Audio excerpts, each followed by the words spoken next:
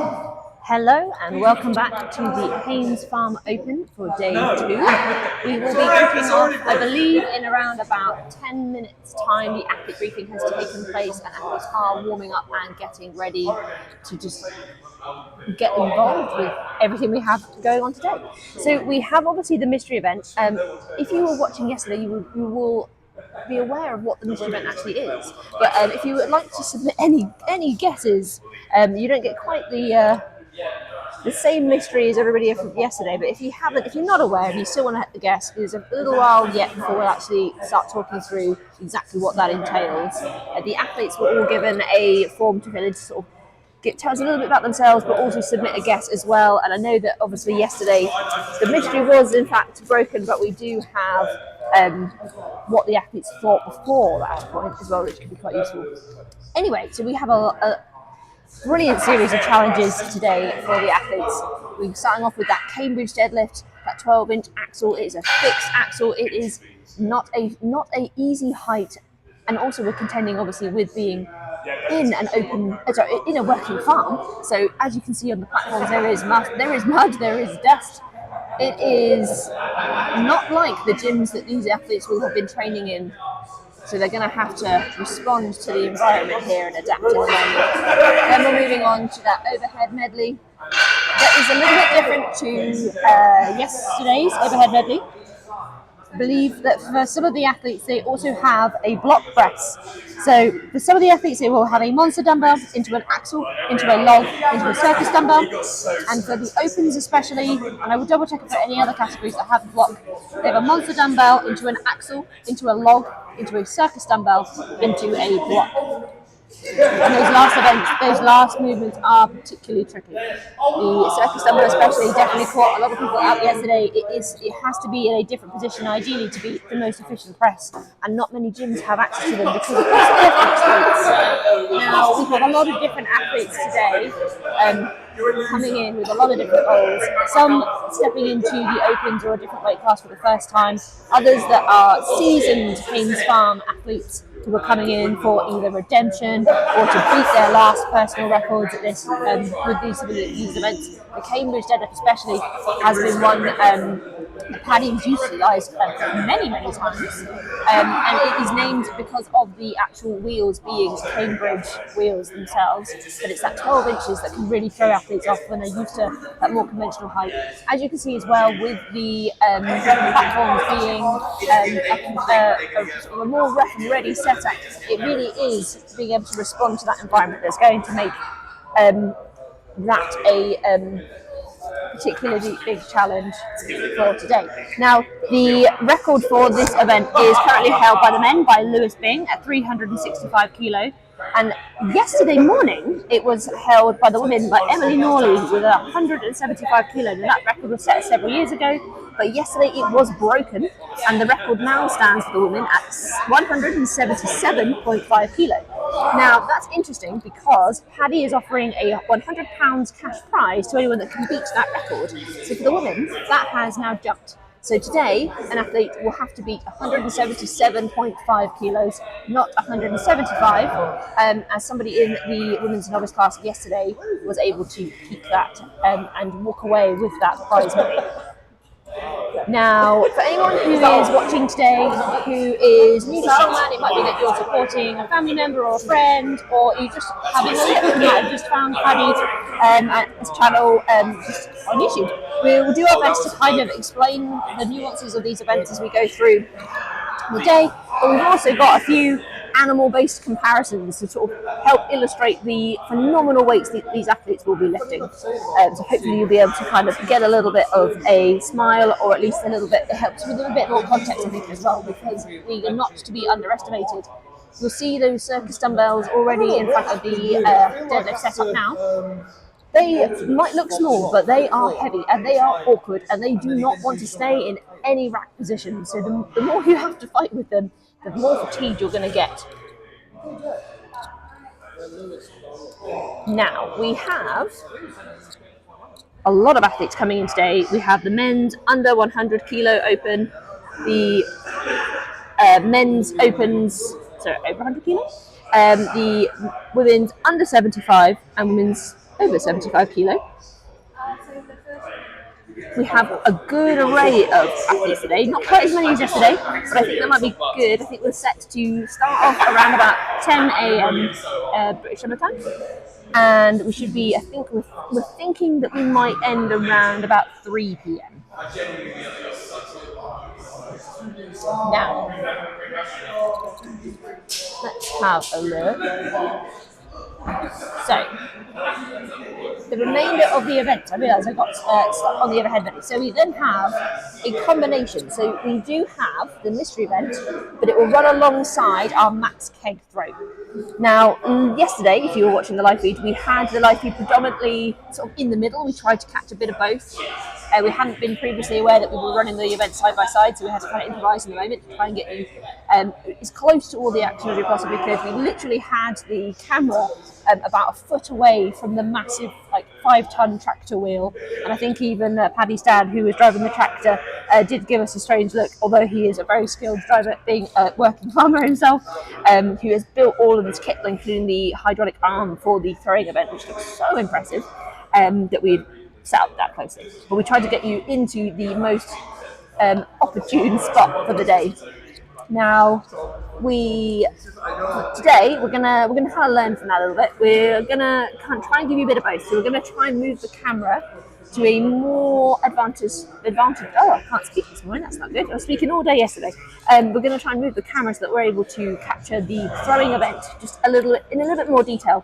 And we're going to then send off our other commentators to get you some clips of the holds. The hold is a fantastic event. It's a great setup. I'll show you a picture of it for any last guesses before I explain the whole event for you in a moment, very shortly. But it's one that I think you'll find getting a bit more of the closer up footage of the throwing just a little bit more exciting for today, and we will get you as many results as possible. Now, we do not have live scores.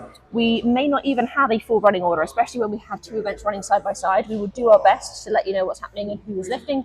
I also have a little bit of information about some of the athletes, those who filled out that form as well, and we know a few of them ourselves as well. So we will try and keep you as up to date as possible, but there may be moments where we have to say, we know as much as you do, and we are doing our best to find out for you. So, let's show you this mystery event setup.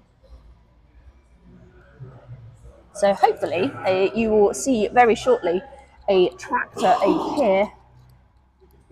Now, any final guesses? Now is your time. And while I'm letting you ping in any guesses, if you haven't already seen it, no cheating. We have the Stonefall Reps, which is the Strongest Man on Earth style at the end of the day. Now, that was a phenomenal way to end yesterday. It really lit up the audience. We had two athletes, two lanes running side by side. It's very rare that you'll see competitions like this, where with the Cambridge Deadlift and the stones, you pretty much will just see athletes kind of almost jumping in, especially with the Cambridge Deadlift. That one is set so that all athletes are technically lifting at the same time. We have 2 bars, and it'll be a rising bar setup. So basically, athletes just get asked, who wants this weight, to come and jump in. So you'll see everyone diving in. It's such an amazing atmosphere and a brilliant way to kick off the actual day itself. And the stones especially is a really good way to kind of light everybody up at right at the end for that final bit. Whatever the athletes have left, getting them to send it. Now, we have 2 events outside, obviously the keg throwing and the tractor mystery event. And me told you what it wasn't. Will be outside. The weather yesterday was absolute glorious sunshine. We had to have hats because I'm ginger and I was definitely going to burn, but it was very hot, very warm, so we were trying to keep in the shade as much as we can.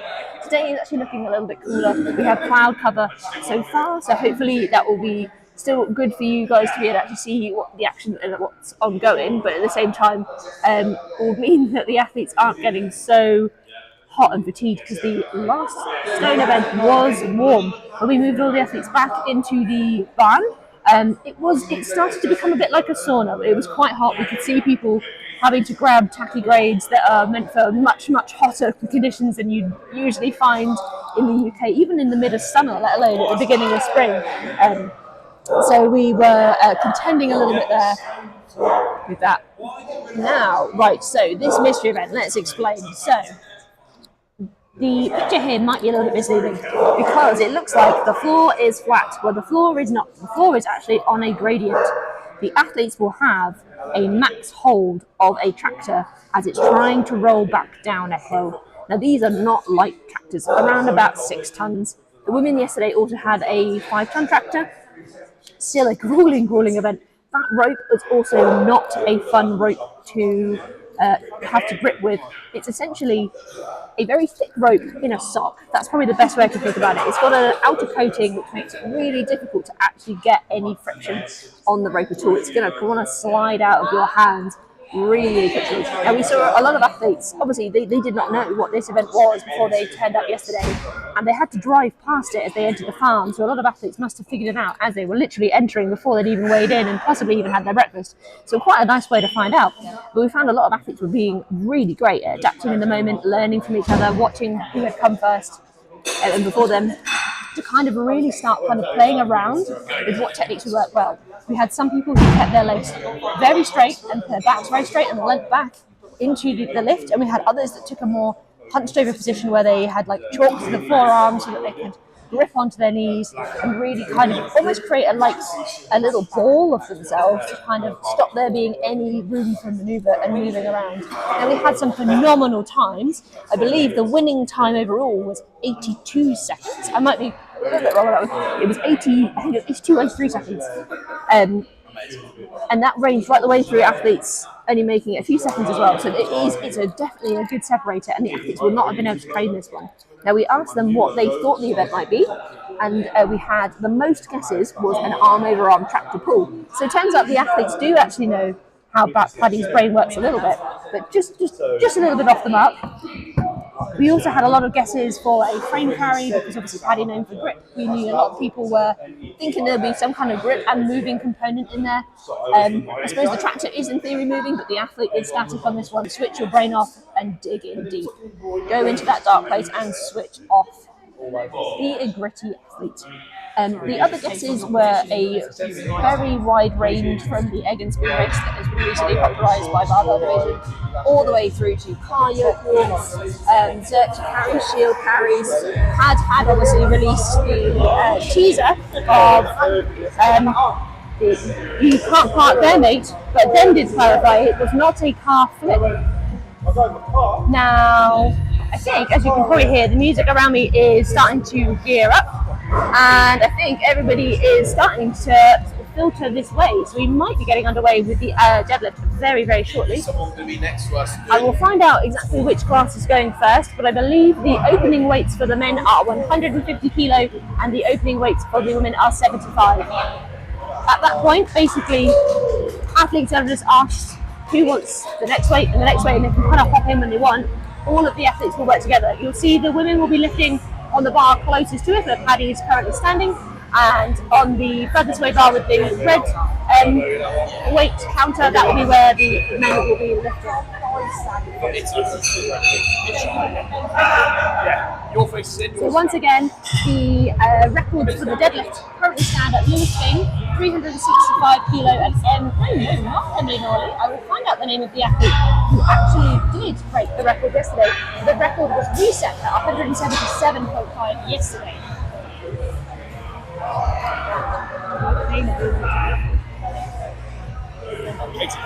I believe it was Katie. We need to find her surname, but Katie was the woman who fantastically took the record yesterday. Now, actually, on that note, if you were watching yesterday, we did have a slight alteration. The spreadsheet had not been kind, and there had in fact been a small error.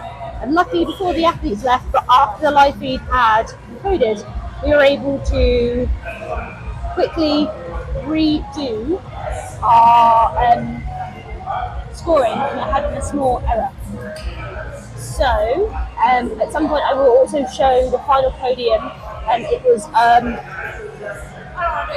of one of the classes that had just sort of, they had the medals had been originally given out in error, but we did correct that towards the end of the day. Now you can see the judges are getting set. We've tried to get the camera as high up as possible so that you get into the action. And we've actually put a nice tape line on the floor to sort of try and mark out where we would like athletes to stay behind. Because yesterday, in a fantastic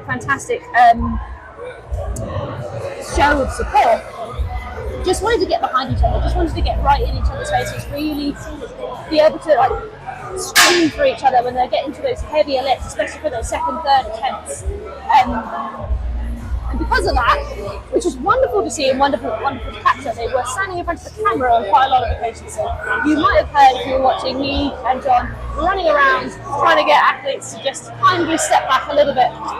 We don't want to in any way dampen the enthusiasm and support, but we did also want to make sure that you guys got the best seats in the house. So just, it might be a good opportunity to introduce myself and John. Now, I'm going to introduce us first, but we also do have a third commentator for today. So, we have myself and John here. John is flipping a microphone to himself currently. Yeah, morning everyone. So I'm John Thor, been a strongman. I'm gonna go through what's on the slide, but kind of just embarrass a little bit. So I've been a strongman now for about 5-6 years, coach for about 5-6 years as well. Various strength sports, not just strongman. Also a coach now at the Strongman Way, headed up by Tyson Morrissey in the Australian contingent. We've got a good set of coaches across the world. We've brought on Caroline and Lee Shaw over in Oz as well. So a nice set of 4 coaches there. Not dissimilar models to the one that M has as well.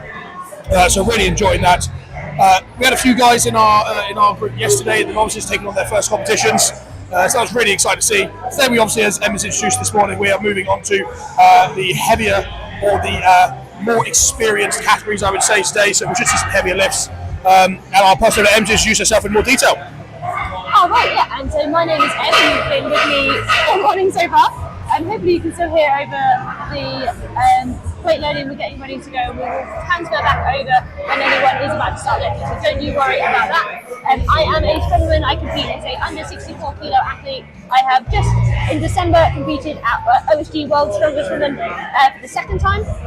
Competed at Europe's Strongest Woman. So I know what it's like to be diving into these competition environments. I am also Corin, and we have Desi and Alan as well on the team. And also me and John also run a podcast. So there's only currently one episode live, but it is really, really fun to see. Now, John will be on his best behaviour today, but you will quickly realise that he just tends to swear when he gets excited. So you might see some swearing and shouting when he is staying behind those athletes today. Now, we also have a third commentator for today.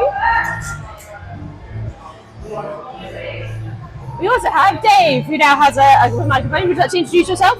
Hello guys, I'm Dave, and I've got a little microphone. Oh, we might have to cut back to the screen because I believe. Oh no, they are still warming up. Don't worry. No, they're still warming up. Yep, you're good to go. Yeah, so I'm very lucky to be brought across. What am I saying? Be invited by Emma and John to help them out today, because I got to do it at Aaron Page Classic one year, and it was so much fun. So yeah, thought I'd come and help out at Paddy's farm today. So I'm really excited to see how everyone does. And I think they're just warming up at the moment. Oh, I think we actually now have a final lift, so I'm going to move them over. Oh, Christ! I believe we have a lift. Either that, or that was a final one, but I think that was a first attempt at 120 kilos there.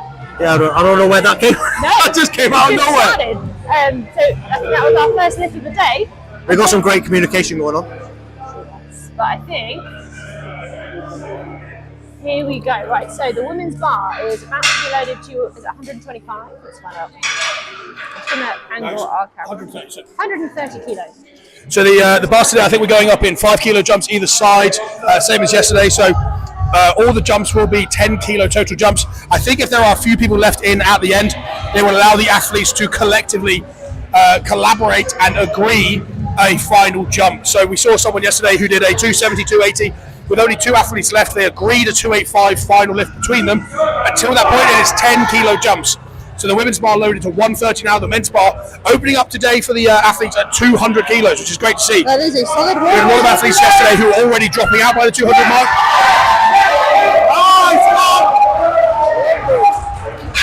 both athletes did a phenomenal opening lift. So starting off the day, remember this is where the athletes will be in an interesting place. They have had a variety of warm-ups. They know where they're at, kind of what they're aiming for, but the weather today is colder than expected.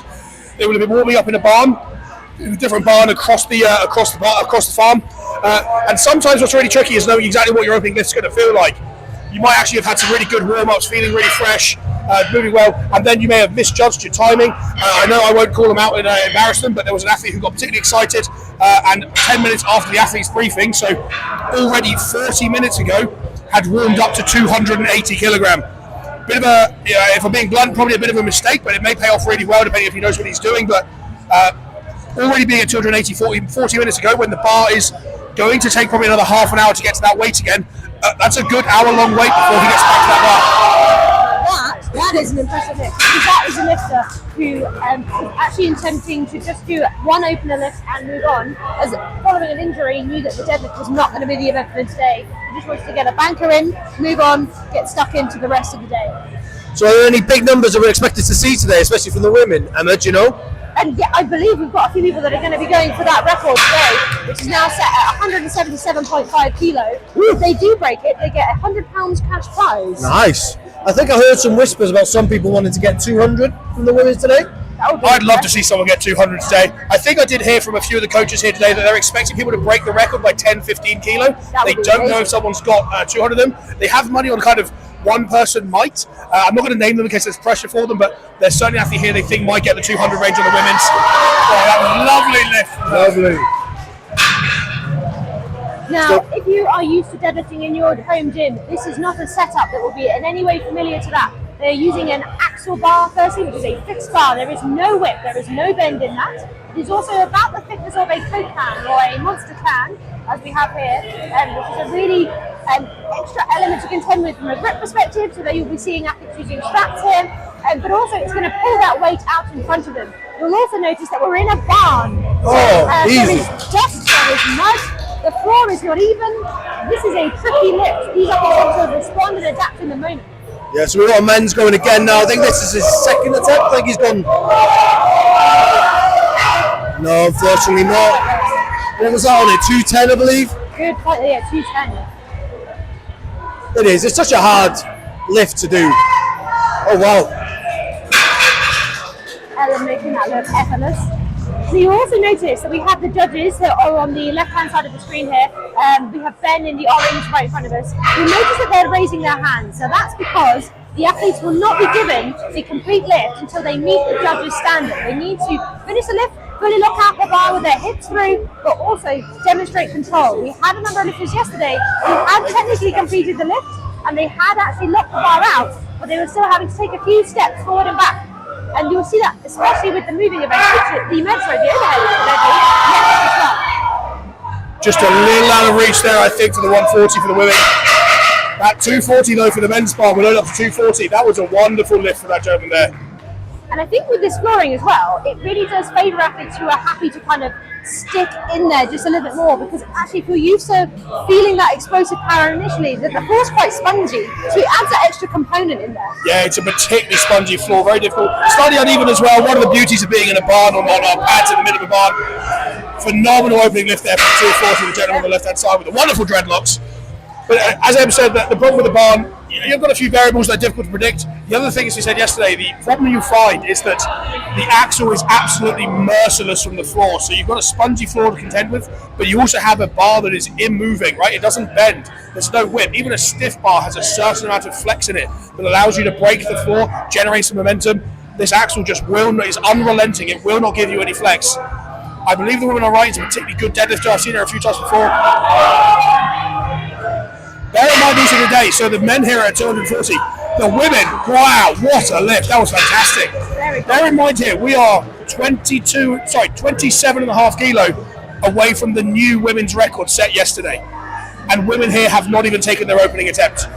This is a really strong place to be. I'm confident we will see the record broken, but it's a question of how much will we see it broken by. And not to disappoint, for context, the bar weight that the women are lifting now is about the same weight as a fully grown adult ostrich or a giant panda. I will be providing these anecdotes throughout the day. Oh, look at that one move. That was easy. That was wonderful. Also, we have to remember that the height of this bar is quite awkward. It's a 12-inch height. That is not a fun height for most athletes. We have one athlete who has noted down in their entry form that it is their favourite height, but they are the only athlete that was a nice 250. Regardless over other deadlift variations. It's a lovely 250. But you're right, 12 inch is a really funny old height. I know some people love it, but yeah, for me personally, awful. Are we going to see this 150 move? Okay. Unfortunate. And we saw yesterday, especially with that actual bar, you find that a lot of athletes might be slow to their knees, but if they can break that knees and they can use a hitch or they can break their thighs, they might be able to surprise you once they've reached that point. Yeah, it really isn't one of those where you can just rag it off the floor and just expect to grind through, you know? Exactly that. And obviously they're opening this with a max event. And a lot of athletes are super excited about it. So I have to admit, most athletes have put up the form, put the deadlift down as the event that they are most looking forward to. But they also then have many other events to come. So there is an element of getting in a good weight here, but also not throwing yourself out so much that you can't perform later in the day. So this is Ellen on the right hand side for the women's. Last year it was 150 for reps, and she had a particularly nasty start to this. Yes, Ellen! Yes, confident. So she'll be particularly happy with that. Last year she had a very difficult turnout on the deadlift for herself. It was very unexpected. She's a strong deadlifter. So a 150 for her for the day will be a fantastic start to the day for her. Real boosting confidence. And also, what to add into some context is, from what I can see, this is also a raw pull. This is no suits. Yeah, no suits allowed. So that's another thing to consider here. And actually, we're seeing now 260 move for the men. I mean, these are moving incredibly well. And as I said, these are raw pulls, and that is, you know, anyone that uses a suit will know there's a vast difference. Very much. You can't underestimate that. And also in the overhead medley as well. Oh, that's what redemption feels like. That was her second attempt. She came out to repeat that. So this is what we love to see, right? This is why we love the sport. Already, first thing in the morning, it was 10 a.m. and people are screaming at the top of their lungs for their athletes to do well. People they've never heard of before, people they don't know. They just want to see people do their best. And as Em said there, that lady there came out, she hit the 150 for a second attempt. Absolutely wonderful to see. She came out, she just took another top lift there. And we actually have a number of athletes who have cited this event as their favourite, not just because they like deadlifts, but because they have competed at this exact competition before with this exact setup, and they are coming back to either beat that or redemption. We have Kitty Bates here on the women's bar. She is a very strong. Oh, that was really spinal. Oh, what a beautiful look. I have noticed the women now, they've obviously gone up to 150, but the jumps are now starting to slow down a little bit. Like, you know, they're taking smaller jump 155. There seems to be a few working through this weight. Still, you know, plenty that are doing it with ease. So I can see, like you said, right, a lot of people getting close, if not breaking the farm record today. The men are working through that weight quickly. Now they are going up to 270. So, you know, the men are now only 30 kilos away from that 300 mark, and 300 on an axle raw is really nothing to sniff your nose at. No, it's a phenomenal standard actually. And actually, the other thing we should mention is that we've got all the classes mixed in together here. So I'm sure I've already said it's not about just the weight classes going one by one. Everyone is in the mix together in a rising bar style, so jumping in when their weight comes up, which that was a fantastic 270. I see that. I think this might be an opener at 160 for the one on the right here. And also we need to remember, so someone like Ellen, Kitty, and a lot of the ladies here, they are in the lightweight classes. Dave has just seen how we put him on the screen there. So you think about someone like Ellen, she is a 64 kilogram athlete, so she might be coming in a little bit heavier than that today, but let's be fair, she has already put up a double body weight. That was a rapid 270 for the blokes there. We're going to see some spectacular looks. And also, just for context, the women's record is 177.5. Oh my God, we got someone going out beltless. Lifting that long, and we're already very fast approaching that record number. We got a man with. Is he going beltless? Is that beltless? That move. He does look fabulous, to be completely honest. Look at that. Brilliant. My word. And this And it looks like he's got a Brazilian strip at the back of his head. Nice hairdo. Yes. But also, this is an amazing event, as John was saying earlier, to kick off the competition because everyone's in at once. Everyone's in together. This means you've got not only the whole audience, you probably can't see them because they're mostly behind the camera at this point because they want to see the athletes' faces, but all the athletes are getting behind each other. Really being invested. You're seeing athletes running off with looks of glee on their face and running into the other athletes to kind of get that kind of look. That's what I just lifted, that kind of celebration. It's actually a really good one to set that atmosphere up for the day. Then they're sort of set up for a 160 and a 270. I mean, Comfortable. yeah. Slow, but it was steady, consistent. Oh, can he get it over his knees?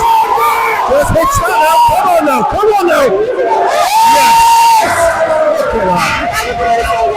Sometimes the axles, they can be good with the hips and the ramp. As long as they get it past the knee, they can actually get themselves into a much nicer position so it can look like they're grinding and actually they've got a long way to go, but actually they can get closer than you think. Absolutely. If anyone's watching who hasn't done strongman before, remember, our objective is A to B.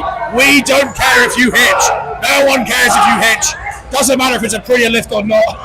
Dave cares a bit if you hitch. It means that you can then find the way that works for you. You can lift. You can lift in a way that sort of plays to your strength. Yeah, Ellen just didn't quite get that 160 today.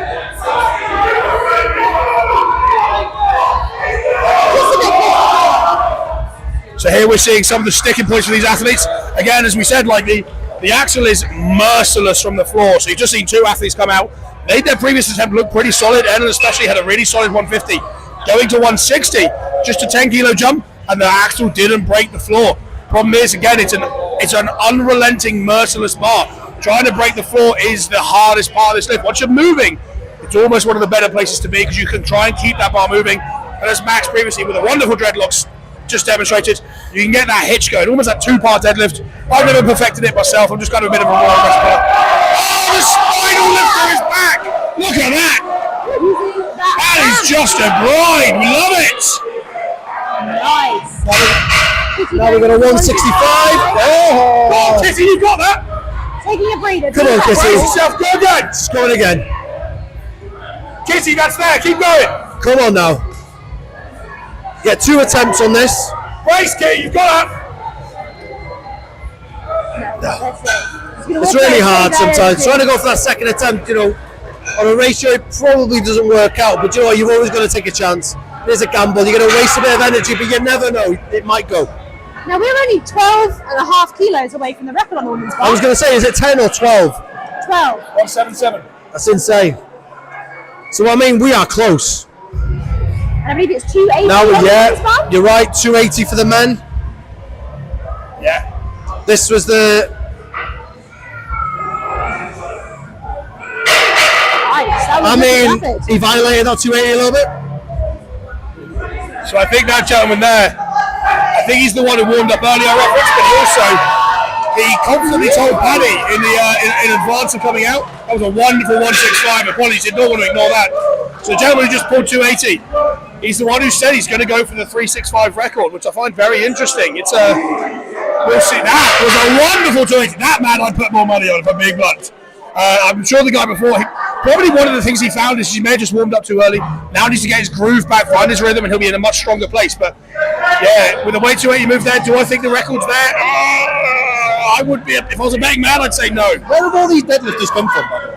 What's this become a thing? That is a great question, Dave. As Dave said earlier, we are not to scoff at a near 300 kilo raw deadlift. It was not that many years ago before 400 was an almost unheard of deadlift. Big Loz, was it, had the world record? What was that? That was a speed rep at 280 raw. So the athletes have 3 attempts at this, and typically they'll be picking their first attempt at something that they know they can hit every single day of the week. Something that's really easy, that's going to give them confidence, it's going to bank something in there. The second is going to be something that's becoming more of a challenge. That's probably the weight that they definitely want to kind of hit for today. And the third attempt is quite often something that's just a little bit more blue sky, let's just have some fun, see what we've got in the tank. And now, at least the women's now, we're in single digits now in respect of the record. Men are still making 280 at this point, look really comfortable. Both were fantastic. And I've noticed, actually, for the men's, there are still a couple of people that I know that haven't even gone for their first yet. I think Rich Molnar still hasn't even lifted his first lift yet. I think you're right. And also, sometimes it's also worth to bear in mind that some of these athletes, if they have either misjudged the timings of their warm-up, like we were talking about earlier, or if they just had to wait a long time to get their opening lift in, it could have been 15-20 minutes since they last pulled it up. Their first might look slow, but it doesn't necessarily mean that they're not going to be warm. No, exactly that, 100%. We've got a 170, and I mean, that was bloody comfortable. That was a beautiful rep there. I mean, I'm putting money on that individual there. This lady getting 177. That's the record, 177. I think there might even be 180 in there. Yeah, set by Katie yesterday. And then this is another athlete that I think that's close to the 180. I think I saw her last lift, and it was really comfortable. Yeah. I mean, a little bit of a stick point at the bottom, but work through. As soon as it starts moving, flying. Right, we got men going up again now for the 280.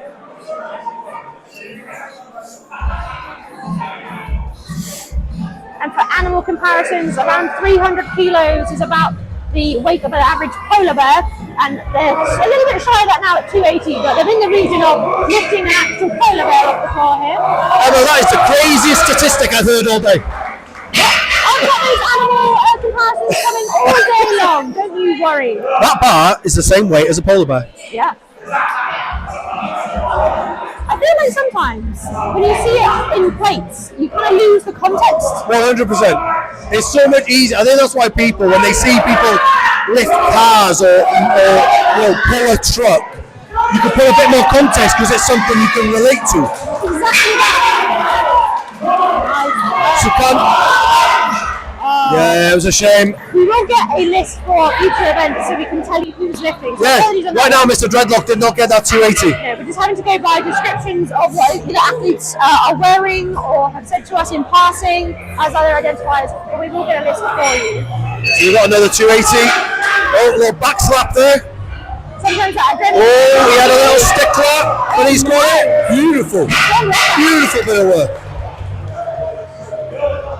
Now 180, this would be... Oh wow, we've just taken a jump, right? This would be... Is that a 15 kilo jump? Yeah, I believe so. It would be a... Holy crap. Okay, that's caught me off guard. Let's have a look and see how this is going to go. New record, 100-pound size. Easy. Wow. Jeez Louise. What was that? I know. That was a new record. Yeah. And it looked beautiful. Someone who's just... So, if you were going to go for the record, what kind of warm-ups would you be pulling? What kind of jumps would you be making at this point? Wow, it kind of comes down to the individual lifters. Some lifters prefer having really big jumps. You are one of those lifters. You can jump 20, 30, 40 kilos. Some lifters will like to keep their attempts a little bit closer together, especially if they're thinking they're going to have big gaps if there's a big class. They might want to kind of manage the warm-ups and not get too cold. They're going to want to be another 150 kilo jump. This is amazing. Yeah. Absolutely well. Dave, so same for you, right? Let's have a look at this. I've got a question for you. Got it. 180, let's go. Matching the new record. Wow. Brilliant. Oh my God.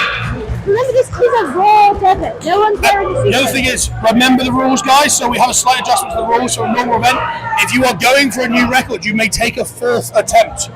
So you have 3 normal, and I think some of these women are still within their third attempt. So I keep wanting to ask Dave a question around warm-ups for these events, but I keep wanting to see these women break this record more and more. So we'll have a look here and then we'll change over. Unbelievable! We have a strong contender. That is multiple people breaking the record. I feel like that's already set. 3 now, so I don't know if this is a 3-person battle or whether they're going to try and go any further or what now. But there's at least 3, isn't there? Yeah. It looks like they're going for it. And I also don't know how the rules play out regarding the prize either, because Paddy said anyone who breaks the record gets the prize. Well, I presume he's not going to be paying He's going to be paying out a lot of money. They're going to be going for another 20 minutes. I think it's the one who holds the record at the end of the weekend gets the money. Ah, so actually that means that Katie from yesterday may not be walking away with that prize. Unfortunately, it means Katie's record has fallen. Although she was the first person to break it, I believe that it's now down to whoever walks away with the record today will be the one who only holds it, but also gets paid the bonus money. Oh, nice. Brilliant. It's good to know someone's in the know. Oh, that's surprising. It's also sometimes by this point as well, your central nervous system will be screaming at you. These athletes have put themselves through some tests. So even if the bar to you looks like it's still moving, the athletes might be feeling the fatigue. They will be having that lower back pump like nothing else. It might feel like the bar isn't moving, and they might want to conserve the energy for the events to come. And I also wonder with some people, I know for me personally, if you have a certain number in your head, once you hit that number, even though that will be moved with ease, it's like the psychology of it, you can't seem to switch it to go up from there. And this will feel very different to what they've been training on in the dip. And I think this is a different athlete. This athlete wasn't even a part of the 180. This is now a fourth person. Oh my God! Jeez Louise. Brilliant. We got a 300 bowlers going in the corner there too. What is happening today? We have a deadlift taking place. I can't even keep up with all of this. Dave, if you were to, let's talk it through. So Em's already walked through the women's. Dave, if you were going for the 365 record, what kind of jumps would you be expected to make, and where would you actually look to open? Okay, so let's first make a point. I'm the wrong person to be asking because I can't deadlift. But if I was, I suppose, if you're going 365, you want to be keeping those jumps. Jesus. You want to be keeping those jumps, I would say, around that 20 to 30 kilo probably. Because obviously you're only limited to 4 jumps. So you can't go to small increment jumps and then large ones, it can throw you. But I also think you've got to work within your own means. So like my jumps might necessarily not be the same for you because everybody's obviously body will kind of respond differently.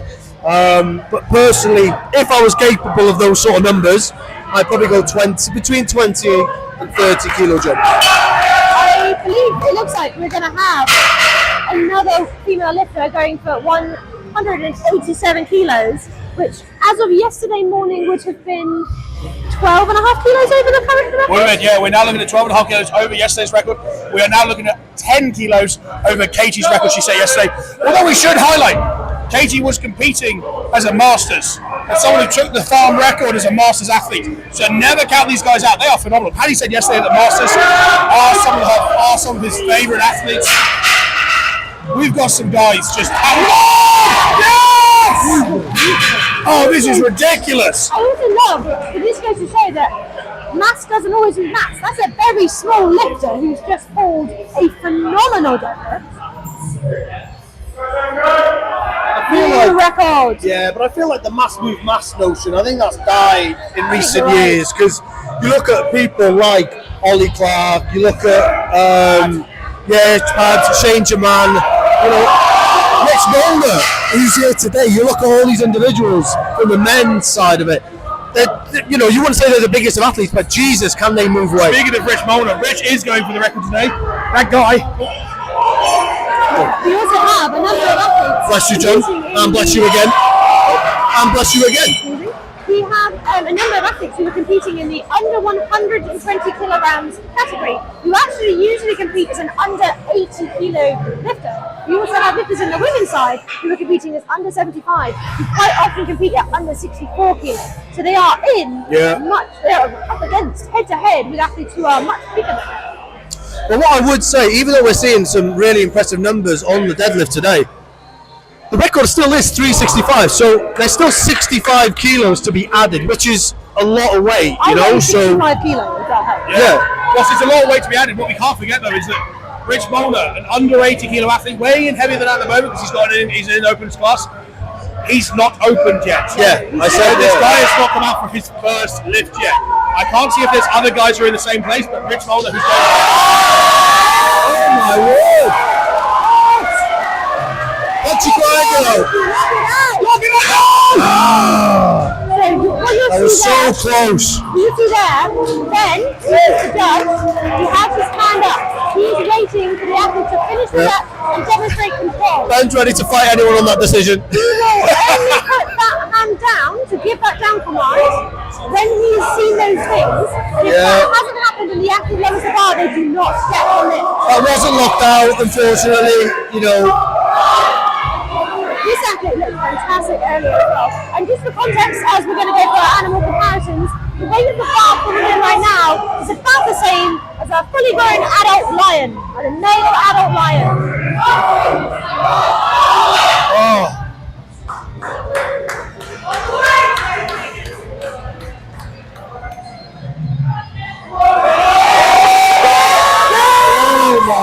And the down command is given. So I feel like what I've watched with her list so far is the second she gets it to her knee, she has got an incredibly strong lockout.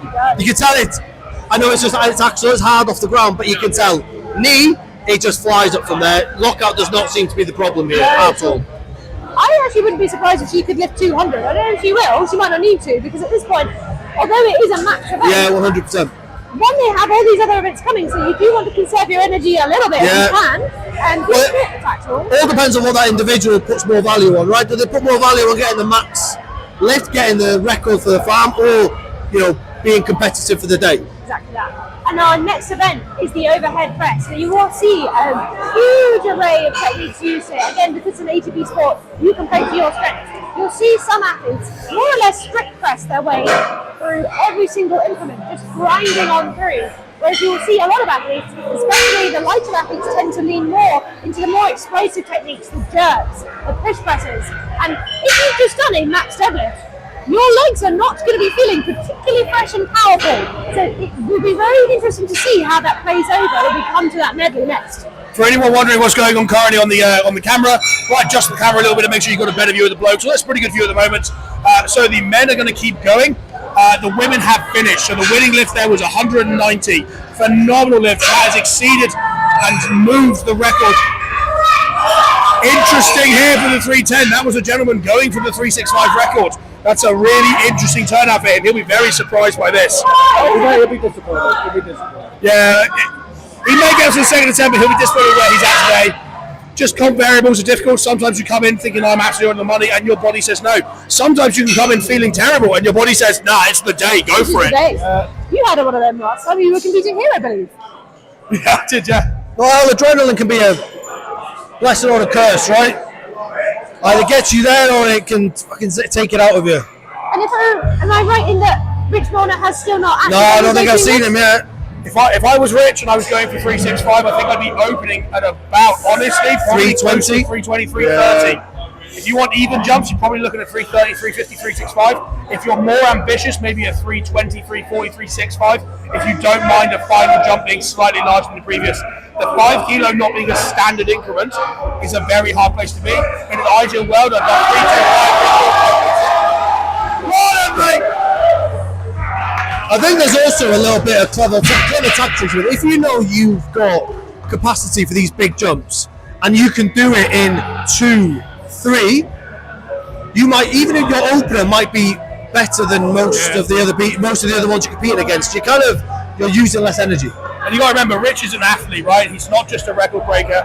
What he's going to be planning on here is whether he goes for the record or not, his goal will be to take home a title, right? So he's obviously weighed up exactly his jumps where he needs to be. He'll be eyeing up the competition. You can see him there. He's focused. He's got his headphones on. He's not actually engaging with anyone very closely. He's a wonderful sportsman. Don't misread that. He is a lovely guy. But at the moment, he is in his own bubble. He's doing his own thing. And interestingly, you've got a lot of guys here on their second, third attempts at 300, 310, and they are getting stuck.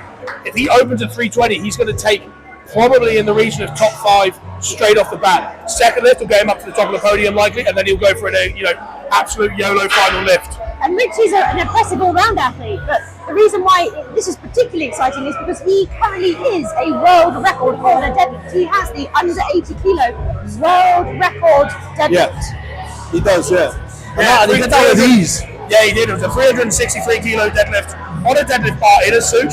Very, very different to today's setup, but a really still very worth knowing exactly where he is. You see right Rich there, he knows exactly what's going on at all times. He knows when he's coming in, what he's doing.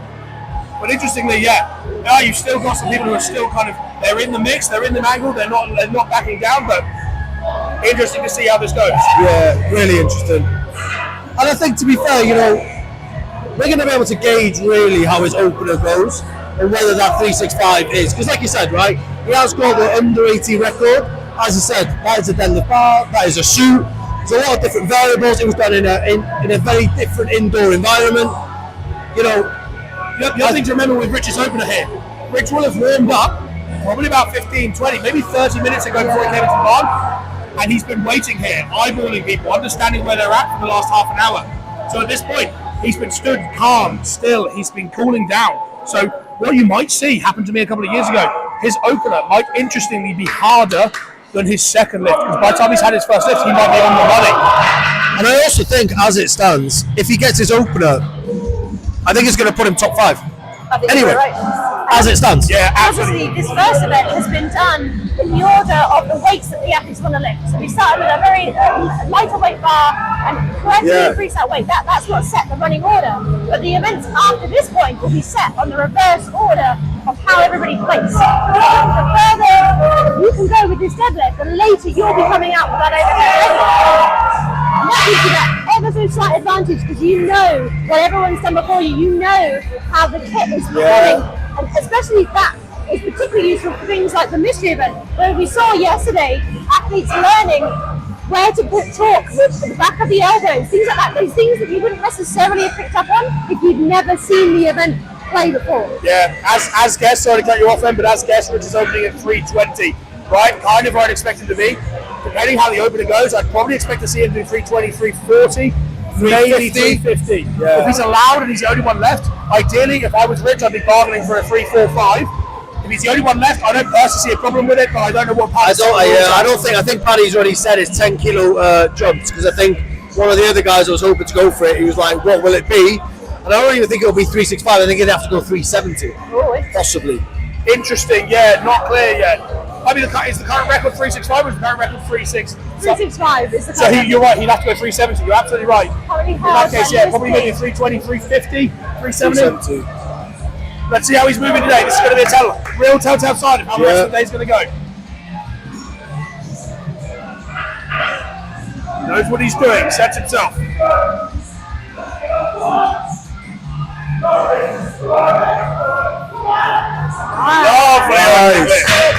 Silence of anticipation there. Do we think an extra 50 kilos there? Tough to tell, but from that, that's a good opening. I don't know.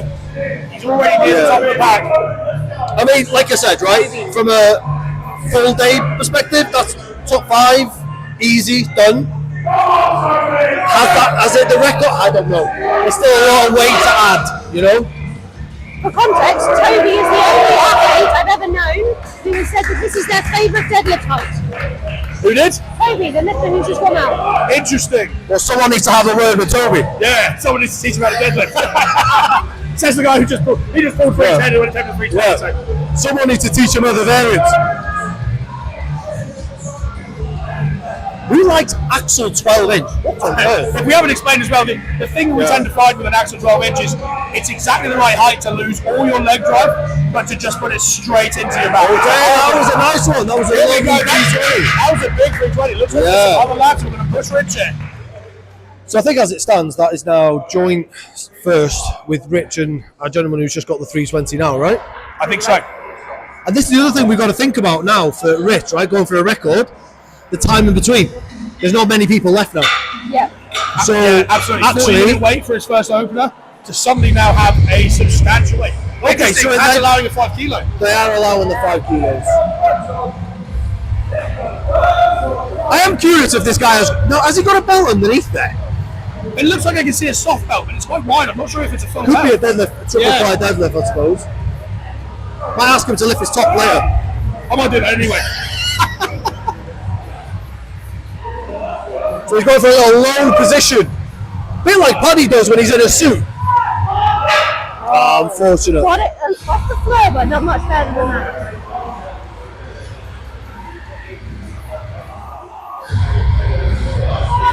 For those at home, if our mics are too directional, Paddy's put some absolute baggers on. So if I start getting a bit hyped, I just need some smelling salts, I might jump in. think the one thing that's really magical about this particular competition, we have high-level athletes here. They will be doing some phenomenal feats of strength, but also you'll probably see from the bits of the audience that you can see, it's a family event. We have kids here, we have dogs here. It's actually a really fun So many event to be dogs. part of. And we actually have Flip, who's competing today, who mainly put down that her main goal is that she just wants her kids to see her do something pretty badass, to be honest. You won't be able to see, but a biscuit tin was just being opened and John's eye got averted very, very quickly. I'm alright. No, thank you. I can't. I didn't lose any weight today. David's a lean athlete now. No, I'm not, but I'm trying to be. Charlie, who was running the score today and yesterday. And I can't, my nutritionist might be watching. Amazing bagel. These are delicious. Yeah, I don't appreciate you eating. I'm not even sorry. It's unlikely my nutritionist is watching, but just in case, like on camera. Next thing you know, you got a screenshot of your nutritionist telling you off. That doesn't look on plan. That happened when I was at Josie's last week. My wife took a picture and there was beer in my mouth full. Okay, so we jumped to 340, so I'm guessing Rich is taking this jump now. So those 20 kilo jumps, like I said, if I could do it, sound to be right so far. Looks like we're expecting the plan. It's right on track. Looks like it'll be a big jump for a final attempt. Although, of course, he may be doing this as a fourth attempt, remember. So, although he might be the last one in, he will still be allowed a fourth attempt. It could be a 320, 340, 360, 370 final lift. What's insane as well, right, you've got to consider is, okay, he's a little bit heavier, so he's not obviously at 80 kilo today, I don't believe. But how much is this still times body weight? He could be comfortably 50 kilo lighter than the heaviest athlete here in his own class. That is absolutely insane. This guy is a fierce athlete. And do not count him out the rest of the day either. He is a dangerous man to be here. Come on, Richards, get it, come on! That's it! Oh, beautiful. Personally, I think he should stop there. If he wants to carry on with the day, that seemed like it took a bit out. I would be gauging how the next guy goes. I don't think there are many people left in, right? But Rich will want to pick up some points here. Make sure he gets points early in the day on his best event. Actually, shout out to what's happening right now. Yes. Rich and his direct competitor, the guy who's also over 340, Rich is cheering him on. And the guy will be doing the same for Rich. It's that camaraderie of strongmen that's wonderful. Sorry, Em. No, I was agreeing. So I'm just agreeing with you.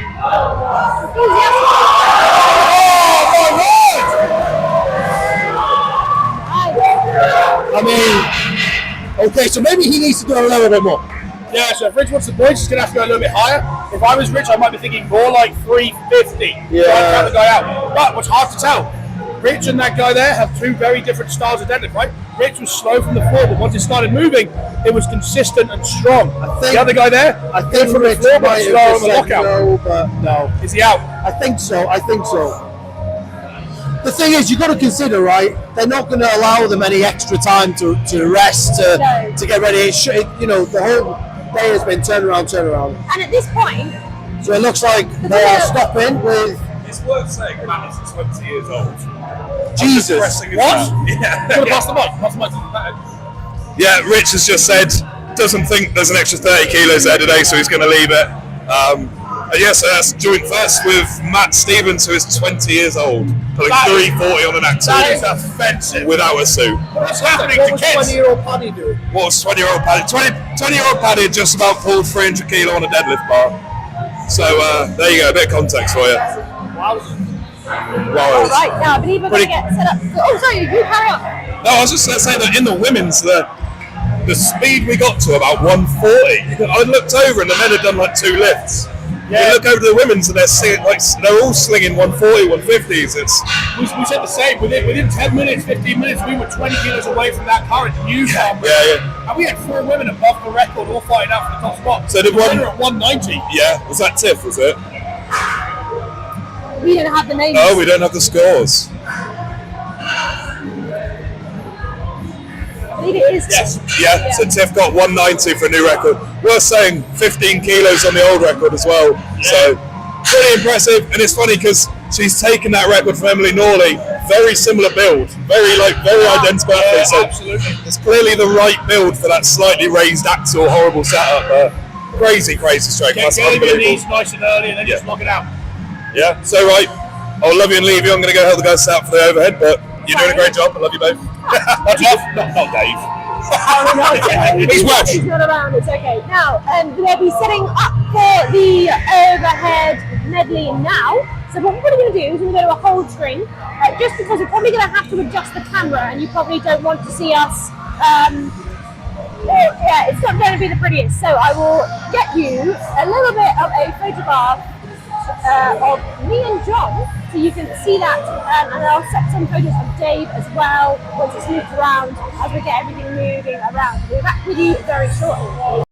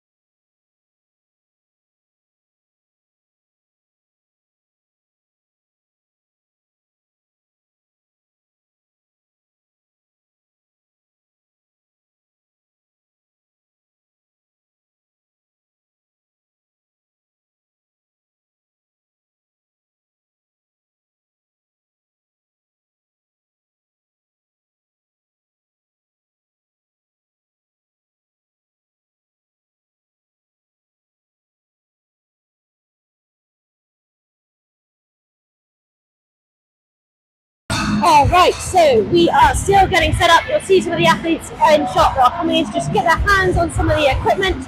We are doing our best to get you a running order of all of the athletes as well. Now, yesterday we had the camera inside and we were able to capture the whole event.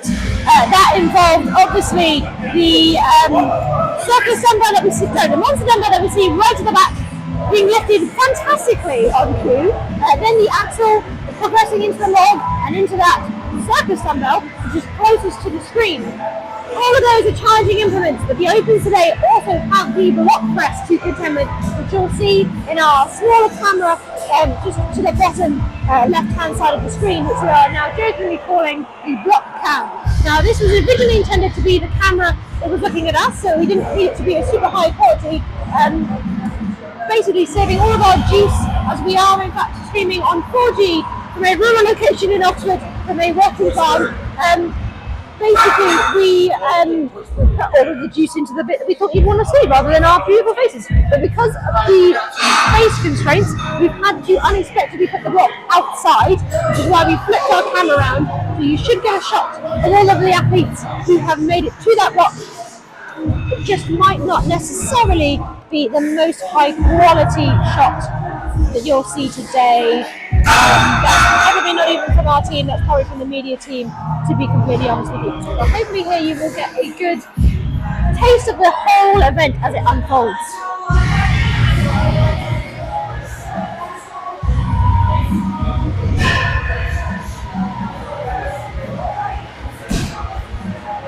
Now we're seeing a lot of smiling athletes, a lot of athletes that are going to get really excited about this event here, because every single implement is a different challenge.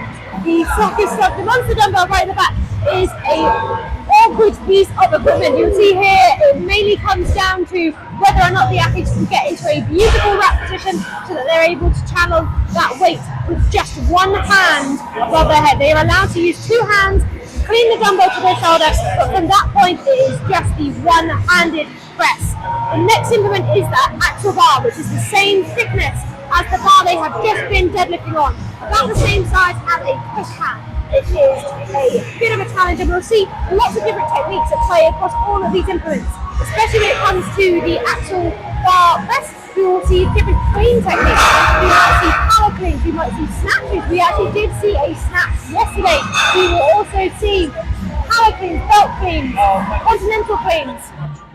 We'll then see different press variations, strict presses, where the legs are not doing any of the work. It's all coming from the shoulders and the arms, getting those triceps really working. We'll see push presses where the legs are starting to drive some power up, and then the jerks where it is mainly about power and being able to drop under that weight efficiently. Now the logs especially, we will also again see various different techniques at play. We saw vipers yesterday, we saw power cleans, we saw jerks, we saw strict presses, and then finally we have these circus dumbbells are not to be messed with. You'll probably see in some of them there are some big dents already forming, and that's where these were dropped on the farm floor yesterday. We've taken some chunks out of the floor. These are not light weights. Now, very expertly demonstrated here, you'll see that the athletes will want to get this in a much higher rack position than they will the monster dumbbells at the back. That is because of their shape. They are smooth, they're shiny, they're going to move all over the place, but also they also have a Coke can sized handle. Paddy has not made this an easy competition for grip. They are difficult, and also a lot of the athletes may not have been able to practice on those circus dumbbells. Not many gyms have them at all, to be completely honest, at least have lots of different weights. So you can imagine the only other implements that we have here today, they can be plate loaded, they can be adjusted. Whereas these circus dumbbells, there's one fixed weight, that's it, that's all there is. You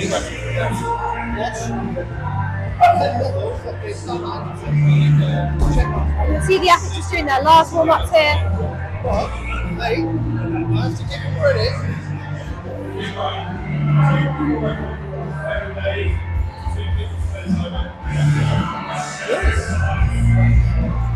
Now we will have a big range of goals coming from the athletes in this next bit. We have athletes who have said that every single implement will be a personal best for them. We have some people that will be setting record times, and we have others that have even said that they felt like they need to kind of set some redemption from overhead events previously here at the farm.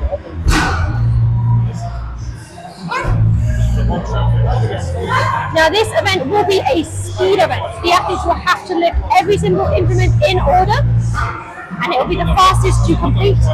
If they do not complete all of the implements in their medley run, it will be the time at which they hit the last implement successfully. They will have to wait for those down commands, and it's not just going to be a complete but it's going to be demonstrating that you have stability, so you have the stability to control that lockout and hold it there. You'll see a lot of athletes really utilising the judge stare down during this, which is a technique that can be used not only so an athlete is so aware of what the judge is going to say in terms of the action command, but also it can be really good to sort of confidently show to the judge, I believe I have this locked down. I believe I have this threat. And just sometimes have the judge have that confidence that that athlete does have that implement stably locked out.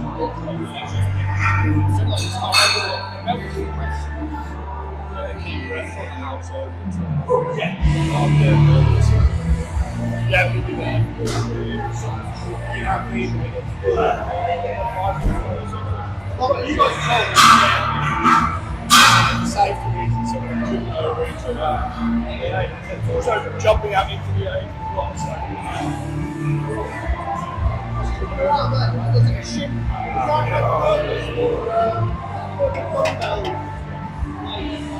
Now, I believe the athletes are getting into their final warm-ups. Beautiful check there for them.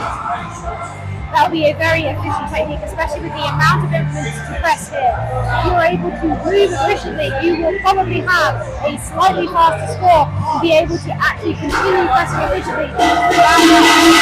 Remember that 2 of these implements are one-handed press implements. It's not just about getting the level above your head and doing it in a way that is the most so just not thrown off their way, like an athlete for a second had possibly dropped a really heavy dumbbell right on their foot. That was. So I believe we have a running order. So this is the running order, so it will be in a reverse order of the athletes placing. So out first for the women's under 75, we will have Hannah, we will have Ellen, then Felicity, Flick, I believe actually. I have noted down the names of the athletes as well, let's go by.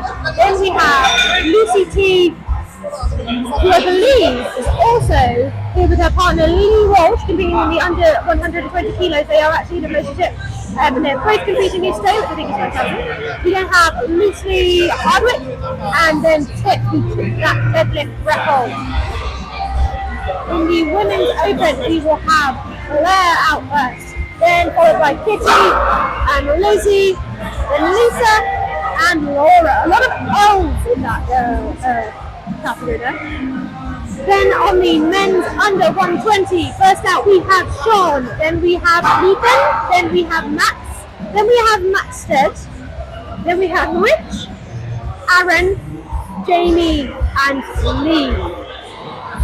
And for the men's open, the over 120 kilos, we have out first Jordan, then Gareth, then Toby, then Tom, then Jack, then Luke, then Matt, and finally Rich. Now I'm not 100% sure exactly the order that we're running in, but as a guess, if we're following the same pattern as yesterday, I believe we will have our lighter weight classes out first, which will be our women's under 175 and our men's under 120 kilos.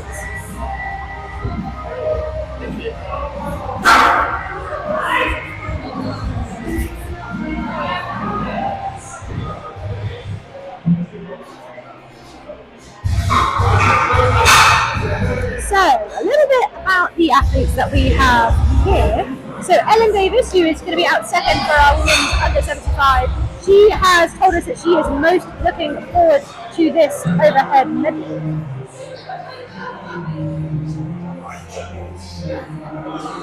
She's also been competing for around about 4 years and has competed at the UKNS England's under 64 kilo, taking 7th place most recently as well.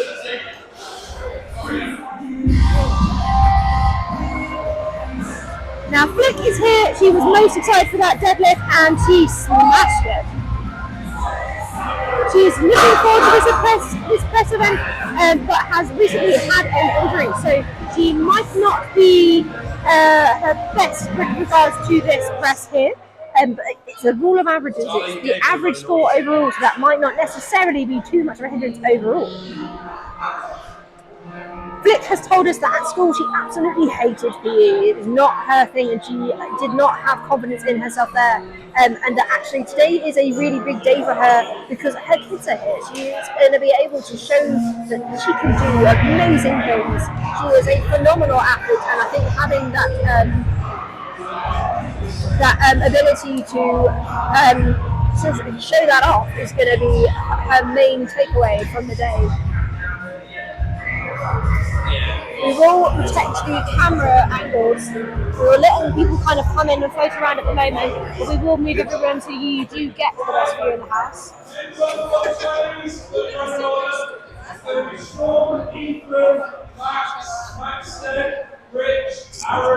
So Paddy is just giving a rundown of the athlete order as I've just gone through, so I can continue chatting, so you won't actually lose too much here.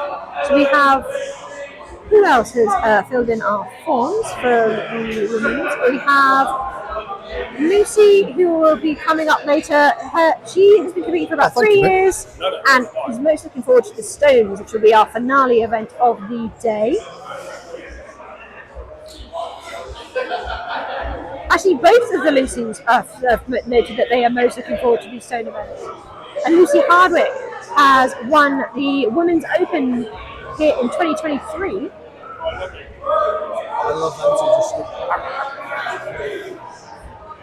Now I believe our first athletes are getting set up and ready to go. Dave has the other mic as well. I do. So I didn't want to interrupt you while you were talking. That's okay, I was just doing a little bit of a rundown while we had a bit of a gap of who's coming up.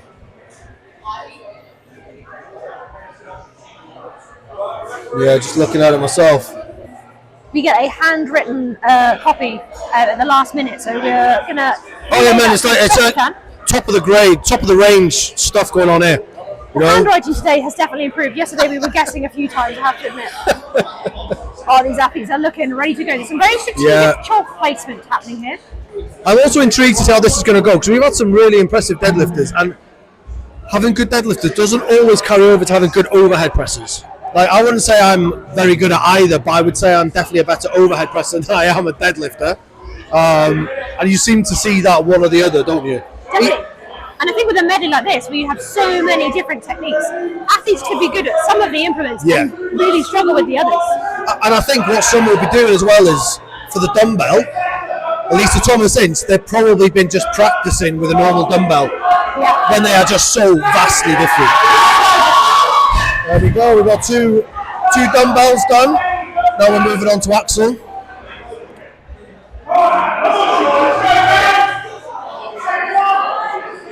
got Axel, now we've got Sam standing in the way.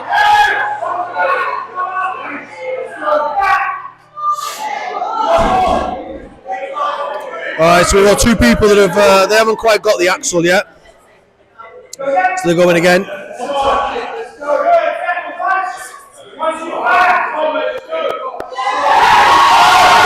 Oh, what a grind. Can't you look at how beautiful. The Axel is such a taxing event, you know.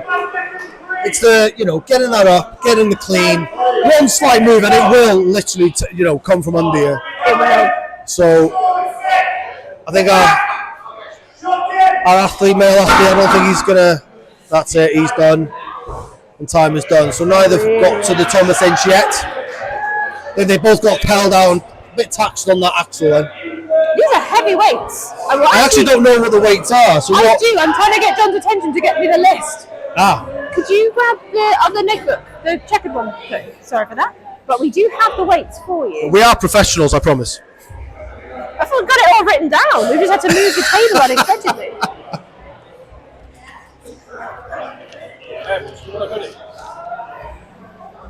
Right, so we have coming out for the monster dumbbell. Right.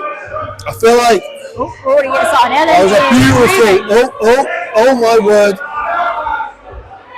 O'Malley took that for a walk, but he kept it stable overhead as well, which is super impressive. Beautiful run from Ellen so far. Yeah, Ellen is absolutely dominating this. I mean, Ellen's doing a great job. I mean, this guy's doing great on the overhead. He's getting hyped. Oh, and the athletes have to get the implements back on those mats. Come on. Beautiful work from Ellen. First completed run. This is the only thing with head to head. It is hard because you want to watch both. Oh. Interestingly there, Ellen did a wonderful run for the first 4 implements, no mistakes, nice good pace, didn't rush, didn't make any mistakes, but then opted not to even attempt the block. Remember, the block is an incredibly advanced, nasty implement. Not many people ever actually put their hands on the block at all. So really fascinating to see. She did the dumbbell. She just said, nope, that's it. I'm good. I'm done. Yeah, the block is horrible. I have had it once in competition, and it was horrible. That was on a block press medley as well, so like ladder, sorry. So it was starting at 90 and working up to like 120. They are horrible because you have to essentially bend your back quite far back, and it puts you in a really, vulnerable position. It also damages your ability to use the split jerk, the push jerk, some of the more advanced techniques that a lot of lightweight lifters use. The block puts you in such an uncomfortable position. It's very hard to implement. We've seen Josh Lancaster and people like that use it, but it's very, very, very hard to do. Yeah. These athletes are rattling through these weights here. So Yeah. for the women's in the under 75 kilos, we have a circus dumbbell of 27.5 kilos. The axle that's being pressed right now is 50 kilos. Then the log is 55. The circus dumbbell is 31. And finally the block press is 50 kilos. Our Berserker Viking has actually gone for a little bit of different techniques. For one, equipment-wise, he's not got any sleeves on, he's not got wraps on. From what I can see, I've got really crap eyes, but I actually don't think he's buckled his belt. I think it's undone, it looks loose. That might be to give him a bit of a shelf for that log Which, chain. not having any wraps on the wrist, on dumbbell, is that kind of impressive because it is really taxing on the wrist. It's a shame that log seemed to have caught him off guard. Now for the men's under 120 kilo, we have a monster dumbbell of 65 kilo into an axle of 105 kilo. The log is 115 kilo. The circus dumbbell is 71 kilo, and then the block is 75. Don't be put off by the fact that those Jeez, that was a beautiful dumbbell. Beautiful. He's going for high speed here. That was I mean, Brilliant. Leaping over.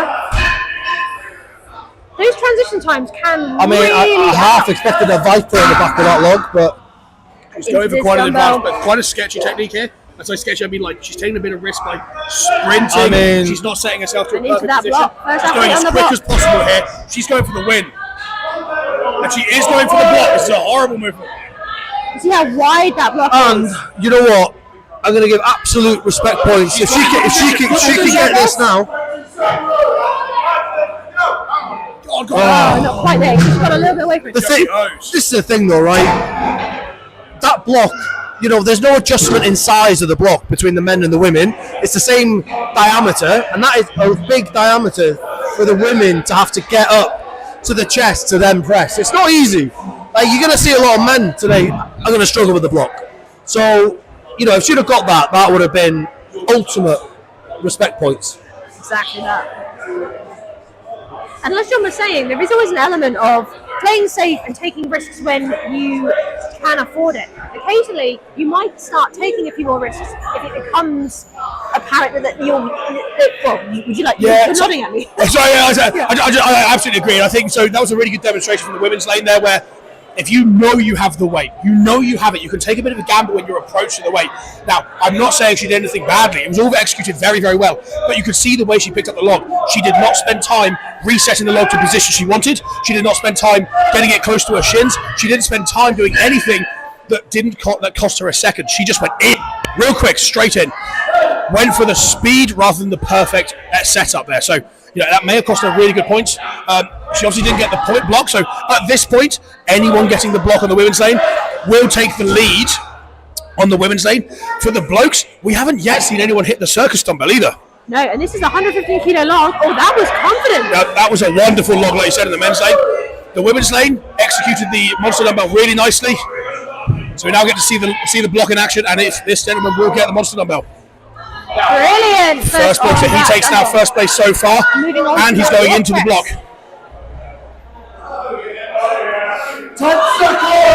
10 seconds remain. They only have 5 seconds left now to finish this. That is the first man to finish the medley.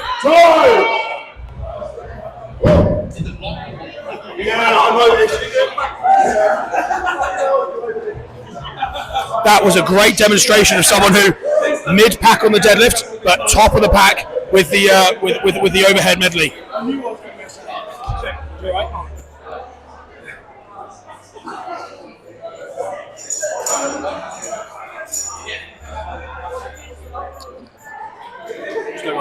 I've got.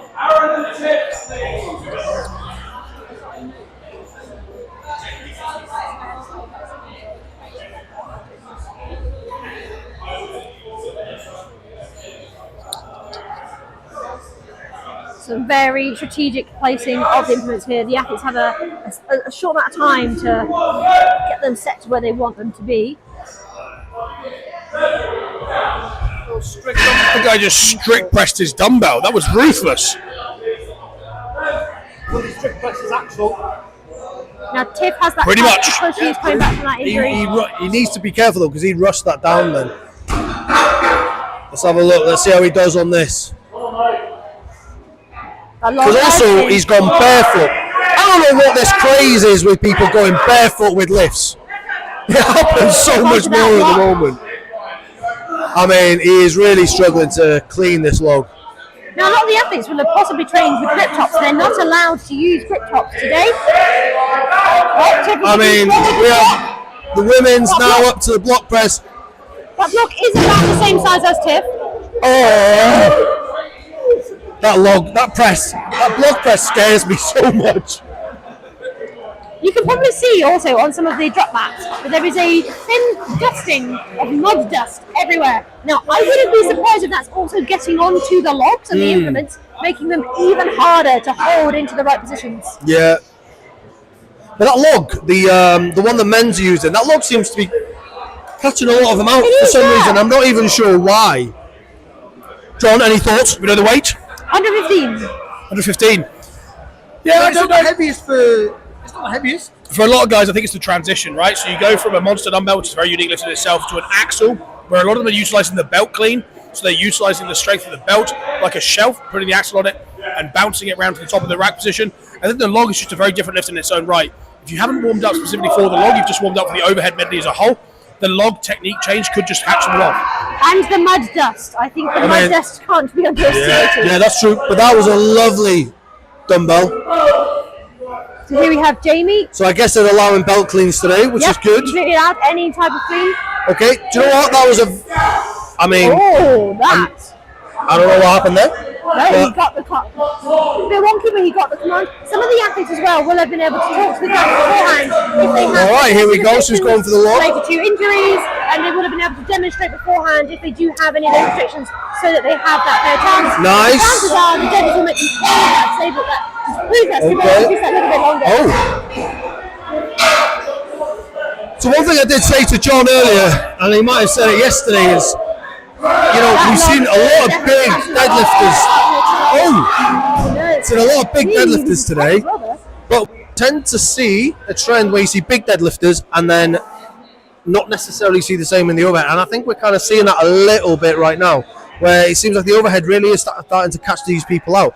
Is that because it's getting quite taxing, or is it because, like you said, you tend to see people that can do a really good deadlift.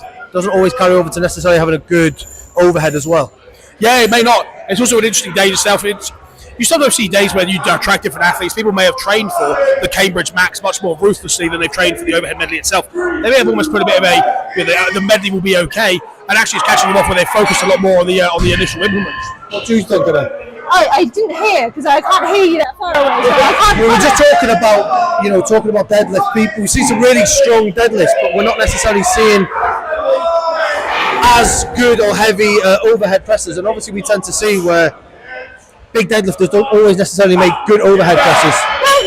Well, yes, but I would also say these implements are not light. That is a 70 kilo circus dumbbell that he's just pressed there. And like I say, this isn't a this is not a pristine competition environment. Well done for that beautiful press. This is not a pristine competition environment where everything's calibrated. We're in a working farm. They're just at the components. The floor isn't flat. God love it. And they have to, as you say, critique themselves out with that deadlift. They've not had much rest in between. No. They've not had much time to get more fuel in. And these implements, it's basically every overhead implement you can more or less think about regarding without some of the more lesser found ones. Yeah, that is also now that is the second man to have completed the medley. So they'll be measuring their time to see how they did. I have a feeling that gentleman was faster. He looked pretty quick. He did speed up in between the implements. His transitions were quick. He didn't make any mistakes. So I think he may have now been in the first position. So he actually finished. He was the leader from the deadlift as well. And we're now moving into the next weight class. So they're just resetting some of the weights. For the women's open, we have Claire coming out first, followed by Kitty, then Lizzie, Lisa, and then Laura. And then for the men's open, we will have Jordan out first, followed by Gareth, then Toby, then Tom, then Jake, then Luke, then Matt, then Rich. And I'm just going to grab the weights for you. Jordan, also known as Tango, competed in the APC back in November with us. Yeah, he did. Well, I was commenting. You are doing your best guest speaker impression. Yeah, it's going to be good. He's a good athlete all round. We'll see how he carries through to this. So now, obviously, as Em said, we're moving into the next class for the men's and the women's lanes. It's the people who, unfortunately, did the worst on the deadlift. So at this point, they're coming out first on the overhead medley, so they won't know what they have to do. This is a place where they just have to do as fast as possible, do everything they can, because they don't know who's coming next. If you go out later, if you're later in the stack, you get an opportunity there to know what you have to do. You might witness a lot of people mess up the fourth implement routinely. So if you just do the fourth implement at a good time, you're going to take 30 seconds, and you don't even have to attempt the block. So the weights for this event for the Opens Women, they are starting off with a circus dumbbell of 30 kilos. That is the equivalent of pressing a Dalmatian above their head, a fully grown Dalmatian, with one arm. These are not lightweight. Then they're going to move into that 55 kilo axle, into a 60 kilo log, into a 42 kilo circus dumbbell. That is going to be a huge challenge into that 52.5 kilo block. Just getting the weights for the men's lane for you.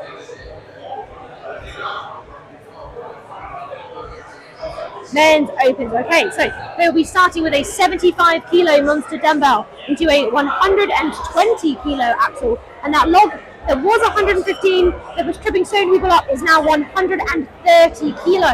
The circus dumbbell is 78 kilos. For context, I weigh around about 66, 67. That's kind of where I'm at. So these dumbbells, they look small, but they are heavy. And the block press, the finale of this run for the Opens is 80 kilos. Jesus. And to be fair, I just had a look when they were bringing over the 78 Thomas Inch dumbbell. It's that the handle is that wide. You're getting two hands into that. So that is going to be a real contributing factor that's going to catch people out. Having that additional width on that handle is going to make it a lot harder to stabilise at the top. So now for an Opens, this is actually quite a heavy weight really for what you would refer to as a local-ish type competition. It's not national or anything of that capacity, but these are near on national level weights that we're looking here, right? Heavy, especially for a medley where you're doing so many implements. Yeah, 100% couldn't agree more. So we see the England's qualifier for the Giants Live England's route coming up in end of the month, actually, in the end of April 26th. You see there, they've got a 130 log into a 140 axle, so the log is matching the England's qualifier weight. So this is a substantial weight for a lot of these athletes. And let's not forget that if Rich gets to the block pretty much weighs him. It's 80 kilos.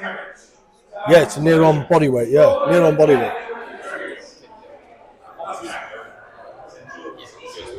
So I think we have our first athletes coming up, ready to tackle this medley. So out first we have Claire for the women, and I believe we have Jordan coming out for the men's.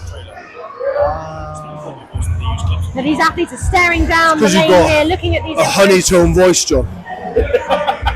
Sometimes you have to go with a little bit of determination and stare it down. I'm hoping the Tango, the moustache that he's rocking today, is going to work in his favour, giving those extra strength points. I mean, that was a lovely dumbbell. Oh, well Winners done, is just struggling to lock that out, but they got it in the end. Lovely bit of work there from...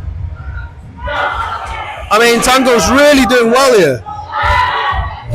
I think that moustache is definitely doing him some good. But he is now taking his time on the log, which is good, which is smart, as long as he's got the time to do so. Sometimes having that extra little bit of rest between the implements can pay off so well. I don't know if he's coached by Ben, but he definitely presses like Ben. That was a beautiful jerk over the player as well.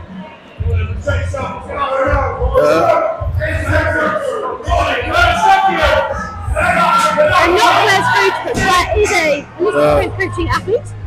Honestly, Tango bent that far back then, I think he was looking at the guy behind him. The old U-bend.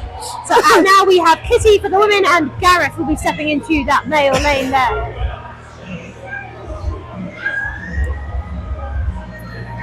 Right, so neither managed to finish then, did they? No, I do not believe so. What's the time on this? Is it 75? I think 60 seconds.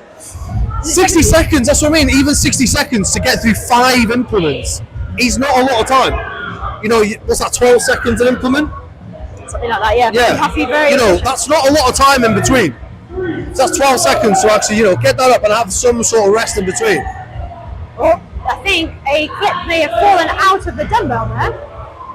Yes. They're letting Kitty go ahead, but the clip did slide out of the dumbbell as she cleaned it. That was a lovely. I'm not going to say the terminology on these lists because you told me off last time. Oh, so Dave was potentially a commentator once for a competition, and Dave himself is not a jerker. You don't use the Olympic techniques. So well, not in the lifting sense anyway, no. Of course. So basically, I gave Dave a bit of a lesson on the different types of jerks, because that's again the brilliant nature of having an ATP sport. The athletes can pick techniques that work best for them. So I like using those jerks because, if I'm honest, my shoulders are tiny. I don't have much muscle mass there. So the more I can get my legs involved, the better my press is. Yeah, I just didn't know which ones were which, so Emma rightly told me off afterwards. Oh, I was trying to be polite. I know you were, and you were polite. You were very polite in doing so. Still told me off though. Right, so Dave, you should know these lifts. The Olympic lifts are famous. I'm just kidding. I'm just bullying you. I know them. I just, you know, I got confused between which one was which.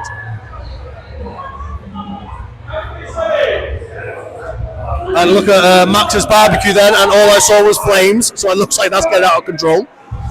Right, that was a beautiful dumbbell. So here we have Lizzie and we have Toby.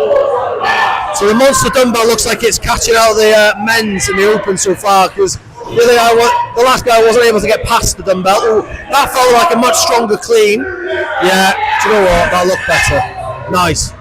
You've got to remember, an 80 kilo dumbbell is or 75 kilo, I think Em said, is a very, that's a top end monster dumbbell. That's not bad. You've got guys at Giants Life who are doing 100 kilo for reps. You know, it is in touching range. It is a difficult lift, especially as Em said. You've got some athletes here. You've got Rich, who's going to be about the weight of the dumbbell himself. It's pretty well. Like I said, that 80 kilo dumbbell is in some cases a national level qualifying weight. You know. For context, the circus dumbbell in the male lane is about the same weight as the average red deer. It's a mammal. It's a large amount of weight there. Emma, I honestly love your comparison of weight. Well, I think sometimes it's really useful to just. I've heard Dalmatians, I've heard deers, I've heard Animal polar bear was the best one.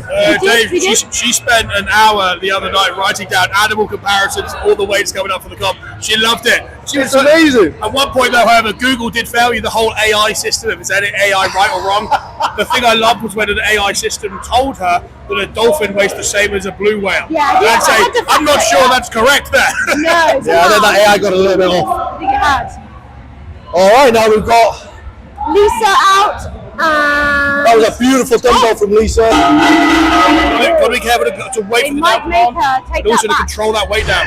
They have to keep the implements on the mat. If the implements come off, they have to go back and put them on. Beautiful on the axle there, and that was just straight momentum. Was beautiful. Ooh.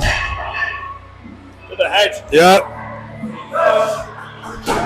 Brazilian strip nearly took his head out. He needs to watch.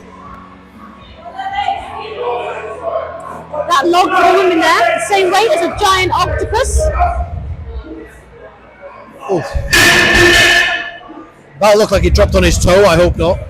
That dumbbell giving people a lot of problems here. Like you said, it's not light. It's not light in the slightest. Now, as you can imagine, each of these implements presents a different challenge for these athletes. Yeah.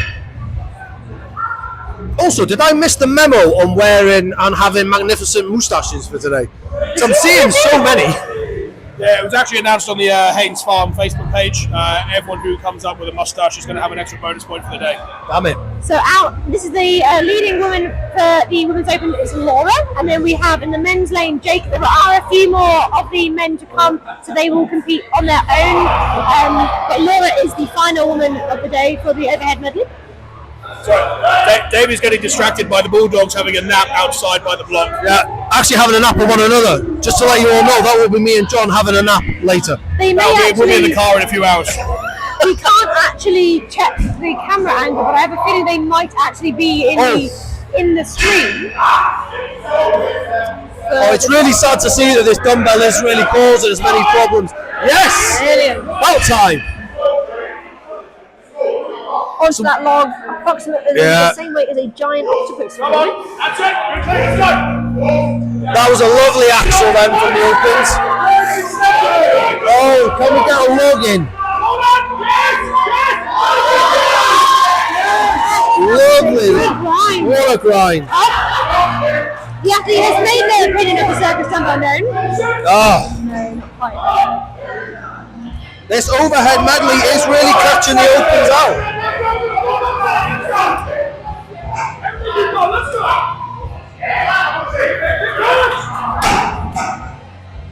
He's getting a good amount of power. Yeah, I just don't think he could get it far enough past his elbows to then maybe get that grind, you know. But I think you're right. There was real power and drive off the chest, but clearly hitting the sticking point. Definitely. And remember, these athletes have just maxed out their deadlift. Yeah, it's 100% true. So we're getting to the top of the pack now. I think we're getting halfway through. Em knows where we're at. I'm kind of just winging it. So it's kind of as we get to the top of the pack, it's where we start seeing those who are overall completely strong and those who are, you know, like Dave says, better deadlifters struggle on the overhead. You're going to start seeing that comparison really come through. Even though I'm excited for this next one. So this is the what's his We have name? Luke out next. Luke. So Paddy obviously came and told us that he's 20 years old, and he obviously did the 340 deadlift. I think he's going to do all right on this. I'm hoping so. The 20-year-old man built like a brick shit house. He looks strong. He's a real boy. Oh wait, no, sorry, apologies. It's someone else first. It's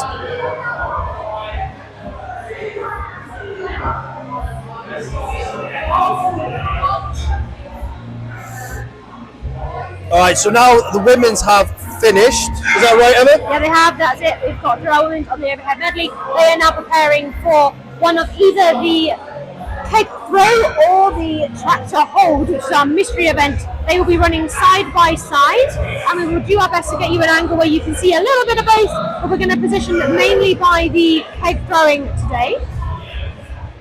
But we do not know exactly which class is starting or which implement just yet. So here we are. Next men's is going.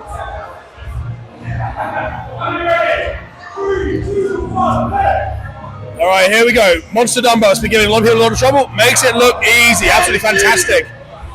All right, he's onto the axle. Let's see how he gets on here. 120 kilo axle. Little tricky on the clean. Got to get his hands right. Oh, what is going on? I have not seen this before. Oh my word, that was. This dude would not let go. Went for the Zercher technique. Also, remember, I know that this individual. Why is it slipping? Remember, these implements will be dusty. There is mud dust everywhere. It's mud dust everywhere. But also, the other difficulty we might find, a lot of guys will have trained with a grip top. Notoriously, a controversial topic. So, a controversial point for different events where grip tops are allowed for some comps, grip tops not allowed for other comps. So, if he's trained with a grip top, I've not used a grip top now in months. And to be fair, I don't think I will either. To be fair, because like you said, right, it's so hard, hit and miss whether you get it or not. And I'm just like, do you know what? You're probably better off training without working to what. Do you know what I mean? I do. I'm actually on the same page. M's comps 9 times out of 10 allow a grip top, so it's good for her to train in it. For us, the Opens comps, I think it's more like 50-50 at the moment for us whether they allow a grip top or not. So if you're reliant on it and then you turn up to the day, just to clarify, I don't know if that's what happened to that gentleman. It might be a slippery axle, might be a chalk problem. There could be any number of reasons. He looked surprised that he didn't get it. So it clearly wasn't a thing where, he didn't come out, hoping to get it. These axles are also, there's no markings on them. It's very difficult. It's slightly out, especially with these heavier weights. So let's have a look. This is the 20-year-old lad now. So that dumbbell he made look pretty comfortable, to be honest. That was a lovely clean. Nice, Beautiful technique. Yeah, beautiful. Wasn't really using much leg drive on that either. Just a little snap. Didn't waste any energy on that. Lovely. He would have got a nod of approval from Ben on that one. Right. Yeah.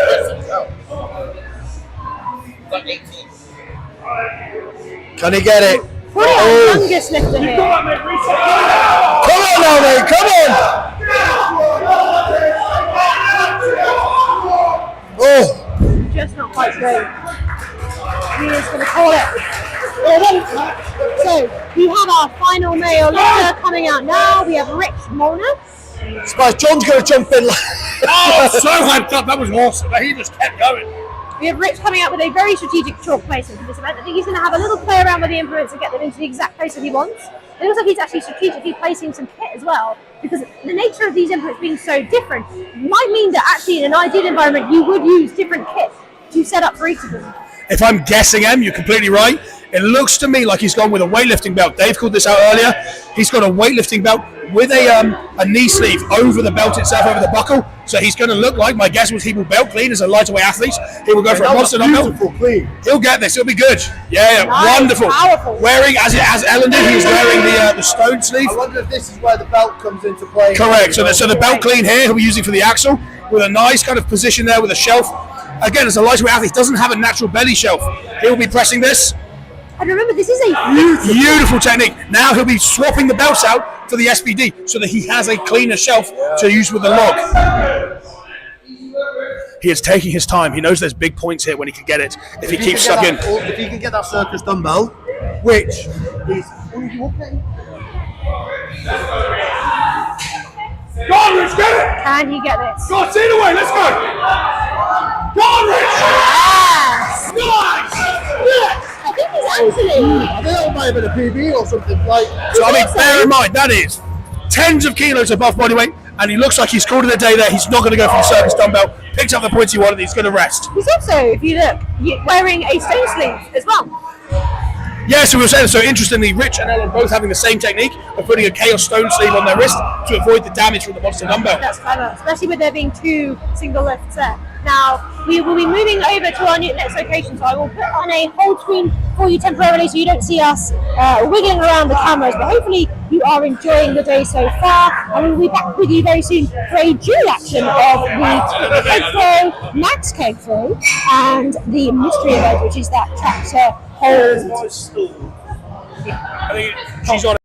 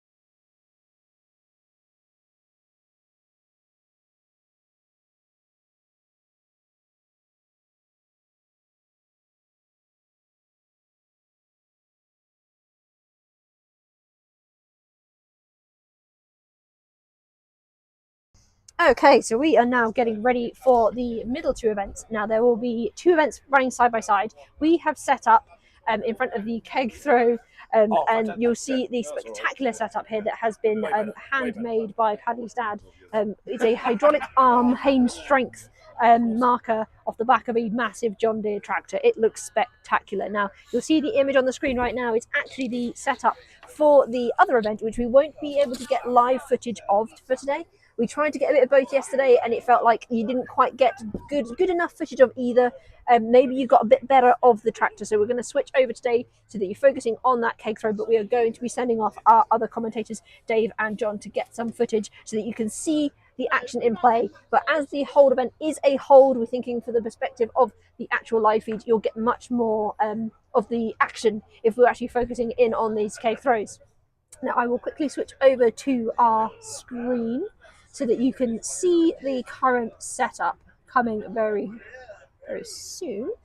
So here we are out on the field, and it's actually a lot cooler than it was yesterday, which I have to admit is actually quite nice. It was beautiful, but we were also very worried that we were going to get very burnt. Now you'll notice we're in a different location. If you were watching yesterday, Paddy's dad has set us up brilliantly on a massive what's the word I'm after? Like a massive trailer. So we were elevated up so we can get a really good view of all of the action here. We have our camera on this tractor now. In a minute, that hydraulic arm will raise up to the first height of the day, and I will get some heights out for you. We've checked that you'll get the full height, even of the 4 meters, which I believe is the highest we're going. The athletes are warming up over there, and these kegs, so we will start, I believe, around about, I think it's 10 kilos is that yellow one there, but I will double check that for you. And they go up in increments of 2. Now, yesterday, the heaviest that was thrown for the men was a 24 kilo keg, and for the women, the 22 kilo keg.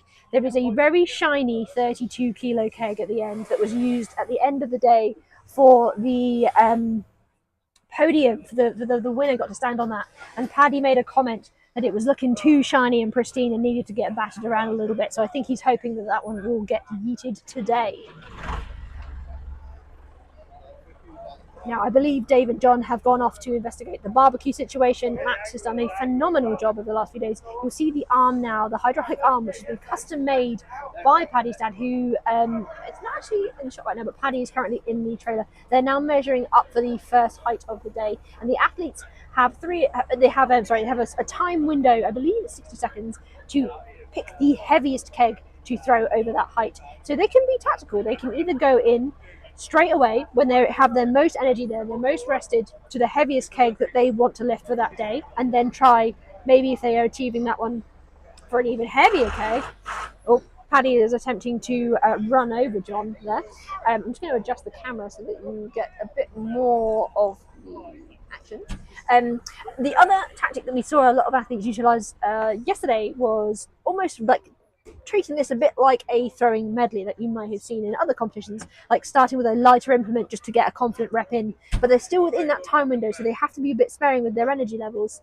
So it can go either way, because even if you go in with that heavy implement first, which might sound like a really good thing to do, if you miss it, you've fatigued yourself, so you might not then be able to get a lighter rep because you've already sort of spent that energy. And we did have a few instances yesterday whereby we had athletes who went for that heavier rep first, then ended up zeroing the event, even though they had plenty of other kegs that they would have definitely been able to get over, but they spent that energy. They lost that explosive power, which is so crucial for this one. We also saw a lot of athletes who probably have practiced on other implements, so throwing sandbags with a handle this way rather than a keg, which is a lot more of an open implement, is much more common in strongman, but also in the gyms that these athletes are likely to have been training in. Now, the throwing technique is slightly different. They're still going to be trying to generate as much power vertically as they possibly can, but the keg's going to move around. It's full of sand and shot, so they're not evenly distributed. Things are going to move around within those kegs, and it's going to be a much... it's a very tricky implement to throw because you're going to feel that weight distributing change. It also would depend on how the lifter would like to throw this bag. So a throwing bag, there's more or less one way to throw it. You can maybe adjust the height by moving your hand along the handles, but with these you can kind of have a bit of a choice. You can either throw them straight on so that the round drum is out in front of you, or you can throw them flat on so that you've got the flat side facing you. Now, some of the athletes that were throwing it round side on, were definitely able to utilize that kind of spin and get that extra little bit of momentum. There were a few athletes as well where that momentum also caught them out and knocked the keg back if it was just sort of shy of touching that range. But also some of the athletes, especially the smaller athletes, will find that these kegs are big enough whereby if they try and swing the keg between their legs in one of those directions, they might actually find that the keg actually hits the ground because there isn't that much. The kegs are quite big and they don't have the space between their legs to actually swing it through. So they're going to have to be really tactical with sort of making sure that their release point is very well timed, and the precision that they'll need for that is so exact. Even at like a fraction of a second too late, and that keg's going to fly. They're going to put all of their power in the keg moving behind them rather than up. A fraction too early, the keg's going to be either going out in front of them or right up above them and not actually reaching over the sign. If they make the height, but the keg doesn't go over, it's still a failed lift. They have to be really particular. And you'll notice that the kegs are actually set quite a bit further out from the arm as well. The athletes will have to basically move the kegs back to the arm or take the risk and throw straight out from meters and meters ahead of that arm. So the athletes are warming up right now, and I believe that the tractor hold has not also begun either. We'll try and give you some updates. You'll probably be able to see it taking place behind us, but you might not be able to see much of the athlete action, which is why we're going to send our two guys around to get some clips for you, which we'll try and put in here as we go. So we'll leave you here for a second, just watching the athletes getting ready, and we'll be back with you soon. We'll turn our microphones off so you don't hear us chatting away.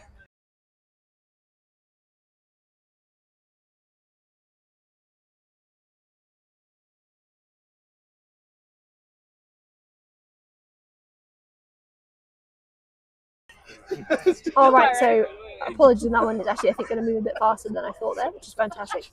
But this is going to be a really exciting event, and actually, even for us who've been, me and John were here commentating yesterday as well. We actually mainly saw the other side, so it would be actually really good for us to be honest, get. It's a different thing for us to see as well. Hang off the edge. So let's have a look here. We're just setting up here. Oh, brilliant. So, starting to see some of the athletes come into play. Is it 10 kilos that the yellow on the side is? Yellow, 10. 10 kilos, and then 2 kilos. 32 is the gold. And 2 kilo, 10 kilos is the starting keg, and they are in 2 kilo increments all the way up to 32 kilos. Now, 32 might not sound like a lot, but actually when you're throwing it this high, it's quite a challenge. Now, I have the running order, thanks to John, who's doing a great job of running around and taking a photo for us. We have a high-tech solution for today. So I will go through the order of the athletes coming out, but I don't know at this point which event these athletes are starting, because these two events are kind of running side by side.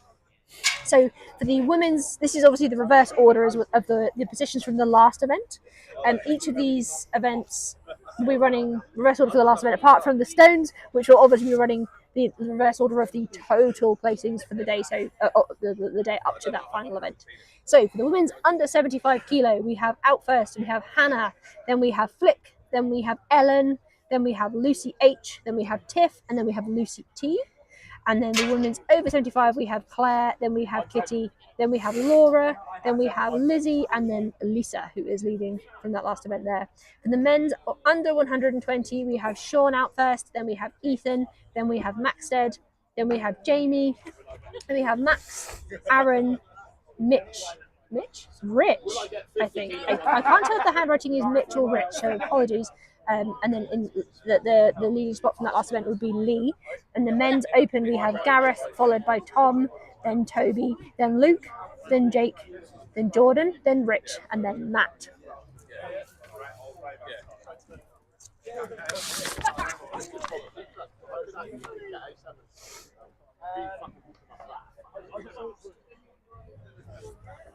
So they have a second setup just off screen. You might see it just in the edge there, where they're just practicing their throws.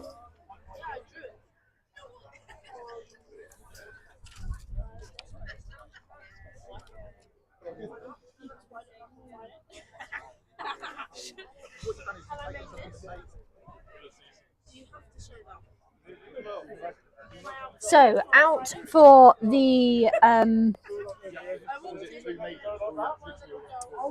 women's at the over 75. I'm just going to plug in the laptop quickly just realize it's been knocked.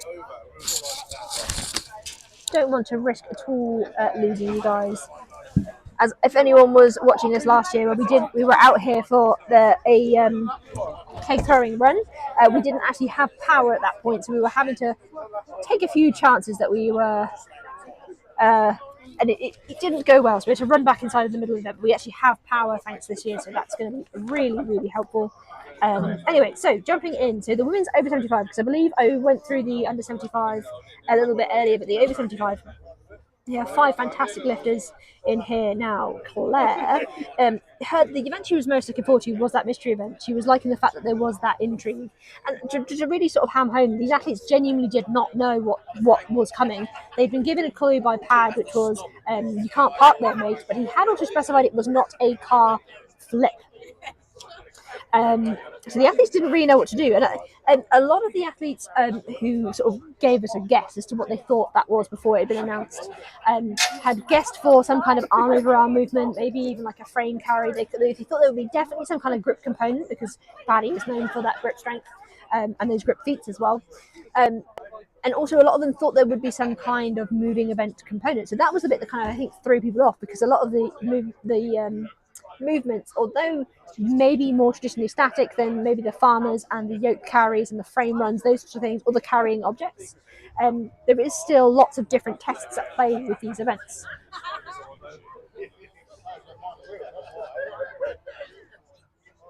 Now, Kitty is a really strong athlete and has competed at the Farm Haynes. I believe every single Farm Haynes we've had, if I remember rightly. I could be wrong with that one, so please correct me if I am wrong. But her coach is actually Ben Glasshock, who was the judge in the orange jumper here today. And Kitty has been competing in strongman since about 2018.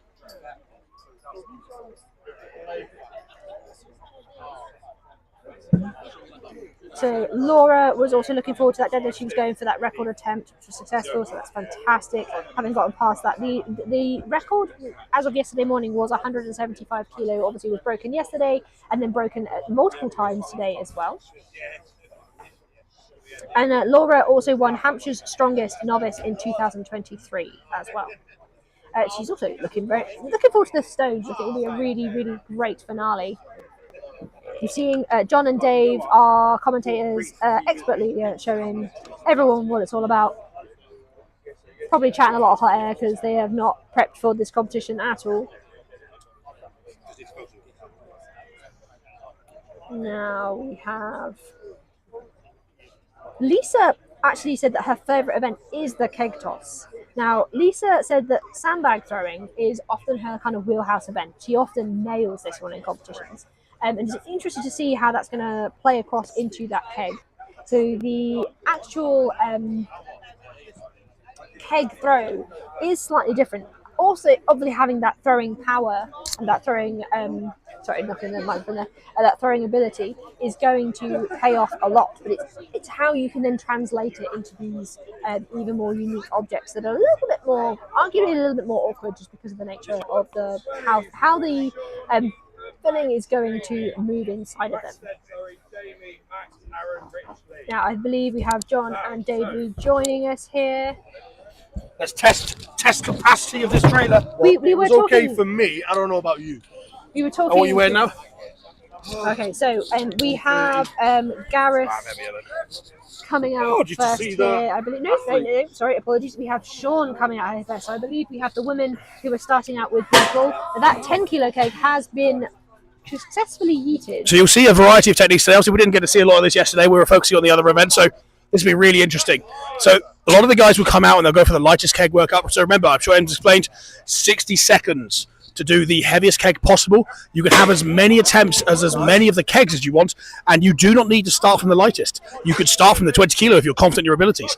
What we saw yesterday was that some people who were slightly over ambitious might start on a heavier keg and cost themselves a lot of energy. So this red keg especially really caught a lot of people out yesterday. It seemed to be a bit of a stopping point. I feel like he's going too deep. He's trying to go too far back. He's not getting the momentum with it to get it any further, you know? it's also very tricky. So, as Em said, the 16 caught a lot of people out yesterday. One of the difficulties with the kegs is by that point, he'd already done 3 kegs. Yeah. Right, so his explosive power started to whittle down. Explosive power is really interesting. You don't think of this as a particularly fatiguing event, but inside the 60-second event, it's actually a lot of energy you put out and you lose the explosive. To be honest, even lately, so my coach has been giving me just sandbag throws, right, but continuous for 10 minutes, right, just as a warm-up. Nothing heavy, but actually, even on those light weights, it is taxing. I didn't realise how energy expelling it actually is. So who's this M? Who's gone straight for the 14? We have Ethan out here. Ethan gone straight for the 14. Ethan's been a bit of a force all day. Actually, he's very kind of explosive and quite shouty lifter. I like that personally. I like that a lot. So just a little bit of context. So is it points based on the weight of the kegs that you're throwing then? It's the heaviest weight you can throw in that. Right. You could in theory. Nicely done. You could in theory walk out, throw the 32, and just win points. Right. Okay. Pat did say that if someone is to throw the 32, they can throw it again for another point. Right. So it is either the most times that you throw the heaviest keg. However, bear in mind, no one got above 24 yesterday, so it is a tall order. But to save the fact that he doesn't want to tie, you can keep throwing the heaviest keg. Until that point, it is just the single heavy. You could walk out, throw 1 keg, walk away, done, and still win. It's a little bit of an adaptation to remember his mystery event for the first one he did, where it was like grab the whichever keg you want and load. Obviously that was a head-to-head, but you could grab whichever one, and it was obviously max weight counted. Right, was the winner. If you see Pad making gestures on the field, what he's explaining there is if the keg goes over the metal, like you can see the teal and black arm to the left of the Haynes strength sign.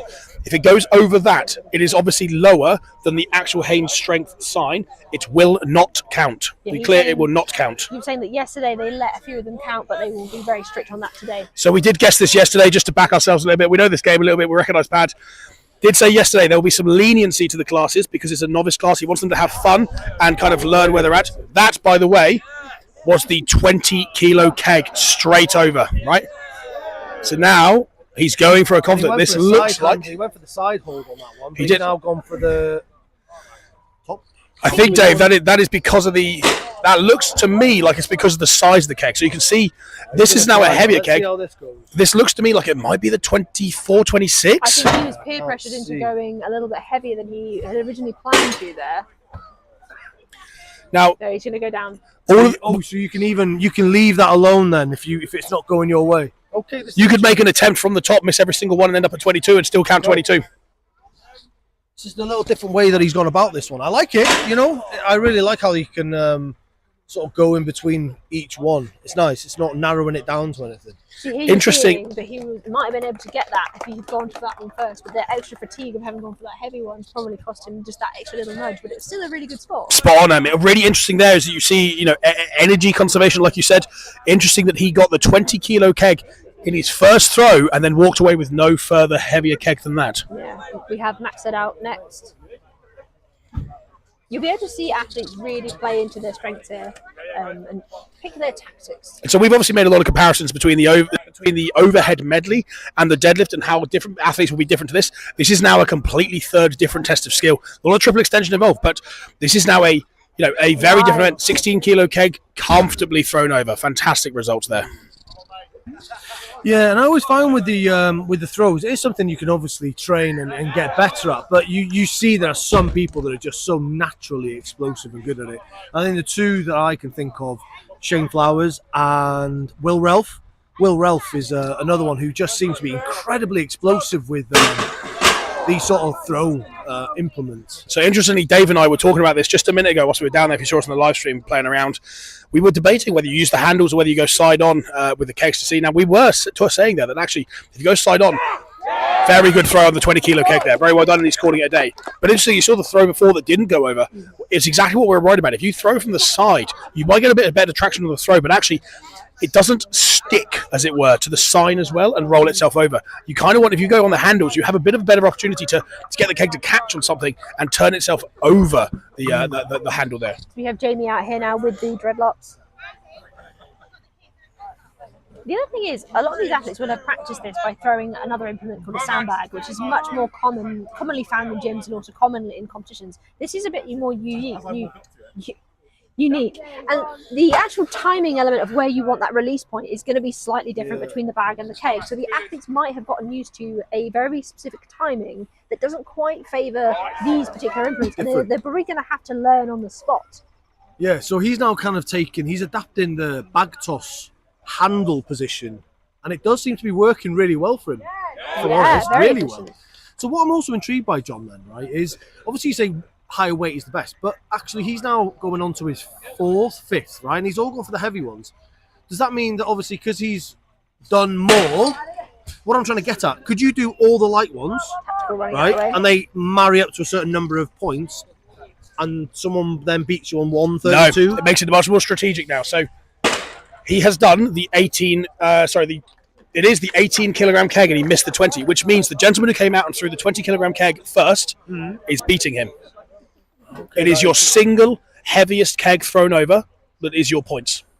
That is a real different spin on it. Yeah. You could, in theory, walk out, throw the 32 kilo keg over, and walk off. Yeah. Okay. So we are now approaching Max. Would one of you be able to get some footage of the hold? Yeah, I can do that. Why not? If that's okay, just so that we can kind of give everybody a bit of a mix. What do you want it on a specific phone or just on my own? Whichever phone, that'd be great. So we've sent off Dave on a mission to get you some footage of the mystery event, so you can see how it's playing out. But as a hold event, we've chosen to sort of nearly threw out backwards there. We've chosen to be something looked like it came off there. Sorry, I'm cutting you off. Something came off. Was that the handle? Well, actually, one of the kegs did break yesterday, I do believe. So it might be that it is actually the broken one from yesterday. That's now going to make that a very tricky event for people. That keg now going to throw a little problem in here. That looks like, is that the 22 kilo keg if he's thrown the 20? So a 22 kilo keg, but without a handle. So those who were opting for the handle approach. Oh, the other handle's gone now. Goodness me. In fact, the entire side of the keg's come off. Yeah, so I think that. What if that now makes it a 21 kilo keg? Well, that's true, actually. They're going to reweigh it. Unlikely. It is strong then. Calibrated kegs. All our stuff started to fall apart. It's wonderful. So I believe that we are going to have Max out next. Rich. Nope, Rich. We've jumped ahead. We've gotten too excited. So apologies on that one. We have Rich coming out. This is also really helpful to know because the handwriting, I wasn't sure if it was a Rich or a Mitch, but now I've had the confirmation. It is a Rich. So that's really cool. So Rich is stepping up to give the throw a go very shortly. The throw a go. Oh, we like that. So Rich was the guy who was the first one to complete the block in the overhead medley for the gents there. So we'll see how his power and triple extension power carries through to the throwing. He looks like he's going straight for a heavy keg. He is going straight for the heavy, broken 22 kilogram keg there, skipping all of the previous kegs. So really interesting to see how this technique plays off for him. He's going straight in. Oh, really? Wonderful throw. I keg. think that puts him now in first or joint first for the keg throw. I'm feeling joint first for now. Taking his time, showing a very different tactic, not getting flustered, not overcommitting. Done the keg he set out to do, and now going for the 24 kilo keg. He's had 3 throws and he leaves it there. Very sensible, very good conservation of energy. And now out last, so the leader from the last event is Lee. Now Lee actually put down on his form that he was looking forward to the overhead medley and the throw. So these two events obviously play well into his strengths. So judging by that, I'm going to guess he's quite an explosive lifter, if they're his 2 favourite events. He has picked both the 22 and the 24 up. He's going to go for a double there. What would that be? Extra points? Comfortable. Just a ridiculously good throw there, straight to the 24. Oh, he's going for the 32. Go for it. That is. Let's go, man. Come on, let's commit. Let's go. So this has not been thrown. Lock it in. Oh, that's nearly there. Come on, mate.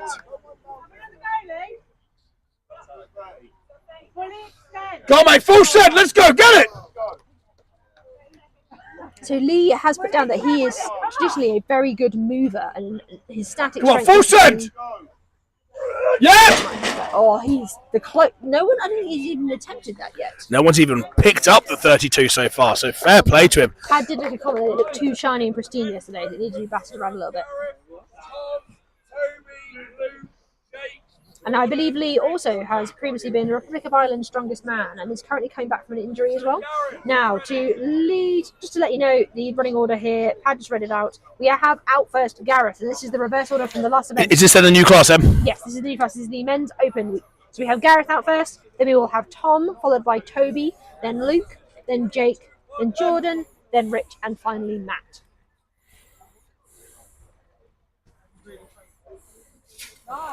That guy sent the 20 kilo keg into space and is now going straight for 26. That is quite. So. Oh, he's got Very, very close. That would set a very strong start for the men's opens. He's very close to that weight. He needs to take his time now, not rush. Rushing will result in a bit of an issue. Looks like he's losing a bit of power to me. Don't want to be negative here. That fatigue does build up really, really quickly, especially with these explosive movements. Looks like he strategically switched to the 24, try and conserve a bit of energy, but get a better. Oh, out in front. The cameraman and all nearly took a hit there. There was some very strategic moving. I think actually it was actually the camera that was moved more than the actual individuals themselves. The media guys just got their shot of the day as a keg flies straight towards He him. is very awake now. Hopefully he got a good shot of that though, because that would be quite impressive. Now, out next Media guys are shouting, I have shat myself. Oh dear. Well, it's surprising it wasn't the athletes.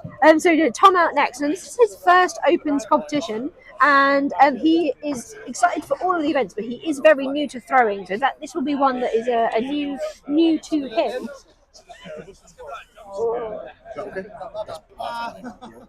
Perfect.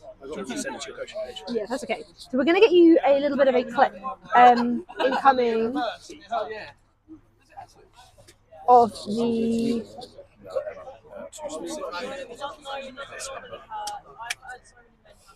So we're going to set you up. That was a great first throw, but unfortunately just missed the line a little bit. Needs to be a little bit closer, needs to throw a little bit further back.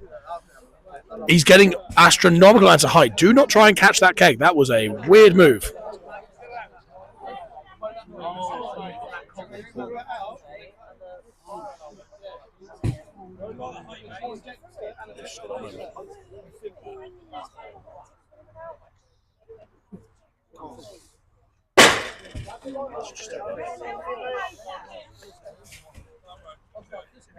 Try calling. I wouldn't worry about calling. It's going through to at that time. Just said hello.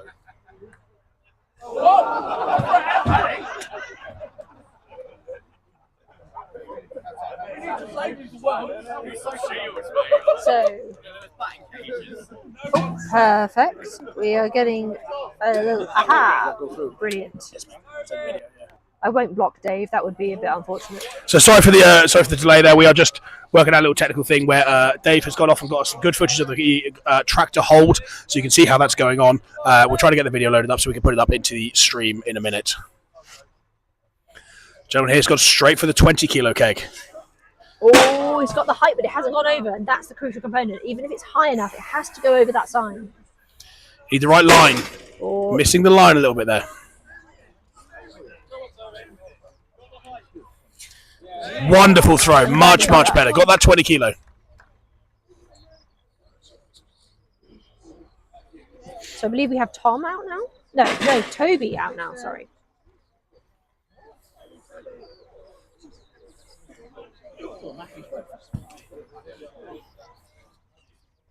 Toby was the one who really likes the deadlift height. He's been competing for 4 years and absolutely just loves every element of this sport.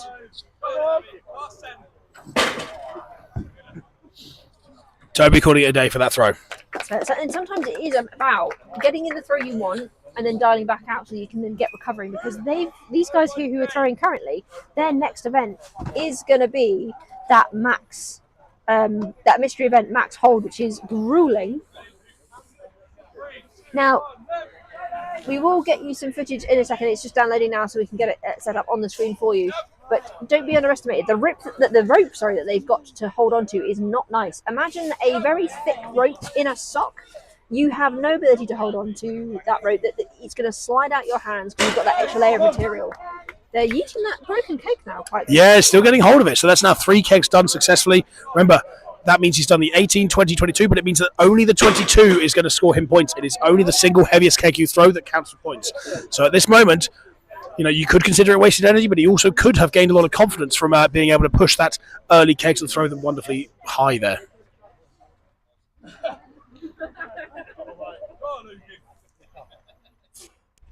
Definitely lost some explosiveness. You can see in the way he moves that he's lost a little bit of explosiveness, but a fantastic start to the throw there for him. Going to be good mid-pack points there.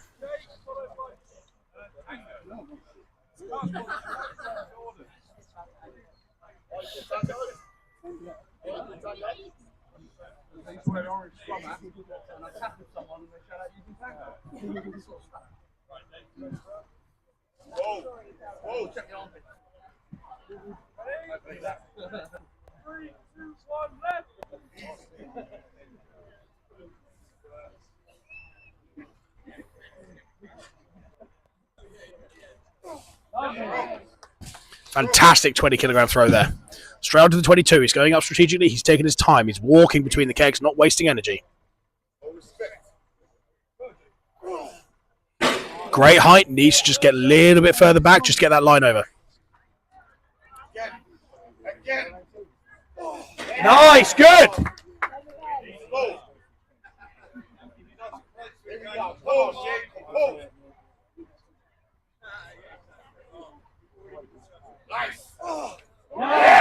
Great throw on the 24. Fantastic job.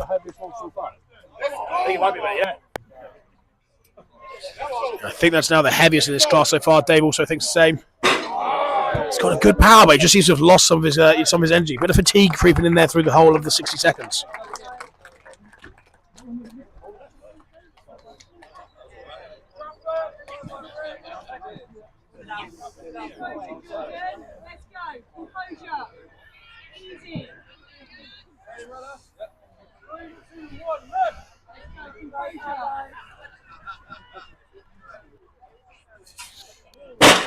He's got great height from Tango. He just needs to get that line a little bit further back. Just keep it nice and strong. Really good job.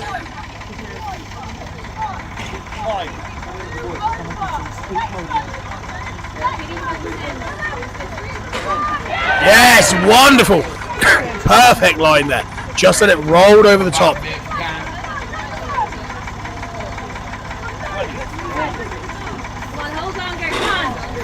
A lot of power still left in him. He's actually doing really well here. Keep going. He can slip through your hands. Come on. Come on. That's it. Well done. Well, mate, let's go. Full set. Keep going. Do not let it Keep go. going. Come on. Time, Kitty. Come on. Keep going. Come on. Keep going. Come on. Stay with it. Stay with it. Keep going. Do not let it go. It can slip through your hands. Come on. Keep going. Keep going. Keep going. Runs out of time. Kept going all the way to the end there, but just ran out of time right at the end. Let's go. I have been unsuccessful in getting the video clip up, but I'm still going to keep trying for you.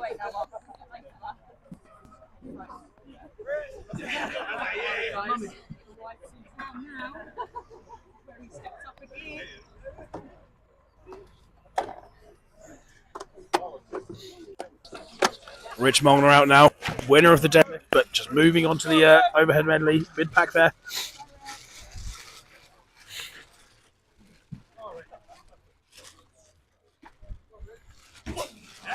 Wonderful throw on the 20-kilogram keg. Do you know what? I take it back. It was not mid back on the overhead medley. Completely unfair. He took second on the overhead medley, so that excitement from the log making a lot of sense as to his effort there. Gone for the 22 now. Remember, height-wise, the other thing that plays. Oh, so close. Go on, Rich. Set yourself. Let's go. Come on, Rick. Go on, big throw. Yep. Yes! Yes, you can see how it can roll over the top there if you get it just at the right moment. Yeah, absolutely fantastic throw that. Remember, I do keep banging on about his weight, but also it corresponds to height. He will be the shortest one of his class as well, which means actually, interestingly, he is the furthest to throw.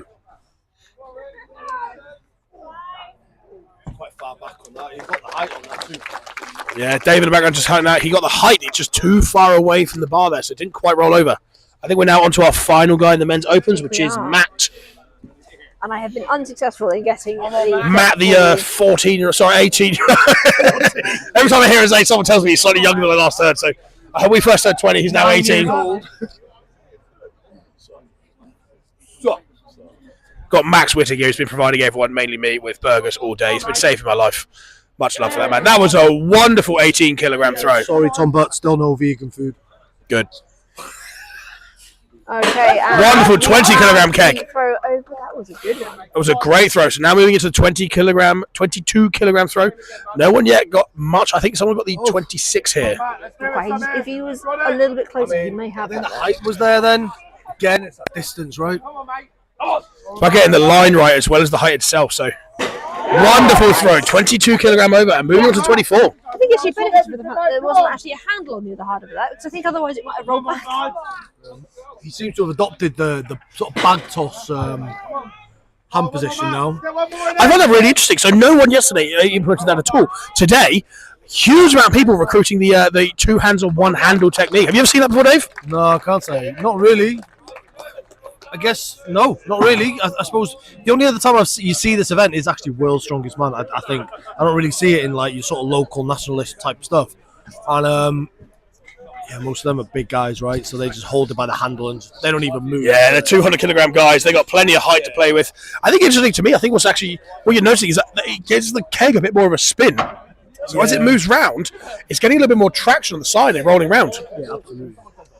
I am very briefly going to pass the mic over to Dave, and I'm going to investigate if there is a marquee or anything we can put up in case of rain. In case you can't see, it's getting a little darker out here. Of rain around 4 or 5 o'clock. I can feel a few drops.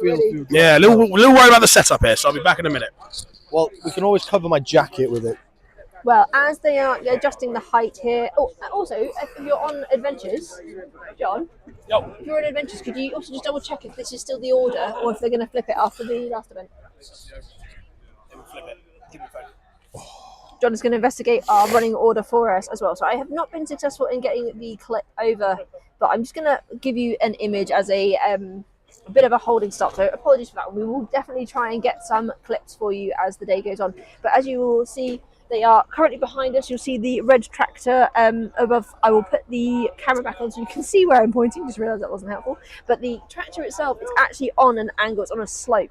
So the athletes will have to brace against this device and hold the tractor in place for as long as they possibly can as it's trying to roll away. Now we have the tractor is they get an opportunity to kind of find their ideal placement before the handbrake is released and that tractor begins free rolling. And yesterday we had some times that were so long that we had spectators starting to stand behind the tractor and getting a little bit surprised when it started moving. I believe the winning time was about 83 seconds for the That's men. really impressive. And I believe we had a female time of around about a minute too. The women were using a slightly lighter tractor. When I say slightly, I mean only 5 tons as opposed to the 6-ton tractor that's currently out there now. So actually, percentage-wise, it's very much in the same boat here. Sam is. I'll flip back to the scene in front of us here, so you can have a more. So we just watched Sam fail the keg. There we go. Oh. So we have the height set now for the women. John is investigating not only a marquee but the current running order because of course the women have been competing behind us on the tractor. So And Paddy's preparing himself for the rain there with his umbrella. So I think we'll be able to see from behind us in play here. Now obviously Keep going, Kitty, keep going. Keep going. You can slip through your hands. Come on, come on. That's it, well done. Now we are getting ready for the second half, the middle part of the day. And once we finish with this, we'll get back to the Keep going. Come on, stay with it. Stay with it. Keep going. You don't let it go. You can slip through your hands. Come on, keep going. So what is it? Keep It going. is a strongest man on earth. Been on the 3 and this is men representation at that stone. Once they've wrecked one stone, they have no benefit in going lower, but they can opt to then go to the heavy. So if they want to have like Okay. warm up within that time, but they only have a minute to achieve as many reps as possible. Yesterday, it was a lot warmer than this. We had the sun out, and there was sunburn everywhere because no one is used to this beautiful, glorious weather just yet. But also that then meant when we went back into the barn, the temperature suddenly rose really, really quickly, and suddenly everyone's tacky was having they're having a bit of a nightmare with the whole tacky situation, and the stones became very sweaty very quickly. I think today might be just a little bit easier to be able to control those variables. Yeah, still there, but they're a little bit easier than they had yesterday. It's a lot more manageable, this sort of weather, as long as it stays dry, because like I said, it looks like it's getting a little bit dark in the clouds, so rain isn't going to help the situation, even just cooling people down a little bit, maybe a little bit too much while they're waiting around. Yeah, you can see everybody's gearing up. They're just doing their warm-up attempts here for the keg, just kind of getting used to the height of the arm, the position of the arm, where they kind of want to stand. Because as we said, with that release point being so crucial, the athletes might want to kind of have a little think about where they want to throw from. We're hoping it's just going to stay overcast because it's moving this way, and that bit's clearer. So we're going to probably just be positive. And would you like a hoodie? Yeah. Positive thoughts are our shelter today. We're just hoping that we don't have a downpour at some point. It wasn't. Thank you. Aha, and Charlie is going to give us a running order. We're hoping Jeebus is on our side and does not bring rain. Okay, so the running order for this event. That's true. I'll run through the women first, as that's what we are going to be watching. So the women's under 75. So this is obviously the reverse order from the event that we haven't been able to show you. So I can tell you that the winner of the last event, don't know the time, was indeed Hannah for this event. Tiff in second and Ellen in third. So the reverse order, we have Lucy out first, then we have Lucy H out first, then Lucy T out second, Flick in third, Ellen in fourth, Tiff in fifth, and Hannah in sixth. And for the women's opens, we will have so I'll do the top three from the last event as well. Lisa won that event, Kitty was in second, and Laura is in third. Apologies, I do not have the times to hand. We will get as much information to you as we can. So when the open women come out to do their throw, we will have Claire out first, followed by Lizzie, then Laura, then Kitty, and then Lisa. I will happily run through the order from the last event for the men, but obviously we won't be showing you that element of the competition. But I'll rather than giving you the running order, as you're not going to be able to see it, I'll go the other way. So for the men's under 120, the winner of the throw was Lee, then it was Rich, then it was Maxted, then it was Jamie, then it was Aaron, then Max, then Ethan and Sean. And the opens men, we had Jordan won that event, followed by Jake, then Rich, then Matt, then Luke, then Tom, Toby, and Gareth. So Emma, do the women have the same access to the same weight kegs then? Exactly the same weights, just the height that is the changing variable there for them. So one of the women's could, in theory, pick up the 32 and give it a Hail Mary if they want. Yeah, they could indeed. We can. Time will only tell.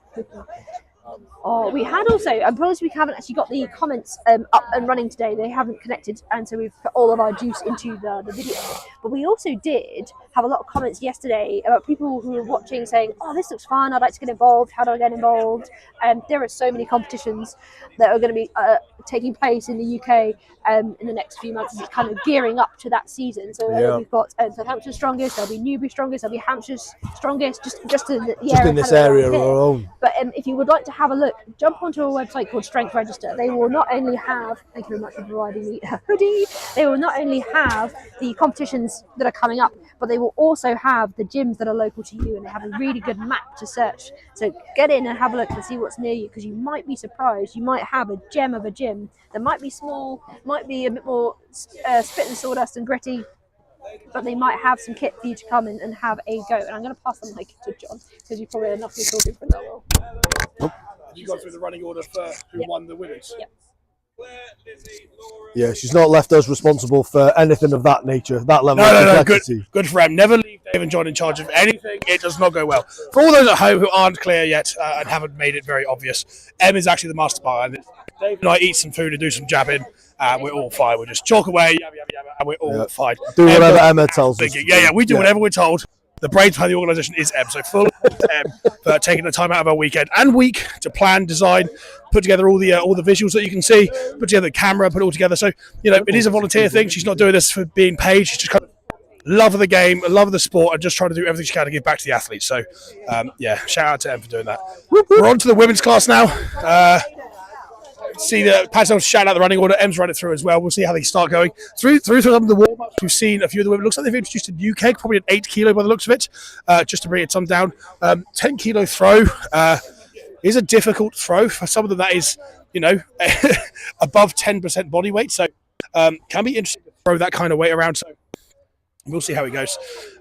Woman 1 out with a 12 kilo throw. Very nicely done. I think it's just a warm-up actually, in fairness. Oh, sorry. I'll pass the mic back. Em's better at this. Oh, actually, if you'd mind, could you ask the individuals that are right in front here to just move slightly over just so that we can see the throw? John's like, move! Yesterday, Out of the way! we did our best to kind of keep the view so that everybody watching had the best seat in the house, we kept saying. But the athletes are brilliant. They're getting behind every other athlete competing, even if they're going to go head-to-head, even if they're competing for points or for placings. They're just being there supporting each other, which is beautiful to watch because everyone's getting behind each other. But also from the live feed point of view, we've had to sort of step in a few times and go, would you mind just stepping over to the left a little bit there? There's a camera, people. It's because everyone's getting so involved in the day, though, which is fantastic. And now the irony is we've asked John to move them and now he's in the way. He's bigger than all of them. Yeah. Sorry, Em told me to move it, and I stood directly in the way. That's what I just said, the irony of that. And here we go. Yeah, here we go. We have bicep for days here. Those are some very impressive biceps. You've got bicep envy from Dave. Yeah, I'm not lying. And delts, to be fair. Strong. Yeah. So we have out here, I believe, Lucy H. Yes. The Lucy two biceps. Lucys is always really reassuring to have someone go, yep, you've got the right Lucy. Oh, That's great. what happened then? What happened then? I don't know. Taking a little bit of a moment and having that tactical breather can be really good here. Brilliant. Lovely. We're getting into the heavier kegs already. This is fantastic.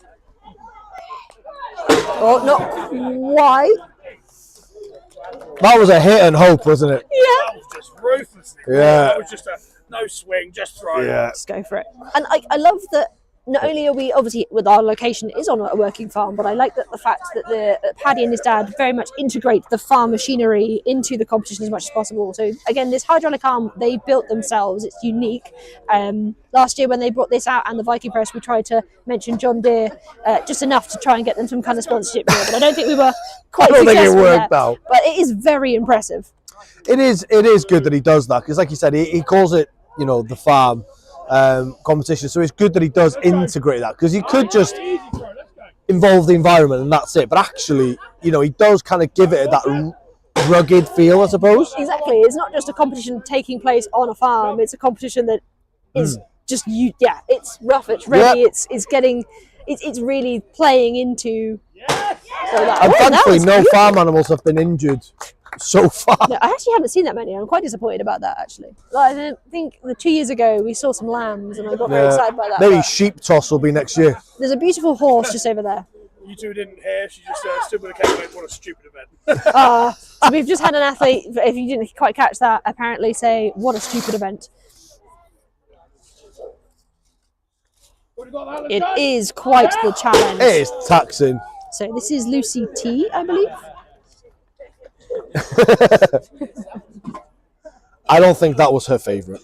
No, I think you may be right. But that's the benefit of having these 5 events, means that you're actually able to kind of play to your strengths. It doesn't matter if there's one event or 2 events that are not quite your forte. You can win back those points very easily than the others. And Lucy actually has down that her favourite event, or the one she's looking forward to the most, is the Stones, which is still yet to come. This will be their next event, the Stones, because they've already done the hold.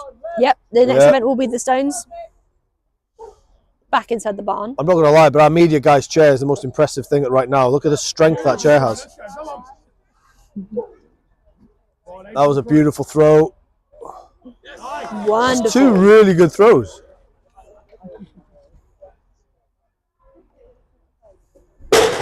Ooh, that was close. You know, it's really impressive, really, for the women because, again, you know, the diameter of these kegs was challenging for some of the men. Obviously, like I said, the women are a little bit smaller in sort of stature and size, and trying to get a real swing on that keg is not the easiest thing at all. And Flick is like really excited that her kids are here in the audience here, ready to cheer her on, and she can show them just how strong and fierce she can be. I mean, she's not giving up on that keg whatsoever. No. You see that maybe fatigue again. maybe as I said it. It's a long time, 2 seconds, when you're trying to do something like this. Yeah, it really is. It's a long time whenever you try to do anything. So out next we have Ellen. I believe that Ellen actually chose this hair colour specifically for this event. Just to clarify, Emma's 60 seconds is a long time for anything. I'm not going to comment on that. Leave her alone. So rude. Go on, Ellen, see it. Beautiful throw. Great throw from Ellen. First throw there. So Ellen typically competes with UKNS, which is a fantastic federation to get a part of, the UK's Natural Strongman. But they don't typically have these kinds of events. They don't usually lean into the farm aesthetic. They tend to go for the more traditional strongman components in a beautiful venue where everything's clean, not covered in mud dust. I can't emphasise the mud dust impact enough. Ellen was looking surprised there that she got the 14. Well, I like this tactic. So this tactic is more of the start light, work up, build confidence, get happy with the throws. Let's go the height. Ellen, go again. Come on. The athlete's obviously showing a lot of athleticism, jumping out of the way when they're coming back down. Launch it. She's getting that height. Also, I think it's magical to see she's got a beaming smile on her face every single time. That's what we love to see. Athletes enjoy themselves. It's not quite, honestly, you're not here just for the result. They're here for the enjoyment. They're here for the fun, having a good day. I mean, ultimately, the athletes are here. They are putting on quite the performance. This is all very, very impressive stuff. But at the same time, there's an element of you can't take it too seriously if you're in the middle of the field. You've got to have that fun too. Taking it seriously. No. So here we have two kegs here. Being tactical. Oh my word! Did you see the height of that? A lot of height there. Some power. Goodness me! I don't know if you also saw unbelievable throws. Tiff went to touch the sign to demonstrate that she is significantly shorter. I mean, she is an absolute power rocket. I'm not She going to really lie. is, and that was a very good rollover. So now she's gone back for that 18 She has kilo got some keg. real explosive strength. Yeah. Yes, I think that was a surprise. I think that wasn't her plan, was to get that red, but she's managed to already surpass that as well and onto a keg I don't think she even thought she'd get near. We also need to think about this as a performance of the day so far, because of the way she's going out later in the day on the grip. She's done well on the grip, but we know she already took the record on the deadlift. Yeah. I think she's just gassed herself out there. I reckon she might have had that if she'd started with it, but of course it is about kind of being able to feel your way through these events, and if you are playing a tactic, I can still. I think she went in with a good tactic of aiming for that red keg, which she nailed, and then surprised herself a little bit. I think athlete of the day, she's definitely coming through as athlete of the day. Like, she's done so well so far. Like, I think she got one of the top 3 for deadlift. I think she got top numbers on overhead as well, wasn't it? Yeah, I don't think she's had a bad performance all day. So out now we have Hannah. So Hannah obviously won the grip event. Hopefully her grip is not too cooked so she can hold it with this keg. Looking good so far. Yeah, you don't realise how much these grip events will just take it out of your arms, which, you know, you will need for this type of event. Nice. That looks very good. Didn't even touch the arm there. Gracefully over. I mean, that was quite perfect, to be honest, the way that went over. Go on, points up the grab. Let's go. See it away. Oh, not quite. Yeah, I suppose this is the thing with this type of event, though, right? You don't want to throw it too high, because then it's kind of like you're wasting that energy, which you could need for some of those heavier kegs, right? That is true. Some athletes take a bit of confidence with that. Oh, that was looking even closer. I think she may have that if she's got enough time.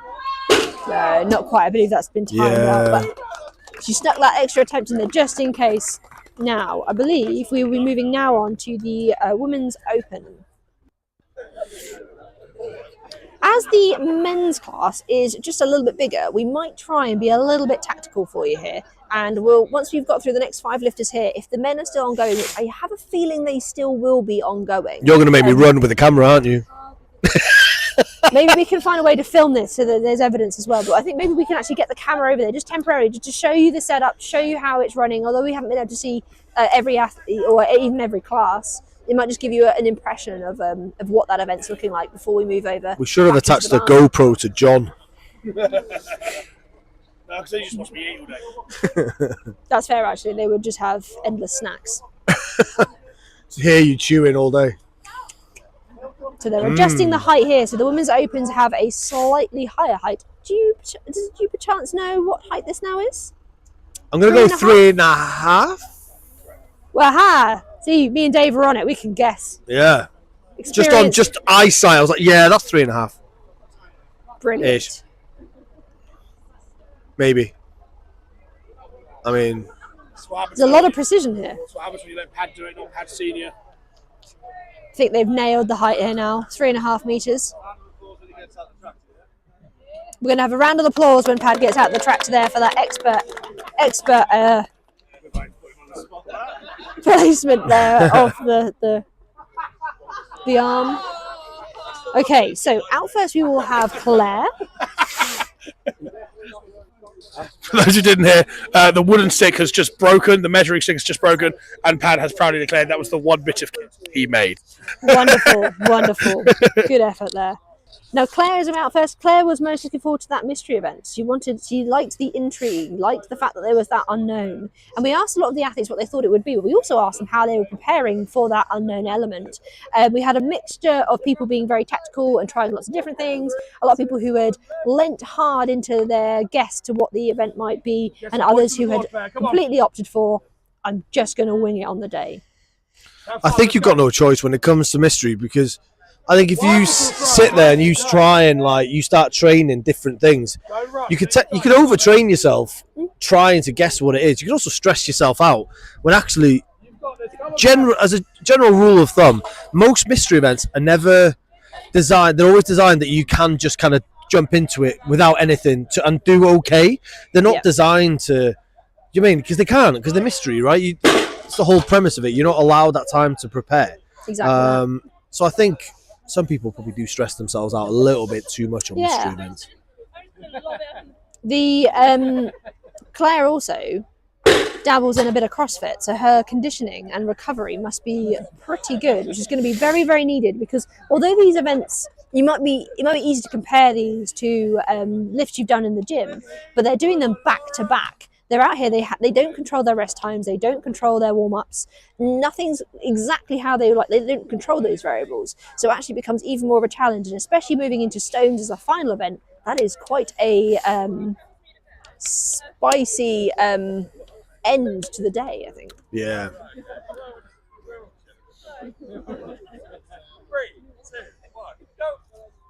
So we have Lizzie out here. I always think they're going to throw 2 at a time when they pick up. Oh, I'd love to see that. That would be good.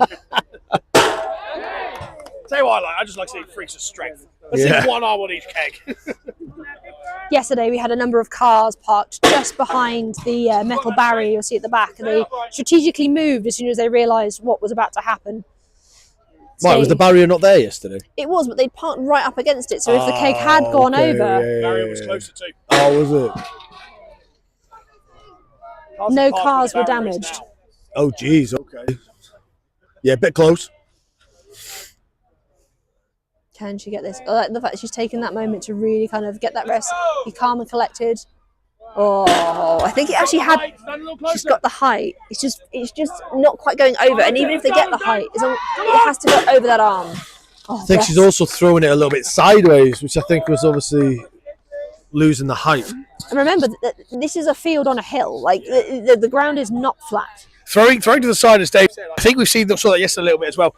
Sometimes it's based on the athletes with slightly shorter arms. Remember, the kegs are unwieldy, big implements. They're not as natural as a throwing bag. So actually, what happens is they get to the top of their extension, their elbows could not actually extend fully. And they end up throwing, a little bit. You don't see many people throwing with completely straight arms because the keg is just upward. So we have Laura out here now. There's a lot of hoodies and hats out today, whereas yesterday it was so sunny. We had, I'm pretty sure we saw people in like ice creams and all sorts. Very different conditions. Yeah, not getting that today. Oh, now that's where that roll can sometimes, annoyingly, you can kind of almost roll away from the arm if it's close, especially if it has that contact point. Sometimes you can get it to roll over. Still getting that right area, but it's not quite yet. I feel like the keg toss is the same as when it comes to bag toss, where if you're not getting it after maybe 2 attempts, it's unlikely you're going to get it, because there's something about, isn't there, when you there's the ability to maybe get that rep after about 2 attempts on a tossing event. Yeah, unless it's your positioning. Yeah. Now Kitty is out here. Kitty's also come out in proper strongman style with a hoodie on because it's temperature have come down. Don't forget the walking boots. Walking boots, hoodie, come out for a throwing event. That's what I'd love to see. Nice, Kitty. Sky high. Let's go. That was really high. Plenty of height here. Let's go. Oh, beautiful. Kitty has been competing since 2018. Oh, quite a while. I actually believe she's possibly done. I have a feeling she's done every single farm open that there has been. Oh, really? I think so. That's pretty cool. I did the first one, and that's the only one I've done. John did the first as well. Yeah, it was very good. It was a very good competition, to be fair. I've actually never competed, but I've always been a part of just helping out or doing something. We did the live feed last year. It's always a fun one to be a part of. Maybe next year, Emma. Oh, she is getting so close to that height. Yeah. Not for today. Now, out last we have Lisa, which means Lisa was the person who won that really grueling tractor hold. So after we have seen Lisa, we'll try and get you some of the tractor action. Straight to the 16. Yeah, straight for the 16. Oh, and I mean, comfortably over. That is fantastic. I mean, this lady, this is exciting. She is incredibly strong. So up to that 18 kilo keg. Is that the 20 now? Was that 22? Oh, I thought that was 18. Oh no, you're right, it is 20. That is a 20 kilo keg. Oh no, no, she had the 18, now she's got the 20. Go on, let's go. Massive height, yes. Oh, comfortably. I mean, does she even need to do any more? I don't think so, but she might just be going for the fun. Yeah. Now, if she gets this keg, that matches the best score for the women for yesterday. Oh, really? Yep. Oh, wow. Oh, and then this is the one that has broken. So the athletes have the extra element of that there isn't actually 2 handles. That came straight out of the hand then. It happens like that sometimes. No, I think she's going to call it there. I don't blame her. Spectacular. Right, now we're going to put you onto a bit of a hold screen and try and get you a little bit of the action on the other side. And before we go back inside for the stones.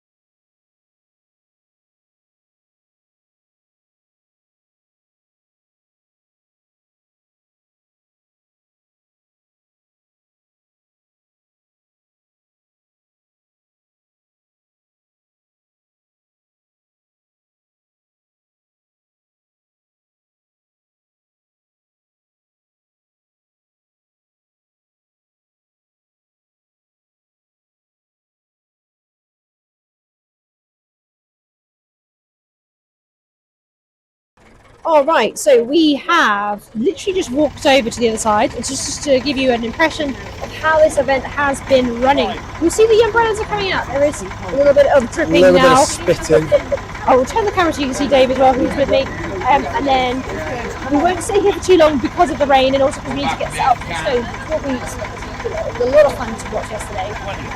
So we're just going to see, you'll see that the athlete gets set up. I don't know if you can see that rope actually does have a material sort of liner on the outside, which makes the grip component extra hard. Yeah, I was actually just talking to someone about that. Like, does that make it easier or harder? You're right, it's so much harder. Keep going, come on. And yesterday we saw a variety of techniques. You'll see the athlete here, he's like braced his elbows into his knees. Now yesterday we started seeing some very good short placement of like torque on the elbows to really help with that. We also saw, that was really quite good. We're seeing athletes sort of watch what's happened beforehand, really learn and adapt to the moment. They didn't know this was, I mean, how was it, even if you did know about this, how would you possibly train for this one?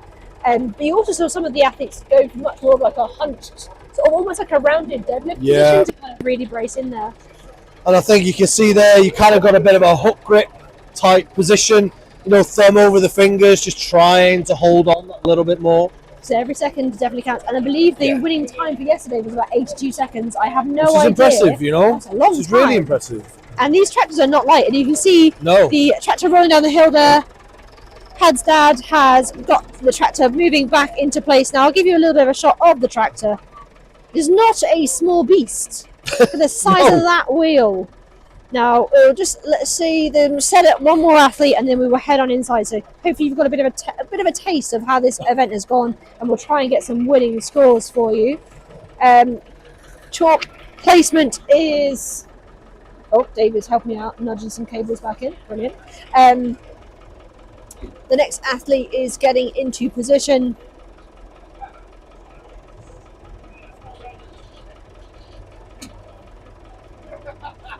To get a chance to really kind of feel like a comfortable place before the athlete will be asked if they're comfortable. And now you see the slack that comes out of that. I think is a really good demonstration of this, the fact that this tractor is actually on quite the gradient here. Yeah, you probably can't really appreciate it on the camera, but no, you are right. It is on a real gradient. See him, he's really digging in there. You can see him starting to shake, but he's still looking like he's got a lot left to go.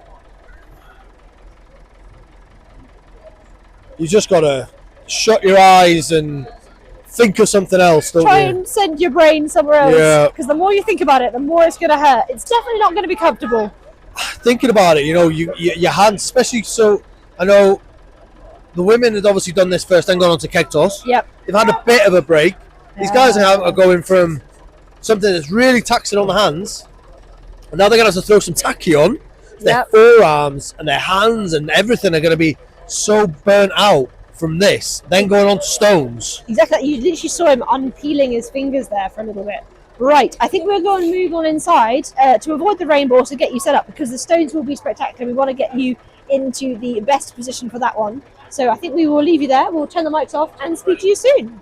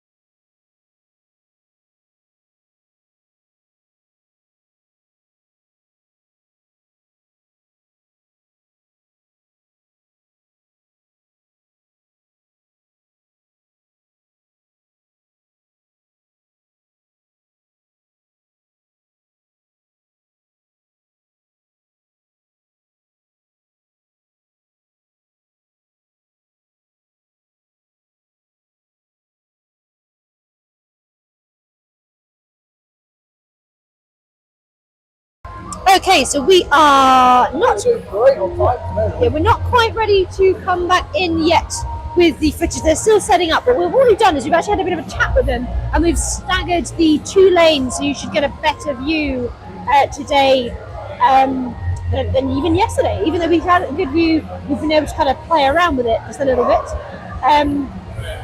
So yeah, that's been fantastic. I'm just going to run like the intro video one more time. I saw it a few times a minute ago, and it's really cool to see the same faces that we have today. These are obviously clips from previous events, specifically last year with the Viking press. You can see we've seen quite a few of the athletes reappear over the last today and yesterday, which is really cool that we have that. I will bring you back to the venue soon, but it's still setting up and everything, so there isn't really too much to see just yet, but hopefully you have been enjoying the day so far. Now I will talk through the stone events. Actually, I'll bring you back to the venue so you can see everything, see the action as it unfolds. They're still setting up. So how this is going to run? Where John currently is, that'll be one of the active lanes. I believe the women were on that side yesterday, but I don't know if they're going to still run to that. Question. So what they're doing, did you roll on the live stream? That one passes that way and this one passes that way? Or is it okay where it is? What do you think? I think it's okay because we can see both of the athletes here. Yeah, sorry. It's quite, everyone is so behind getting you guys the best shot. They're happy to move around the entire setup. Now, we have the lane right at the back where you see there is a female lifter lifting. That was going to be a warm-up lane. So the 2 lanes that you want to see are the 2 that are nearest to the camera. Now it's a strongest man on earth style stone event. If you haven't seen that before, do not worry. Basically, the athletes have the choice of 3 stones. The aim is they want to hit the heaviest stone, and once they hit that stone for the greatest amount of reps. So for the women under 75, their options will be 80 kilos, 100 kilos, and 120 kilos. Sorry, that's the over 75, 80, 100, 120.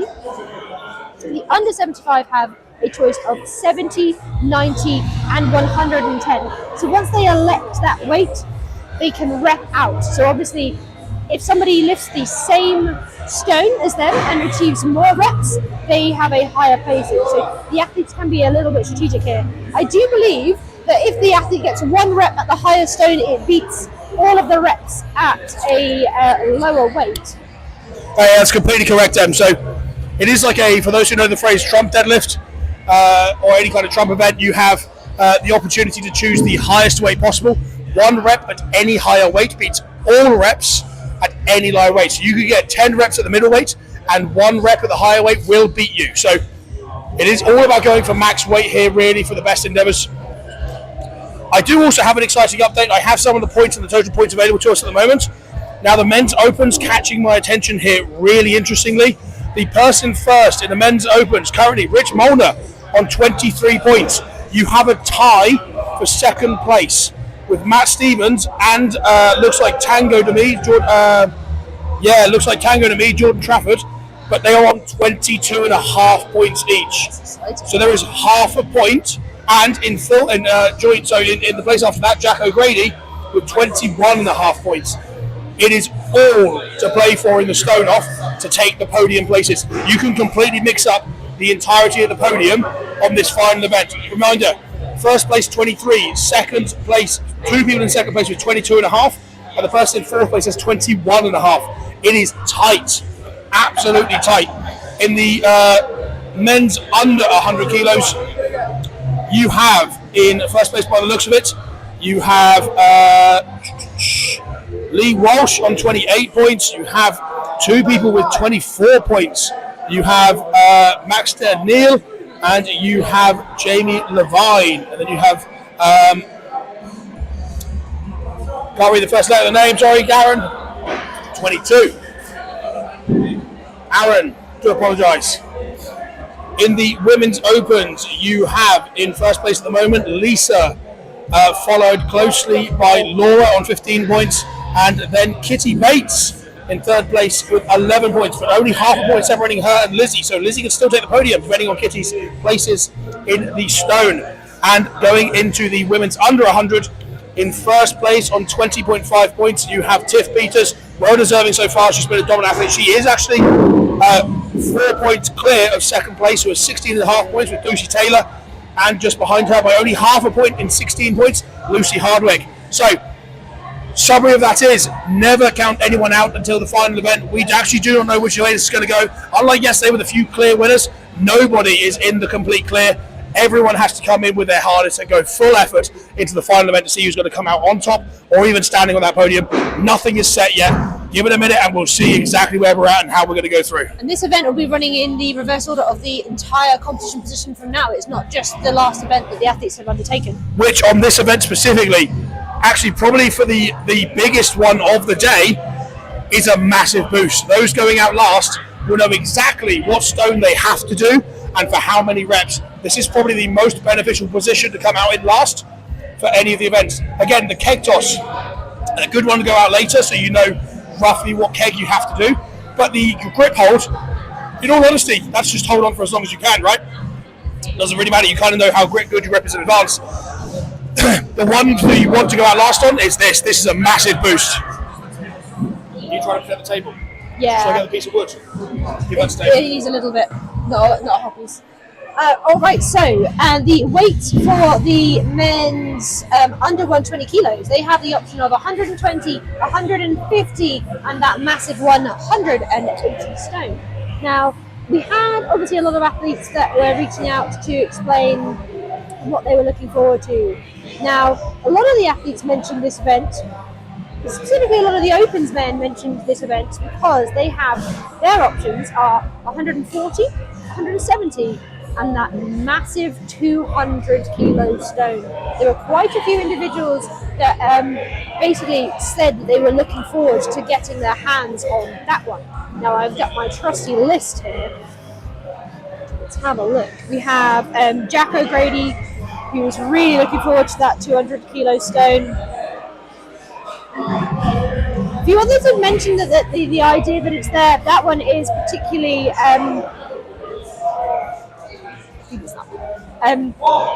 particularly exciting to them. So apologies, the camera's going to wobble around a little bit, but the table run is quite unstable, so we're getting it fixed in place now. That is the feeling, well, that's currently John kicking the table. Once it stabilises, I think that's in a much better place. So hopefully that will be much better, because we did find yesterday, again, every single athlete will be in this area. It will run fast, so all of the spectators will be fully around the outside of the arena. You can see half of them, but there's all behind us as well. There will be spectators, so it gets noisy, people getting close. So we just wanted to make sure everything was stable and sort of battened down, so that then when we get started, it's not all wiggling around, so you actually get the best view there. So yeah, no, we have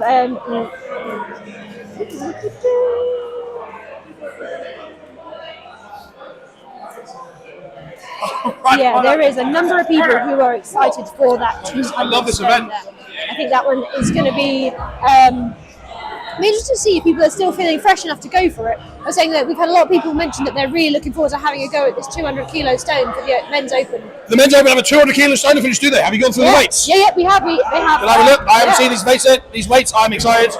So for the men's opens, they have 140, 170, or a 200. Those are some aggressive jumps. They really are. And then Stone 1 140 versus Stone 3's 200 kilos. I don't know that many people who've done a 200 kilogram stone, actually.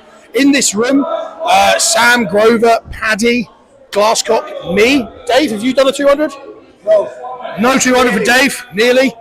There's not that many people who I know of who've done a 200. I'm sure we'll see some for today. There are some strong athletes here. I don't know if many of the competitors have done a 200 before. Some of them may have done it in training ready, but that might be one of those stones that's like a straight win if you get 200 kilos. I certainly don't know many who've done it for reps. And again, the men's under 120, they have 120 kilo, 150 and a 180 kilo stone to choose from.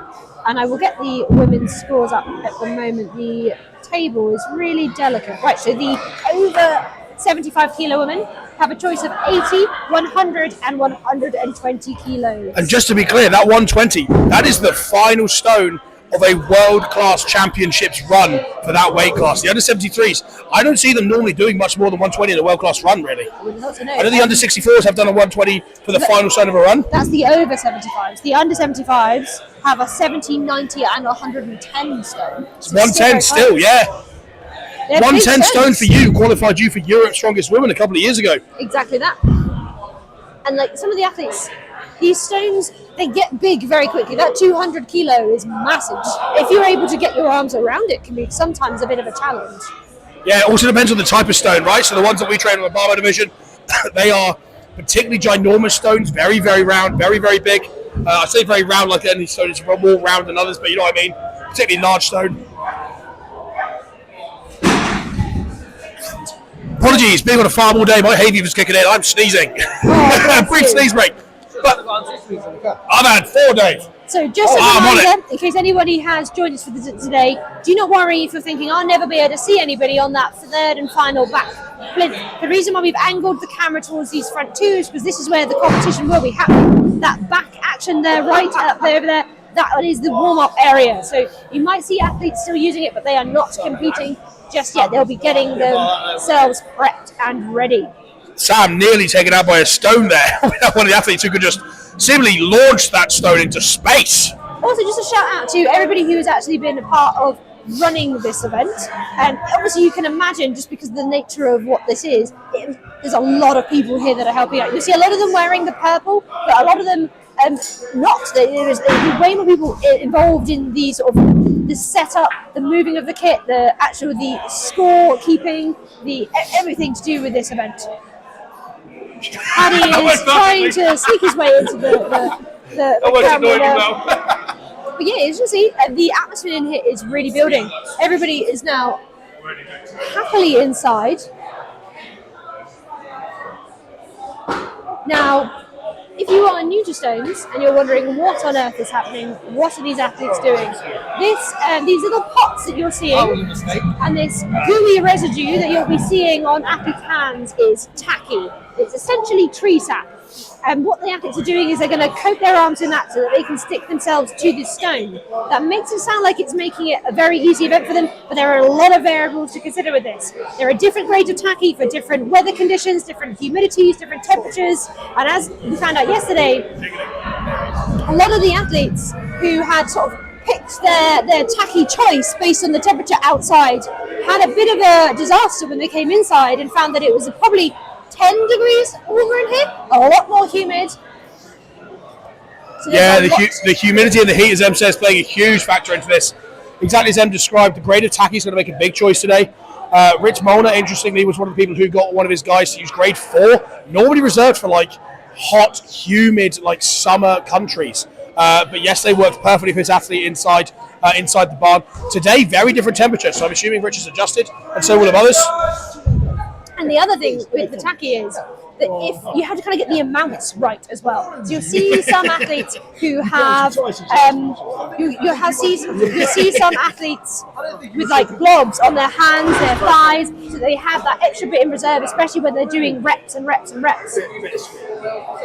But the other component is, if the stones get too covered, it becomes really difficult to use them. You might be slightly hampered by the amount of tacky that an athlete previous to you has used on the stone. But also, if that tacky gets on the floor, you're going to have to fight through that tacky as well. We also saw yesterday a few items of clothing bit the dust as they were ripped through as stones and basically cut through clothing, shorts taking a bit of a battering in that final extension to lift up, because the height that these athletes are lifting to, I believe, is around 48 inches, I think we worked out yesterday. Some of these athletes themselves, we have one athlete who is 5'1". That is definitely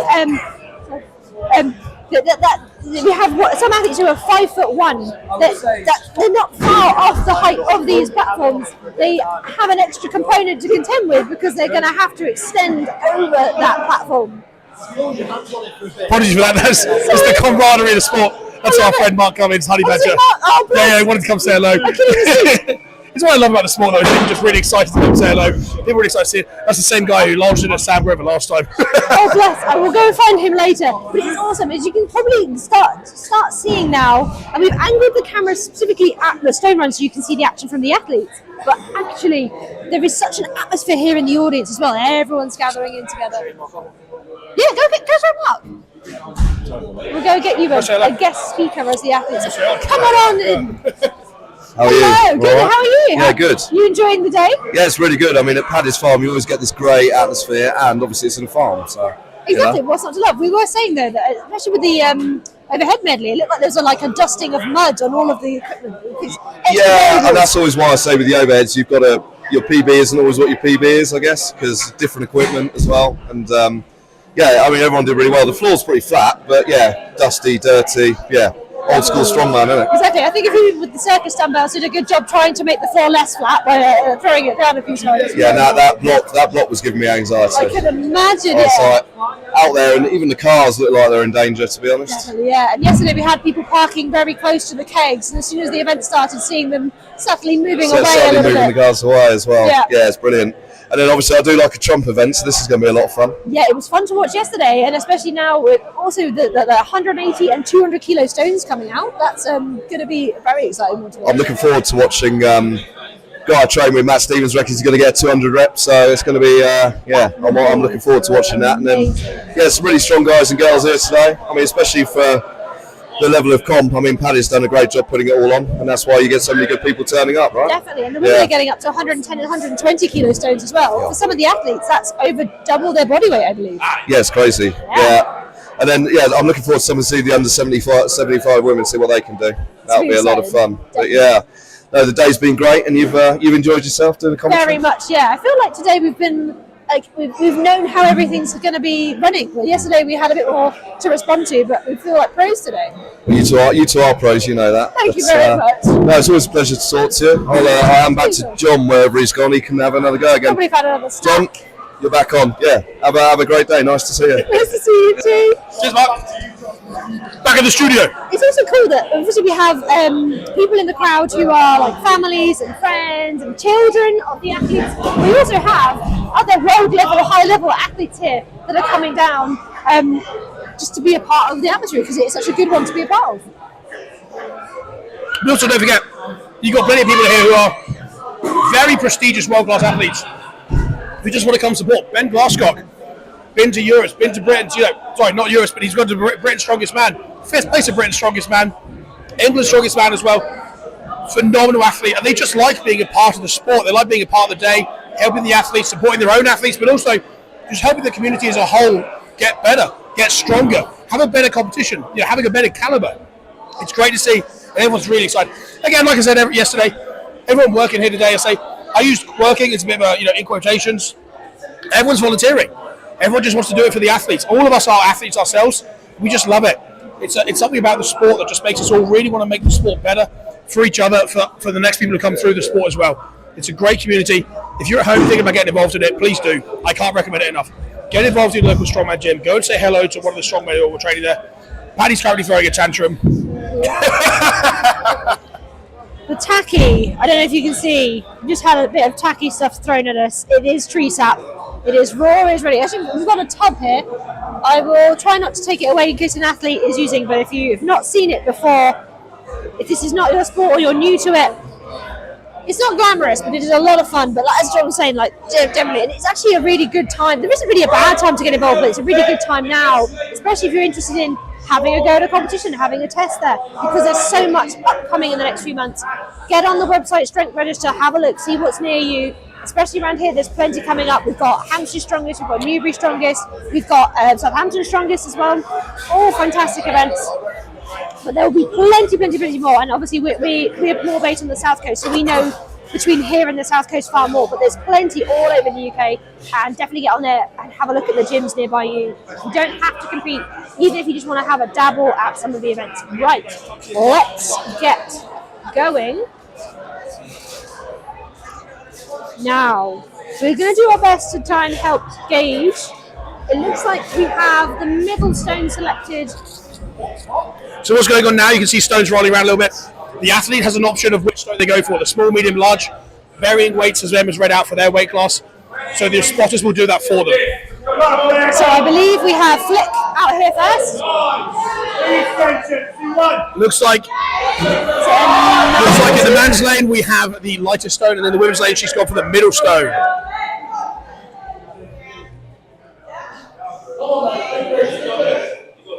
So I believe Flick has a 90-kilo stone here. Not quite. It's extended a little bit too high.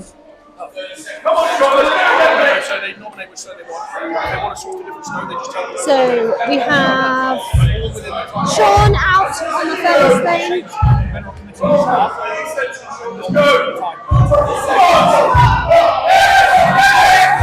And he extends. That is a phenomenal effort. He took a little bit of walk and he still got it. Yeah, obviously had a little bit of a fight there, but still got it. I think Flick was walking away. That was a really good rep that she got there. Flick obviously nodding her head, saying she's happy with that. She's walking away happy. So out next, I believe we're going to have, I think Ethan. Yeah, Ethan for the men, and in the women's we're obviously up to Anna. Anna did very well in the tether hold, if I remember rightly. Oh, rolling it over onto the knees. Difficult first rep, but she's still moving. She's good. She's one of those people that once she gets into lap, the extension's great. And she is. Wonderful extension. Also, she is over the moon. Fantastic to see. Taking that time to get breathing, but I think she's very Ethan gone for the middle stone, struggling there to pick it up from the floor, so he's moving to the light stone.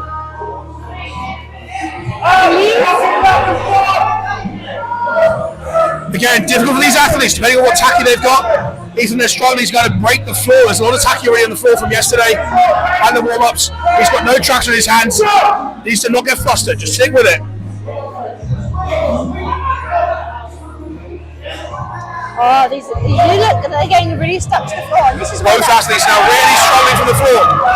Ethan has it to his lap. Go on, mate, go on, stick to it, let's go! Stick with it! Yes! Yes, well done.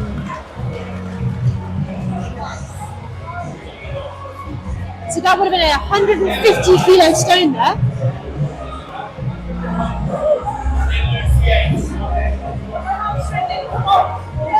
We've just had an athlete very, very happy that they've come away from that really achieving what they wanted but unscathed as well. So now we have Ellen out, who I believe has opted for the 90-kilo stone again. Yeah, 90 kilos indeed. She's been training this really hard. Oh, that was wonderful stone. Go on, finish it! Finish it! Push! Push! Yes! Well done. And do you know the choice? I can't see. The gentleman at the back?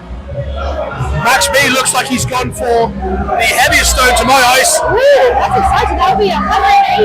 With the excitement there, that's at 170 m? 180. 180 stone.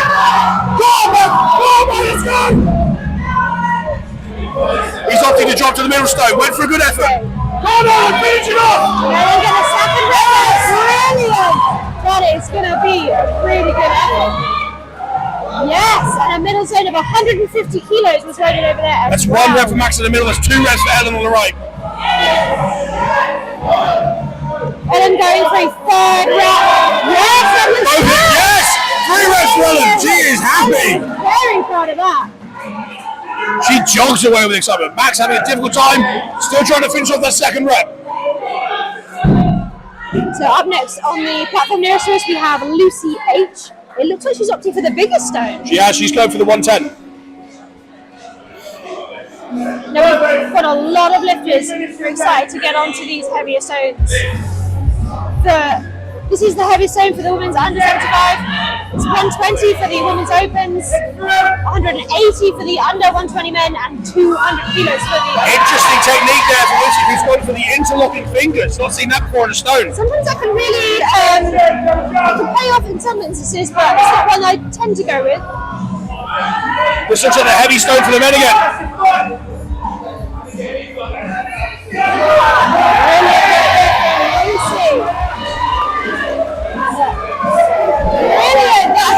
He is happy with that. One big roar. He moves on to the second rep. mean, these stones can at times be 2 times the weight of the athletes. Yeah, absolutely fair. I hope you can hear on the cameras, but there is absolute uproar in here. Everyone is excited. Everyone's happy. This is the cool final event. Everyone's excited. I love that fist bump there from the judges. Fought right till the last second. Max going back in to attack another rep. Okay then. Oh, not quite. It's rolled out of his hand there. Right, next up we have Lucy T. And I believe we'll have Aaron as well.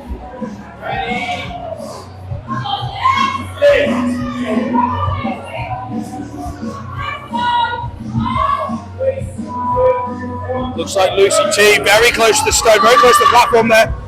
Also looks like the gentleman there, Aaron, going for the heavy stone, now opting for the middle stone. Lucy's rapidly moving back to set 90 to get some reps here. I think if she can get 2, that will actually be a really good start still. Something happening there in the middle lane. I don't think he's quite able to get his position right. No. Flustered, difficult by the end of the day, cramping, not sure. Is he trying a different stone? I think he's got time. No, he's going to go for it one more time. I think there's a lot of tacky on the floor there that's really helping glue that stone in place. If it wasn't heavy enough, it's going to feel even heavier now. Now, here we go. This will be a really good score in this third lane. She's going to take it with 5 seconds to spare there. Very raw technique from the guy in the middle there. He's kind of semi-one motioning, but hopping it off his lap. They're getting in some good reps. I think his body's just given out by the end of the day there, just having a tough day.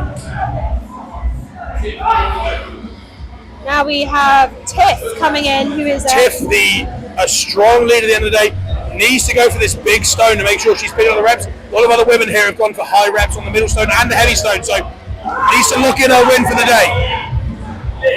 And we will have Jamie on the far platform as well, who looks like he's opting for the big stone. Oh, good luck, Tiff. Up. Wonderful extension. How did she get the height? Brilliant. Well, Tiff is probably the shortest athlete we have here today. She has to extend to full capacity to get a stone, especially a stone that big, over that style. We've got Jamie in the middle there as well. He's done the middle stone. He's now going for the 180 stone. The athletes can change their stones. I'm not convinced Tiff is going to quite get it, but she's going to have a breather. That's a really tactical way to kind of make sure you've given yourself as much recovery as you possibly can. She's going to walk away there. Her body's good. Looks like Jamie's also having a difficult time at the end of the day. He's still moving though. He's still moving. We're rolling. You can't forget that these athletes have maxed out 4 times at least already today. That's the women's under 75 done now, yeah? I believe so, yeah. We've still got a few of the men, but I imagine they might move through to the Opens women. But I'll hang fire. But the next man we have is Rich, I believe, coming up for the under 120.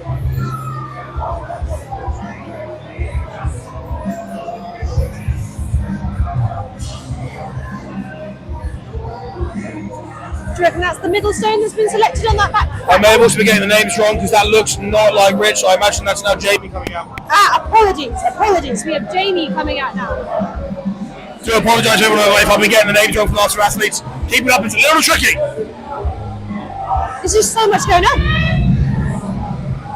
Looks like the middle stone there for the men. Secures a rep. Not huge amounts of reps have been done on any stone yet so far for the men. I think they've all been buying into the big stone, getting caught out and then losing a few bit of time.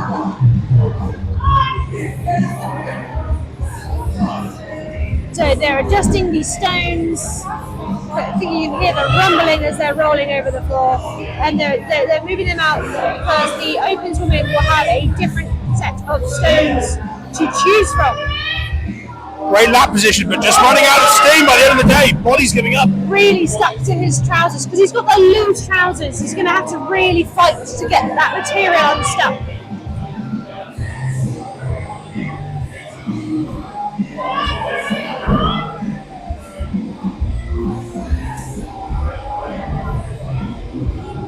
I have to Ben. Thank you.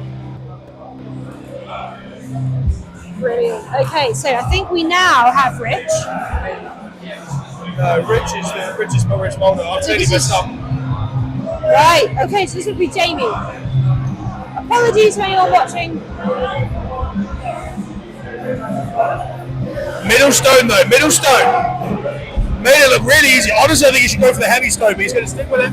Knows the points he needs, so he's going to stick with a strategy rather than a full set. I reckon if he gets one more, maybe 2 more reps on this, he's already leading the pack, I think. That is impressive. Using the belt really strategically here as well. That loose belt is kind of able to sort of like sit it underneath the stone.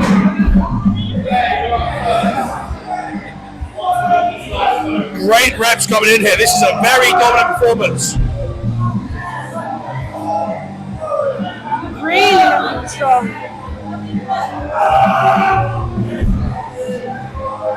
Can he get another rep?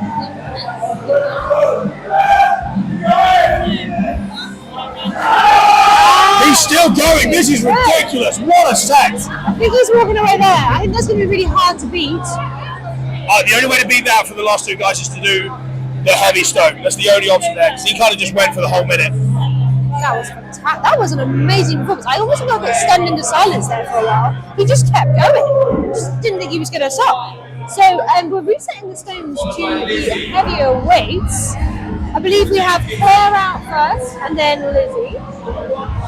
So the women have, I believe, a 80 kilo, a 100 kilo, and a 120, a whopping 120 kilo stone to choose from. In the opens men, when they are in position, will have the choice of a 140, 170, or that big 200 stone. Now, you'll see the 200 is coming into place. That 200 kilo stone has been rolled into place now. It is a massive stone. Just being able to get your arms around it is going to be a challenge. Now, do we have the middle choice here, do we believe? This is now the start of the opens women. This is Claire out. Off, difficult, really hard. That was a good attempt there. Claire was not successful, so she's going to go down to the lighter stone of 80 kilos. When I say lighter stone, 80 kilos is still a great stone lift. Yes.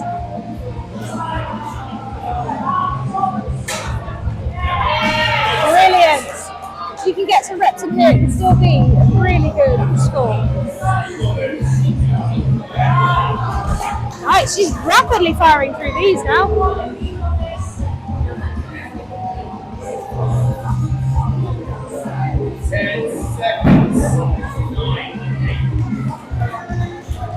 Good attempt there. So now I believe we will have Kitty coming out.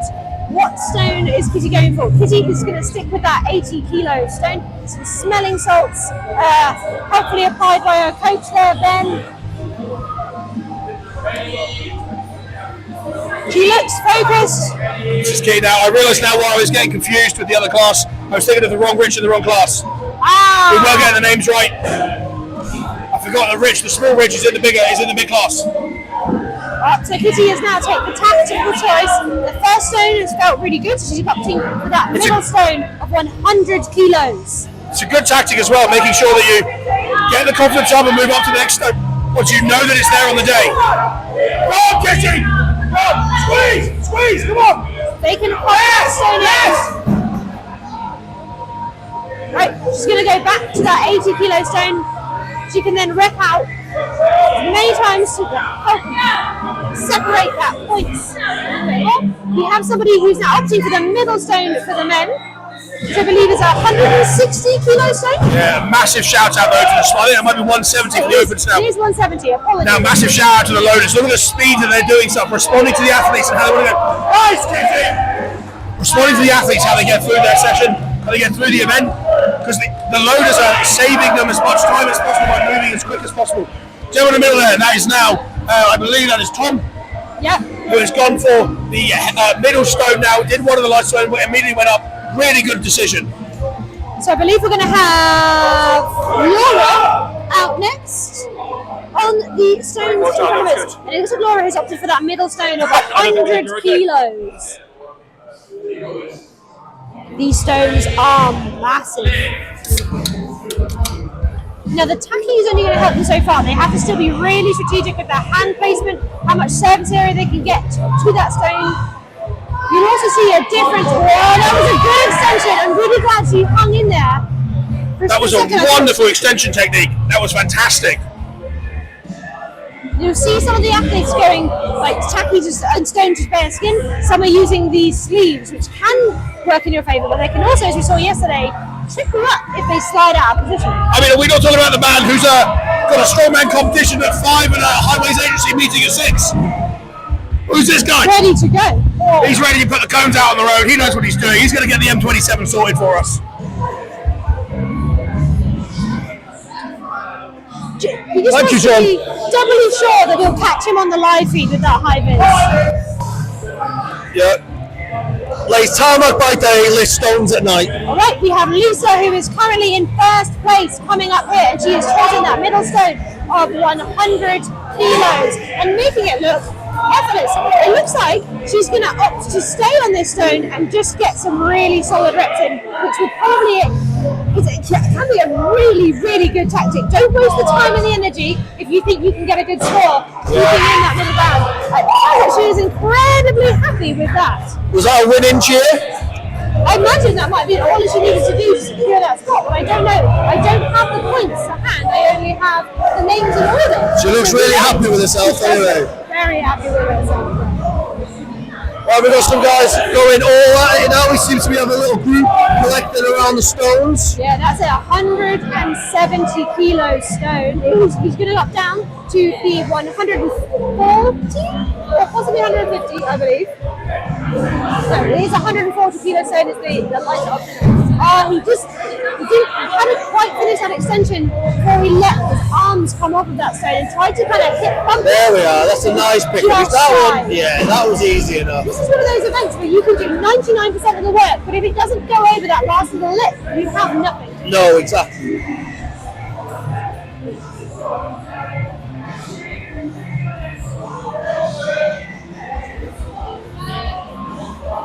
Well, that tacky was causing a little problem then too. Just trying to signal, try and get the loaders out the way so you guys get the best view. Oh, we've got someone loading the 200. Now we've got a few people that said that they're very excited to give this one a go. So I wonder if we'll see this one fall, because 200 kilo stone fresh is an impressive feat. I mean, there's been a little bit of warm up, but like pretty cold going into this, right? For a 200. Yeah, they haven't been able to warm up for a little while, and that stone is massive. Oh, that is the thing with these bigger balls, man. It's getting it locked up. It's going to be that problem. He looks like a guy that if he can get it to his grab, he'll be alright. Unfortunately, it did not go. So what's he moved on to? Is this the 170? This will be 170. So you can see, strength-wise, that 170 is not a well. Looks like he got a little bit stuck on the floor there. You can see the tacky coming away. A lot of tacky built up there now. You can see the floor literally coming away. Oh no! That's frustrating. You had that last percent. Yeah. It cost you the whole lot. You put all the effort in.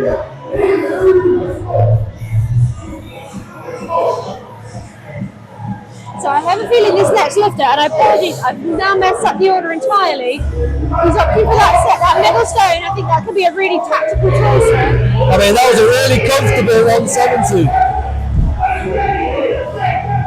Do you know how many reps you need to get on this to be? I do not, but I think 2 or 3 is still going to be a really good score, and he's looking strong.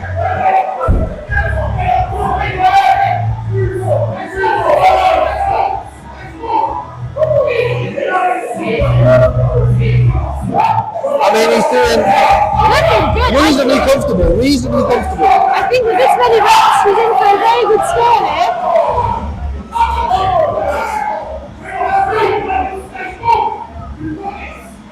Love lovely. I mean, he's lapping them incredibly well.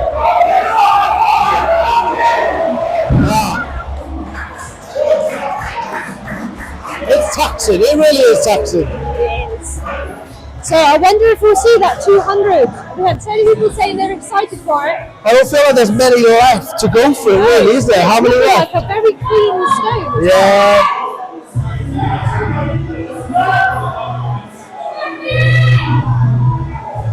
Tango's gone absolutely full gear on here. He's head to toe. Good extension. That was a good, He's got a really good height for the extension where he doesn't have to overtax himself. He doesn't have to overextend to get that over. And he got this! Brilliant work. I think he's going to go for that third. I think he might be good. I think he needs to take that little break, just take a moment. Get the composure. Yeah.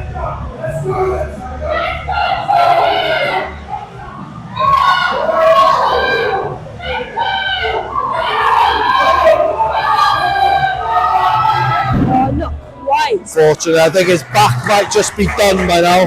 That's fair. They have done so much at this point. Yeah.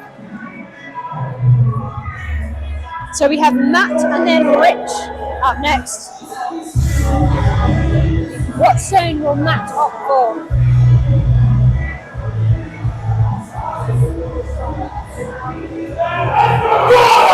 He's going for that 200. Oh, so we've got the 200 being loaded again. We have not seen this one fall yet. I mean, this lad has been incredibly impressive today. So I'm going to say he's going to do it. That's what I'm going to say. Behind you, Matt. Looking good. Oh, that was slipping out of his hand. It's such a dusty stone where there isn't that much tacking. No, it looks like he's going to up back down to our middle one. Oh, Yeah. 200 has caught some people out here today. Look at that. Like, that 170 was like...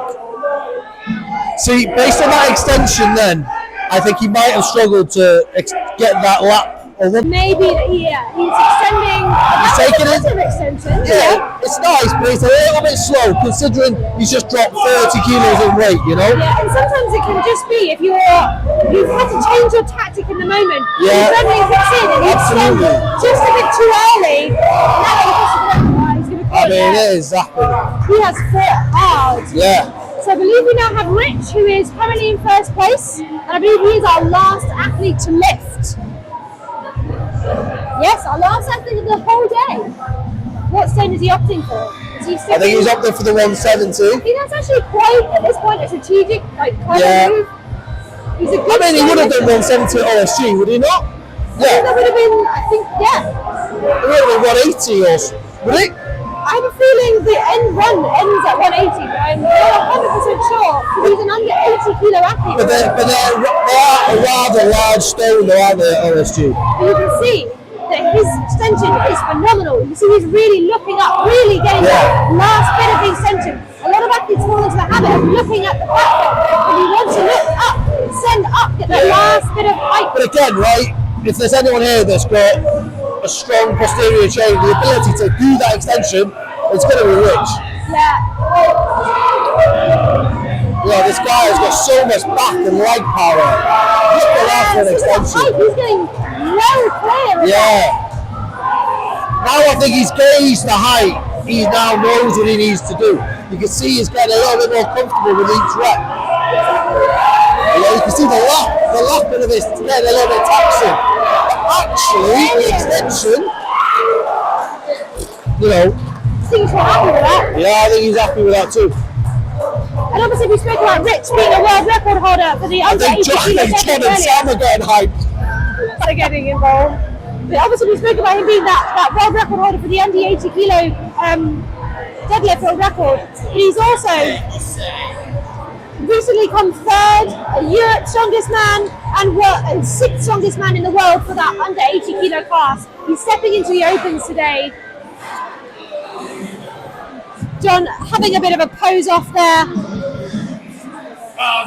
So, they're now going to clear the run, and we're going to get everything set I think I up just got for told off by the media team for shouting raw dog. Oh, sorry. Sorry, I think I just got told off by the media team for shouting raw dog and the C-bomb. Brilliant. Oh, of course. Chris, you've I've been on my best behaviour on this live stream. Out there, I was allowed to say what I want. If you check out our podcast, you'll hear how quickly John usually defaults to swearing. Now, what we're going to do is we're going to have to probably cut to a bit of a hold screen because they're going to be moving now and to getting the podium places in place. And we'll typically move our camera as close as we can within reason so that we can get you into a good shot. But we're back with you very shortly. Let's do it!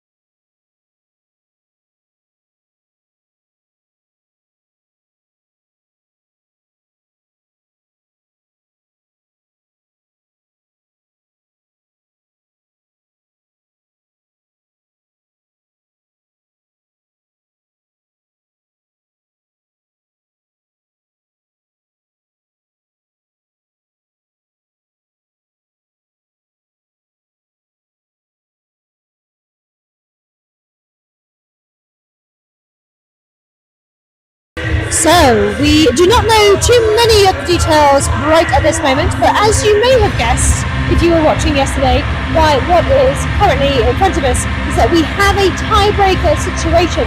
So, the tiebreaker yesterday was they did a countback to work out between the athletes who should go first. The athletes will come back one at a time, and they will have a choice of dumbbells. They have to do a max hold on the heaviest dumbbell they can. They can opt for the lighter one and get a much longer time in, as long as they are confident that the person coming in second can't get any time at all holding that second dumbbell. So, as you may have imagined, grip is Paddy's thing, and we've had quite a few grip challenges in today. Not only have they had both of the dumbbells, including the surface dumbbells that we see out in front of us, but we've also had the axle, we've also had the Cambridge deadlift, and the hold event. So their grip has been fried out by this point. This will be a matter of whatever they've got left. Now I'm going to go and investigate what weights we have here. Actually, I realise I'm not actually attached. I have a microphone, so I should be able to walk on over. And you can see me talking for the first time. So we have a 64 kilo dumbbell here and a 53 kilo dumbbell here. So this is the weight class that I actually compete at, if that is a helpful size comparison. As I'm aware, this looks quite small, but it is very heavy. I am approximately the same weight as that dumbbell right there. So the athletes will come out shortly. We do not know what place they're going for or which athletes are having to undergo the tiebreaker question. Sorry, the tiebreaker. So we'll let you know as soon as we do. But I wanted to explain what is about to happen here. Just a little bit of bonus fun before we get set. So I'm just going to leave you there, and I will try and keep the screen moving with some various different things to keep it a little more interesting. I do not have a time, but yesterday it was a few minutes before they were able to get the final scores in place.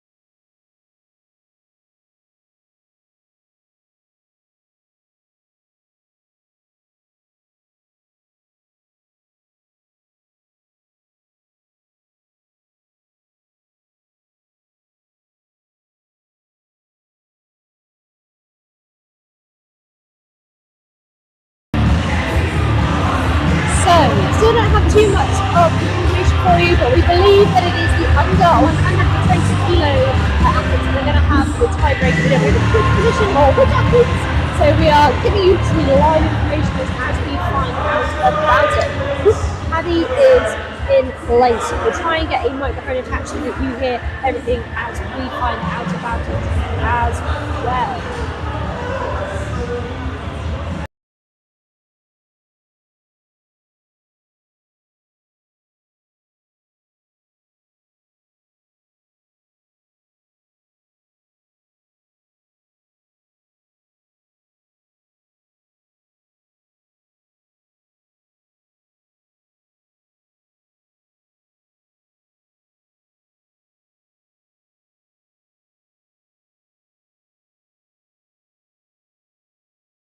We have a microphone. I don't think either of the people we need are in here yet. You'll be hearing the live updates as they are. Anybody.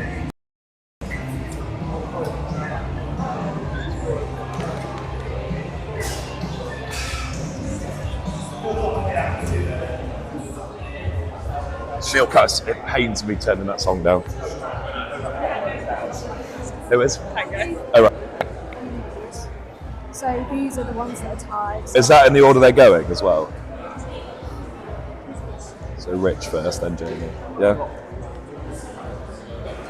Matt first, then Tango. Okay.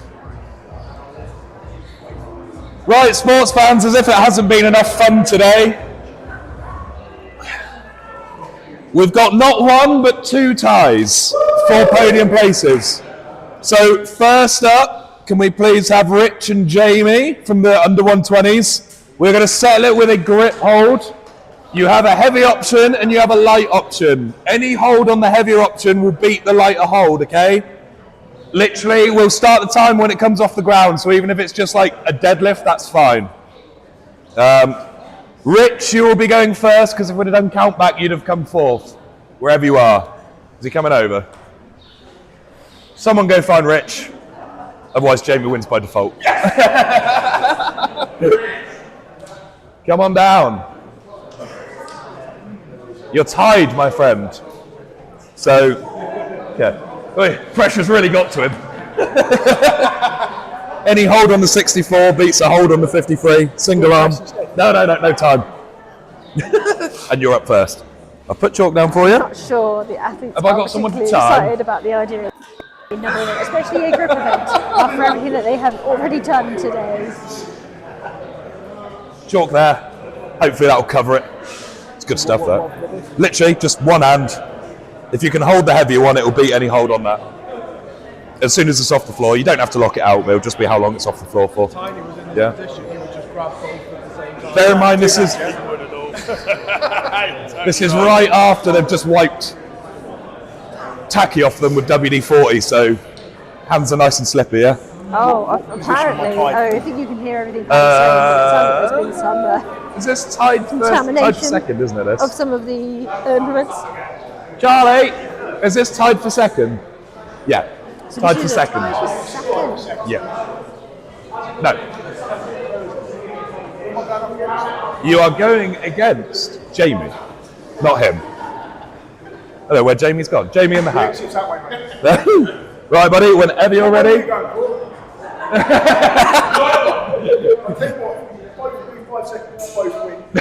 But then I'll do another tiebreaker. Right. That was a athlete saying, why don't we just do both? Rich, take it away. Win. And Paddy said, well, then we'll do another tiebreaker. Go on, buddy. Come on. Hang on. Yep. You said hang on. 5 point. Hang on to it. Oh. What? I thought you were saying that was going. You did not put that down. You can have another go if you want. Yeah. If it's worse, I'm giving him the worst time. No, I'm joking. Yeah. Controversy. Very controversial.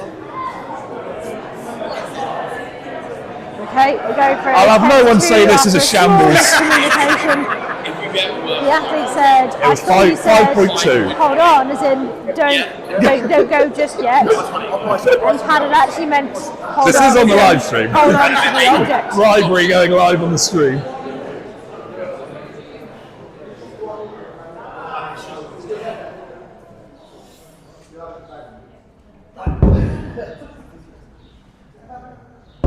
Yeah, 5.2. Okay, he's going 5.18. Jamie! Hang on, mate. The athletes are hyping each other up. There's a fist bump, back slap. These are athletes that are literally doing it. Well, we'll give you 2 goes because we gave for second place here, and they're still supporting each other. If he gets more than 5 seconds, he is second.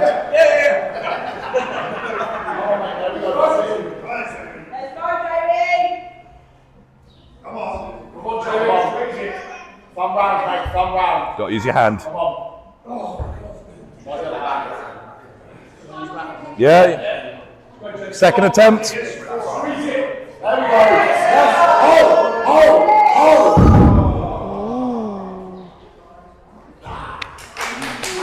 our first athlete has won the tiebreaker. Right, Matt and Tango, can I have you please? So we have a second tiebreaker now. Let's grab a bigger dumbbell over for you. Another one, just to show off. He's just decided to pick it up and carry it in one-handed for them. Right, we got Matt up That first. was Pad casually carrying I know. the heavier dumbbell. This is for third place, guys, so the winner of this gets on the podium. Yeah.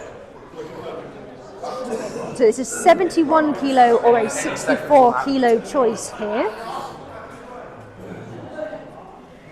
I think he's cheating a little bit because he is wearing Crocs at the same time. We're saying that the Crocs are giving him that extra little bit of oomph at this point.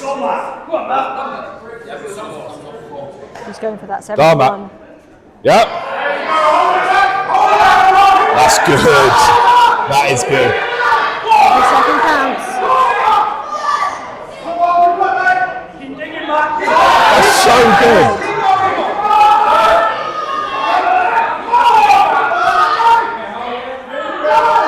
Going out first, he's at the slight disadvantage because he doesn't know what the other athlete will be able to do. This is a really solid time though. The athlete, the crowd is behind him. That is impressive. That's one of the wildest things I've ever seen. So Tango is now coming in for his attempt. Wild, mate. Got to hang in there for quite some time. There, bro. Whenever you're ready, bro. Get right at the back of it.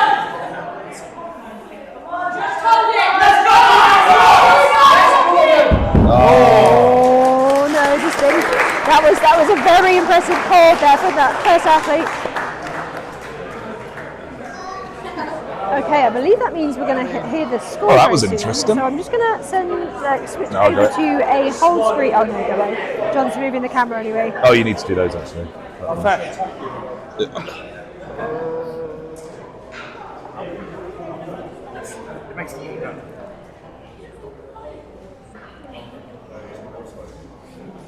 Cool.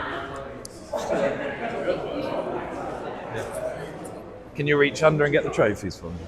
Or someone?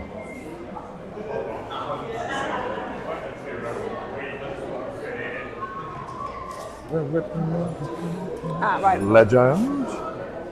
Getting the trophies in place.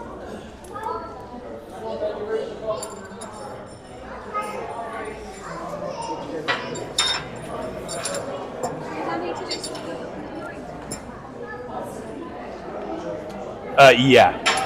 So I do. I'll come and find you after. That's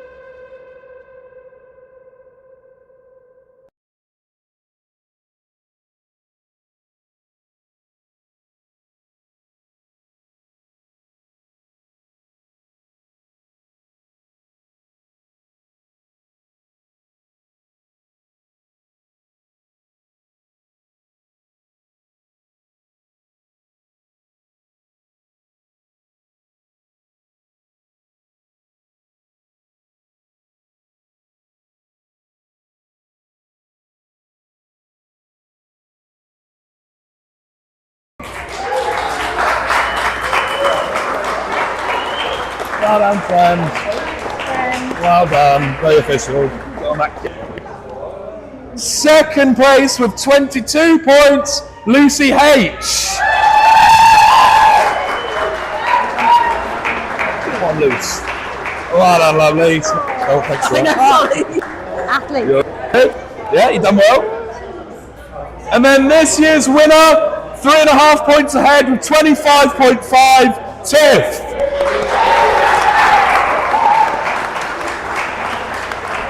Well done, Tiff. There you go, lovely.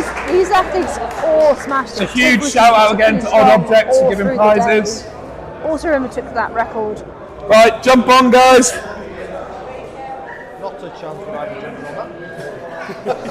Davey said he wouldn't possibly stand on that. Right, guys. So, yeah, just hope that you guys have enjoyed being with us here all day today. Yep.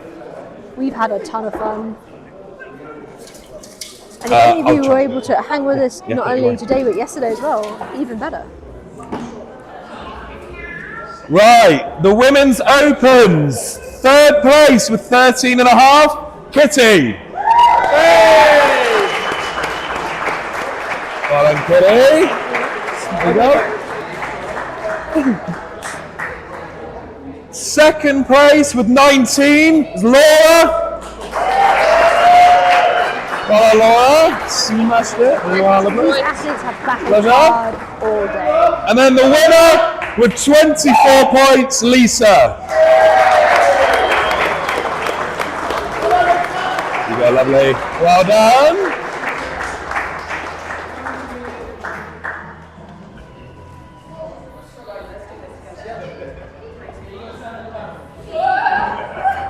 Fantastic smiles all round.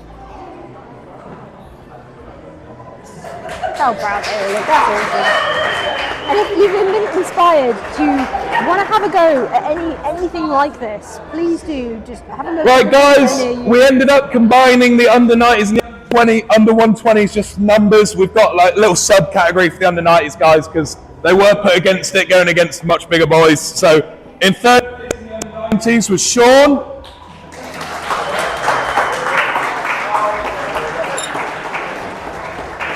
You still here? Sean, are you here? Yeah. All right, buddy. All right, great pleasure. There you go. Second place with 10 was Ethan.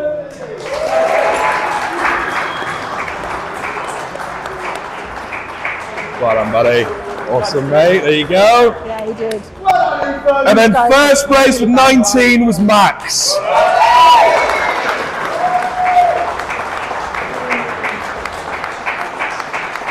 Max was strong all day. Buddy. You good, brother? All good.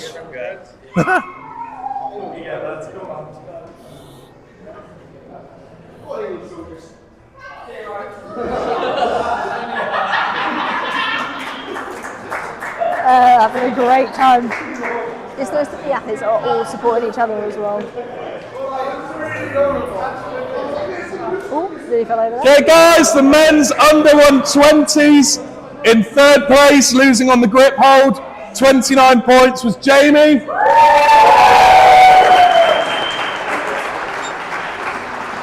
Well, mate, good to see. There you go, brother. Cheers, bro. Second place, also with 29, was Rich. There you go. And then your winner with 35, 6 points clear, was Lee. Well done, bro. How are you?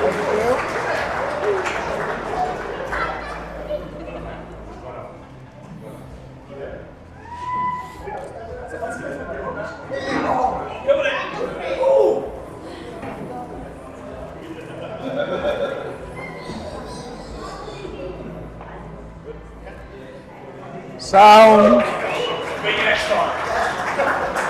Thank you. Yeah, and then the men's opens, I was going to say the big boys, but not necessarily. Third place with one of the most astonishing grip feats I've seen in person. Matt with 28. Awesome, mate. Well done.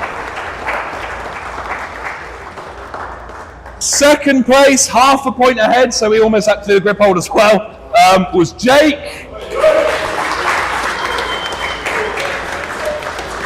Very well done, brother.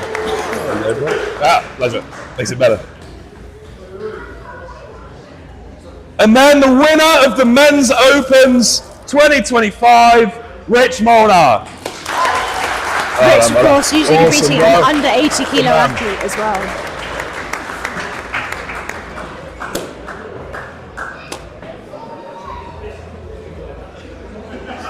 Needing help up onto that cone. Rich does look quite small compared to the other guys.